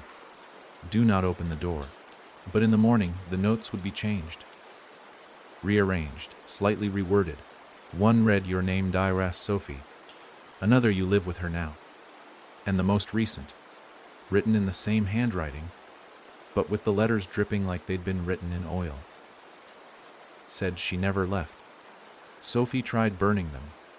The smoke filled her apartment, heavy and sour, but the notes returned the next day.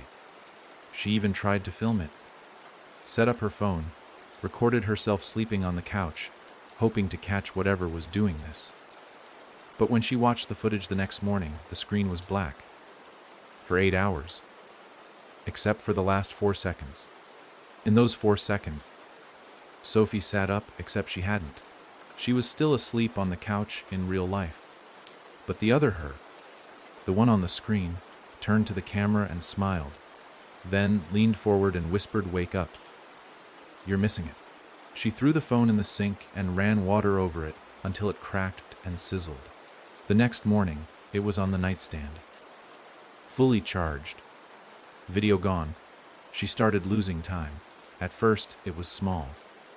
A minute here, 5 minutes there. She'd blink and the kettle would be boiling, though she hadn't filled it. She'd step into the shower and find her hair already wet, shampoo in her eyes. But soon, it got worse.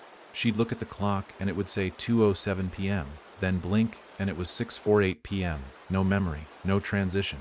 One day, she found herself standing outside the building, barefoot. No coat, key in hand, mouth open. No idea how she'd gotten there. And the apartment behind her, her home, was completely dark. She didn't go back in right away. She just stood there, heart hammering, staring at her own window. A figure moved inside. But it wasn't her. She wasn't inside. She was outside. So who was looking back? She backed away from the building slowly, as if the sidewalk might collapse under her feet. The sky was overcast. The street was empty. The air too still. She turned the corner just once, and her entire block was gone. Not changed. Gone. A flat plane of gray. Endless gray. Like someone had erased the world beyond that edge. And she heard it again. That rhyme. Soft, distant. A child's voice. 4 knocks for those who leave the light. She turned and ran. She didn't know where to. Just anywhere. But every street was the same. The same row of buildings. The same burnt out lamppost. The same cat staring at her from a fire escape. Again and again. She was back in front of her building before she realized she'd gone in a full circle. The sky was darker now. Cloudless. Flat. She didn't want to go back in, but when she turned, the street was gone. Not dark, not night. Just gone. A blank canvas behind her. Erased. She opened the door, and the smell hit her. Not just smoke and wet wood anymore. It was rot. Old rot. Like something had died inside her walls, and no one had come to clean it up. She stepped inside, and all the lights turned on at once. Every room. Every bulb. And all the mirrors were uncovered. She hadn't touched them. But every mirror, every one, showed her standing in a different room. Not the apartment. The house. One reflection showed her running down a long hallway. Another screaming at a door that wouldn't open. Another curled in the corner of a stone cellar, face scratched and eyes white. And one was her, standing still, smiling, waving. Sophie slammed her eyes shut and screamed. The lights popped. Bulbs burst. Glass rained down like sharp confetti. When she opened her eyes, all the mirrors were gone. So was the couch, and the fridge, and her bed. Only the walls remained, and the door was glowing red. Her knees gave out. She crawled backward into the corner, pressing her palms to her ears, whispering to herself over and over, "It's not real. It's not real. It's not real." But then the knock came, soft, 4 times, then again, and again. It didn't stop this time. It didn't wait for her. It knocked and knocked and knocked, steady and slow, until the door handle turned, and she saw it. The girl, standing there, but not outside, inside. She was in the apartment, inside the walls, pressed up against the drywall like a smear, watching from behind the light fixtures, smiling from the pattern in the ceiling. Every shadow now had a face, and every face looked like Sophie, but older, twisted, rotting, and laughing. The girl's voice came from all of them at once. "You were the first to open the door." Sophie couldn't move, couldn't scream. The girl stepped forward. Her feet didn't touch the ground. They hovered just above it. "You were always going to be the one." Sophie blinked and found herself standing. Her hand was on the doorknob. She didn't remember moving. She looked down. Her hand was red, not with blood, with paint. A child's paint, bright, vibrant red, dripping. She looked up. The door in front of her wasn't her apartment door anymore. It was the front door of the house. The original house. The cabin in the woods. The one from the very beginning. It had followed her back here. Or maybe she'd never really left. The girl leaned in. "Open the door, Sophie." Her voice was no longer childish. It was her own. She opened it and stepped through. The instant Sophie stepped through the door, the floor beneath her feet vanished. It wasn't that she fell.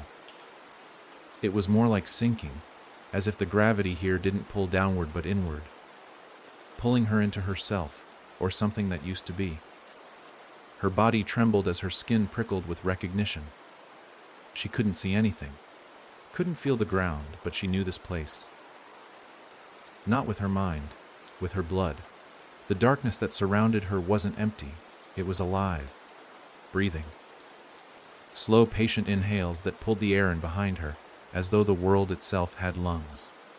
She reached forward, hoping to find a wall, a door, something she could press against to orient herself, but her fingers met only air. Thick, wet, resisting air, like she was moving through a wound. Her breath fogged in front of her, visible even in the pitch. That made her stop. She could see her breath, but there was no light, no source. And then she saw the second puff of breath, not hers, rise beside her shoulder. She turned. No one, only the space. But the breath came again, warm and close, right behind her. She ran, or tried to.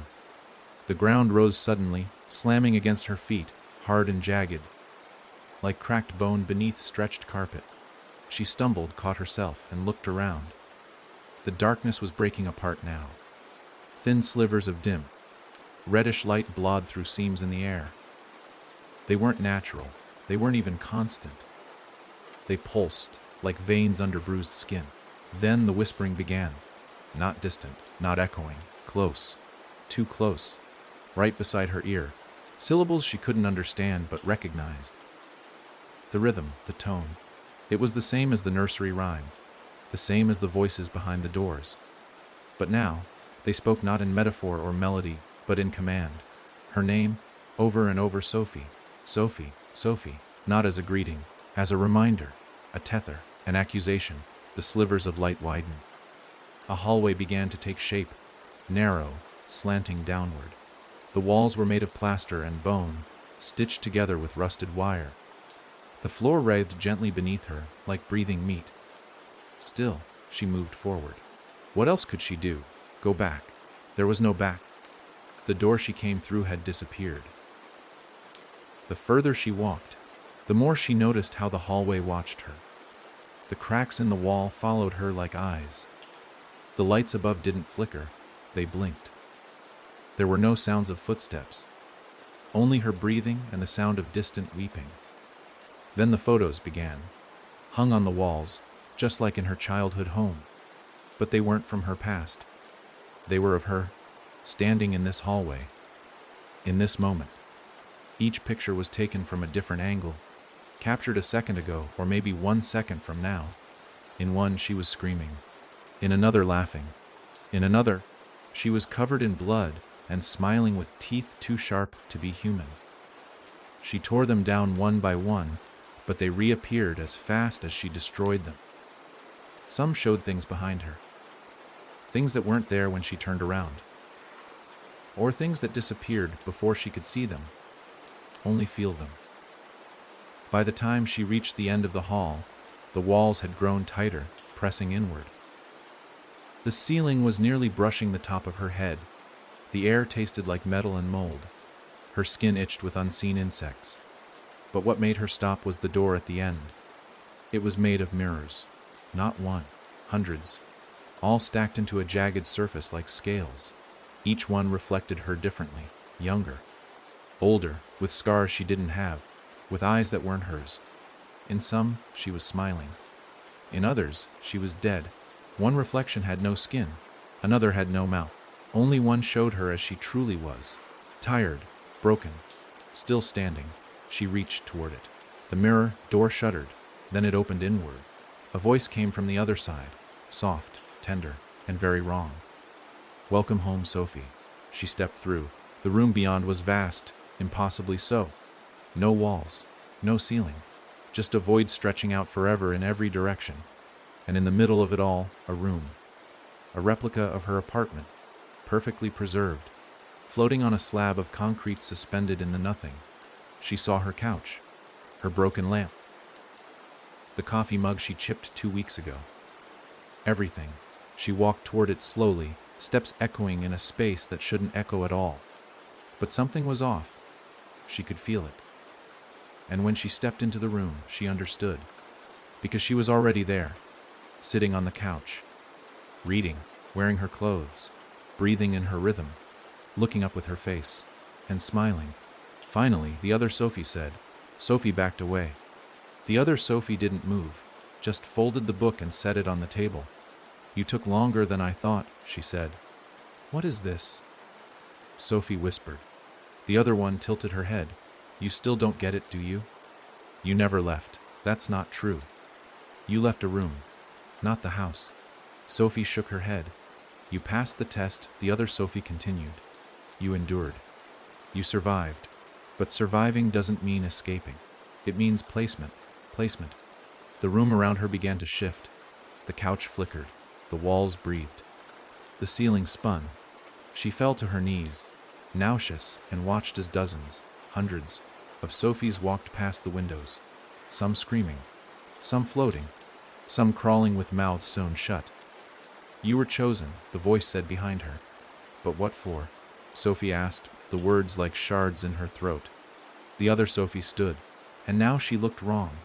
Too tall, limbs slightly stretched, smile too wide. "You opened the first door," she said. "You let it in, and now you're the door. No, you are the new entrance, the new threshold, the next invitation." Sophie tried to scream, but her mouth was gone. In the mirrored wall ahead, her reflection was gone, replaced by the girl in red, smiling.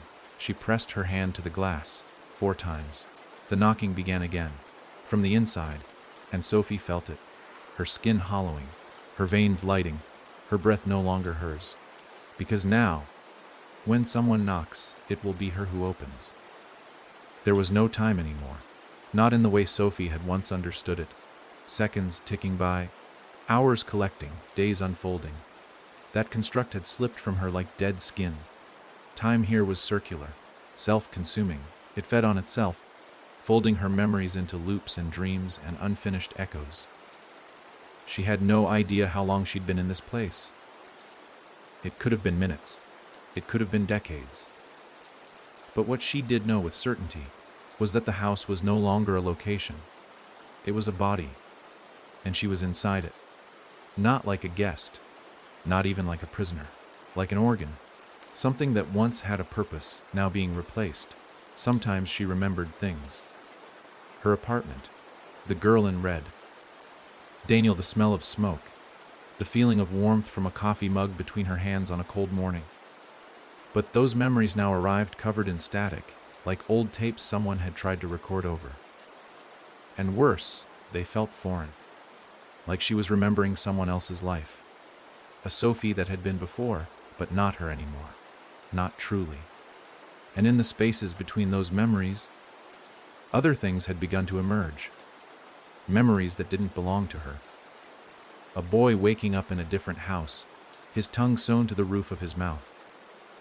A woman running down a hallway that stretched forever, carrying a child who had no face. A man sitting in a red room, carving names into his forearms, whispering, "This way out," even as the room filled with water. None of them were her, but she remembered them. Like the house had given her pieces of all the others that had come before. The ones who didn't make it, the ones who became. The ones who became. She wasn't sure which category she belonged to anymore, and the girl in red wouldn't say. The girl had returned now, but she wasn't a girl anymore. She looked like Sophie. Almost same voice, same mannerisms, but polished, hollow, like a wax figure with a perfect smile and no weight behind it. She would appear beside Sophie sometimes, walking silently through the infinite rooms, trailing her fingers along the seams in the walls that pulsed like veins. "You're doing better now," she said one day, as they passed through a hallway made of shattered reflections. Sophie didn't answer. "You stopped resisting. That's a big step." Sophie clenched her fists. "I'm not becoming this, but you already have. I'm still me." The girl tilted her head, then gestured to one of the broken mirrors lining the corridor. Sophie looked. The reflection stared back. Not just one Sophie, but hundreds. Each one subtly wrong. Eyes that blinked out of sync. Limbs that didn't move like they should. Smiles that split too wide, too fast. "You're a room now," the girl whispered. "The house has made space for you." Sophie turned away. She didn't want to know what that meant, but she felt it. She felt it in the way she could hear the doors now, not just knock, but speak. They whispered to her in low groans, in the creaking of their hinges. They told her things, offered her glimpses. She saw Daniel, not in her memory, but here. He stood at the base of the stairs in a room with 13 chandeliers and no floor. He was older, thinner, his eyes sunken, calling her name. She reached for him, and the floor opened beneath him like a mouth. He vanished before she could speak. That night, she screamed herself hoarse. The girl watched silently from the ceiling. "Pain means the house still wants you," she said. "It's a compliment." Sophie threw a chair at her. It passed right through. Everything was a test. Every room, every breath, every blink. Sometimes the house would show her kindness, a warm fire, her mother's voice, music from her childhood. She would cry, collapse into the warmth, and wake up lying on a floor of nails, her own fingernails embedded in her skin, clutching a photo of a family she didn't recognize. Other times, the house would punish her for no reason. It would take her mouth away for hours. It would invert gravity until she bled from her ears. It would make her walk through a hallway of screaming children, every one of them wearing her face. But worse than the pain, worse than the fear, was the numbness that began to grow, a slow rot in her chest, the feeling that none of it mattered anymore, not because she'd overcome it, but because she was beginning to agree with the house, that she was meant to be here, that the outside world was the illusion. That being Sophie was just the first mask, and now it was time for the next. It all came to a head when she reached the room of doors again, the original one. 12 doors, each one numbered, each one glowing faintly. She recognized them instantly.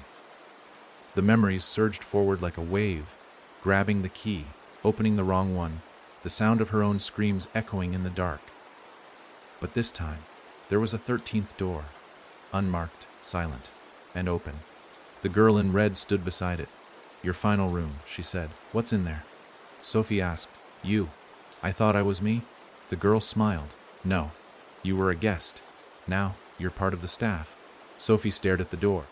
A low wind blew from its threshold, carrying smells she couldn't name but instinctively feared. She turned to run. The room had no exits. Only the door.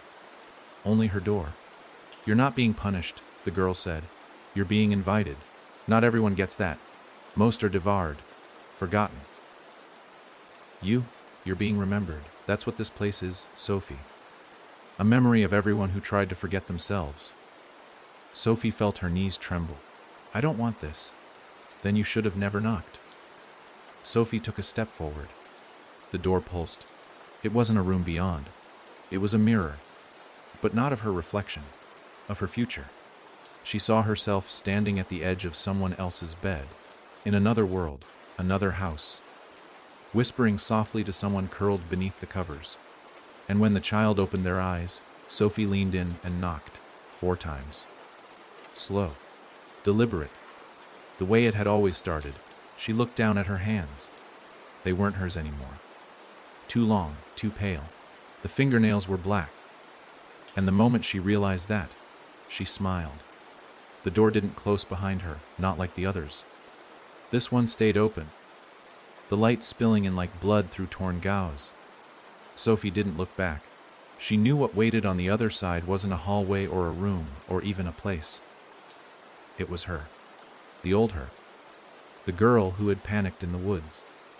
The one who thought nightmares were only what you remembered when you woke up. The one who still believed in beginnings and endings. She wasn't that anymore. Her body felt wrong in this new space, but not unfamiliar. It was like slipping into someone else's skin that had been tailored just for her. Every step she took echoed. Not around her, but inside her skull. The corridor ahead bent in impossible ways, curving both downward and up at once. It wasn't a hallway so much as a spiral, descending and ascending simultaneously. No gravity, no resistance, just movement, just forward. And the whispers followed, thousands of them, maybe millions, all saying her name, soft, gentle, reverent, like a prayer murmured through lips stitched shut. Sophie, Sophie. Each voice was slightly different. One sounded like her mother, another like Daniel, another like the girl in red, another exactly like herself. They weren't memories, they were fragments, echoes of other Sophies. Sophies from different timelines, different choices, different moments where she might have stepped away instead of forward, where she might have closed the door instead of answered it. But they all led here. Always. She was the constant, the one who heard the knock, the one who answered. And now she was the one who would knock back. The spiral opened into a vast chamber, impossibly large, a void that stretched beyond comprehension. And yet at its center was a single object, a chair. No, a throne, built from door frames, from old keys, from splinters and bones and rusted hinges. It waited empty. And behind it 12 doors. The same doors she had seen in that first room. They were all here, each one humming with faint energy. But now she understood what they truly were, not choices. Recruits. Each door was a person. Each person was a knock. Each knock was an offering. She approached the throne slowly. The ground beneath her shifted with each step, changing texture, wood, stone, skin, carpet, glass, ash. Every material from every room she had passed through. The house was remembering her, condensing her. She felt her heartbeat slow, then speed up, then disappear. It wasn't needed anymore, not here. The girl in red was waiting beside the throne. Her hands clasped, her head tilted. Eyes like black water, that same too wide smile. But when Sophie met her gaze this time, she didn't flinch. "You understand now," the girl said. Sophie nodded. "This place was never a trap," the girl continued. "It was an invitation. An invitation to what? To become something permanent, something remembered, something that can never be forgotten again. You are no longer hunted, Sophie. You are the hunter." Sophie turned back to the throne. It was calling to her.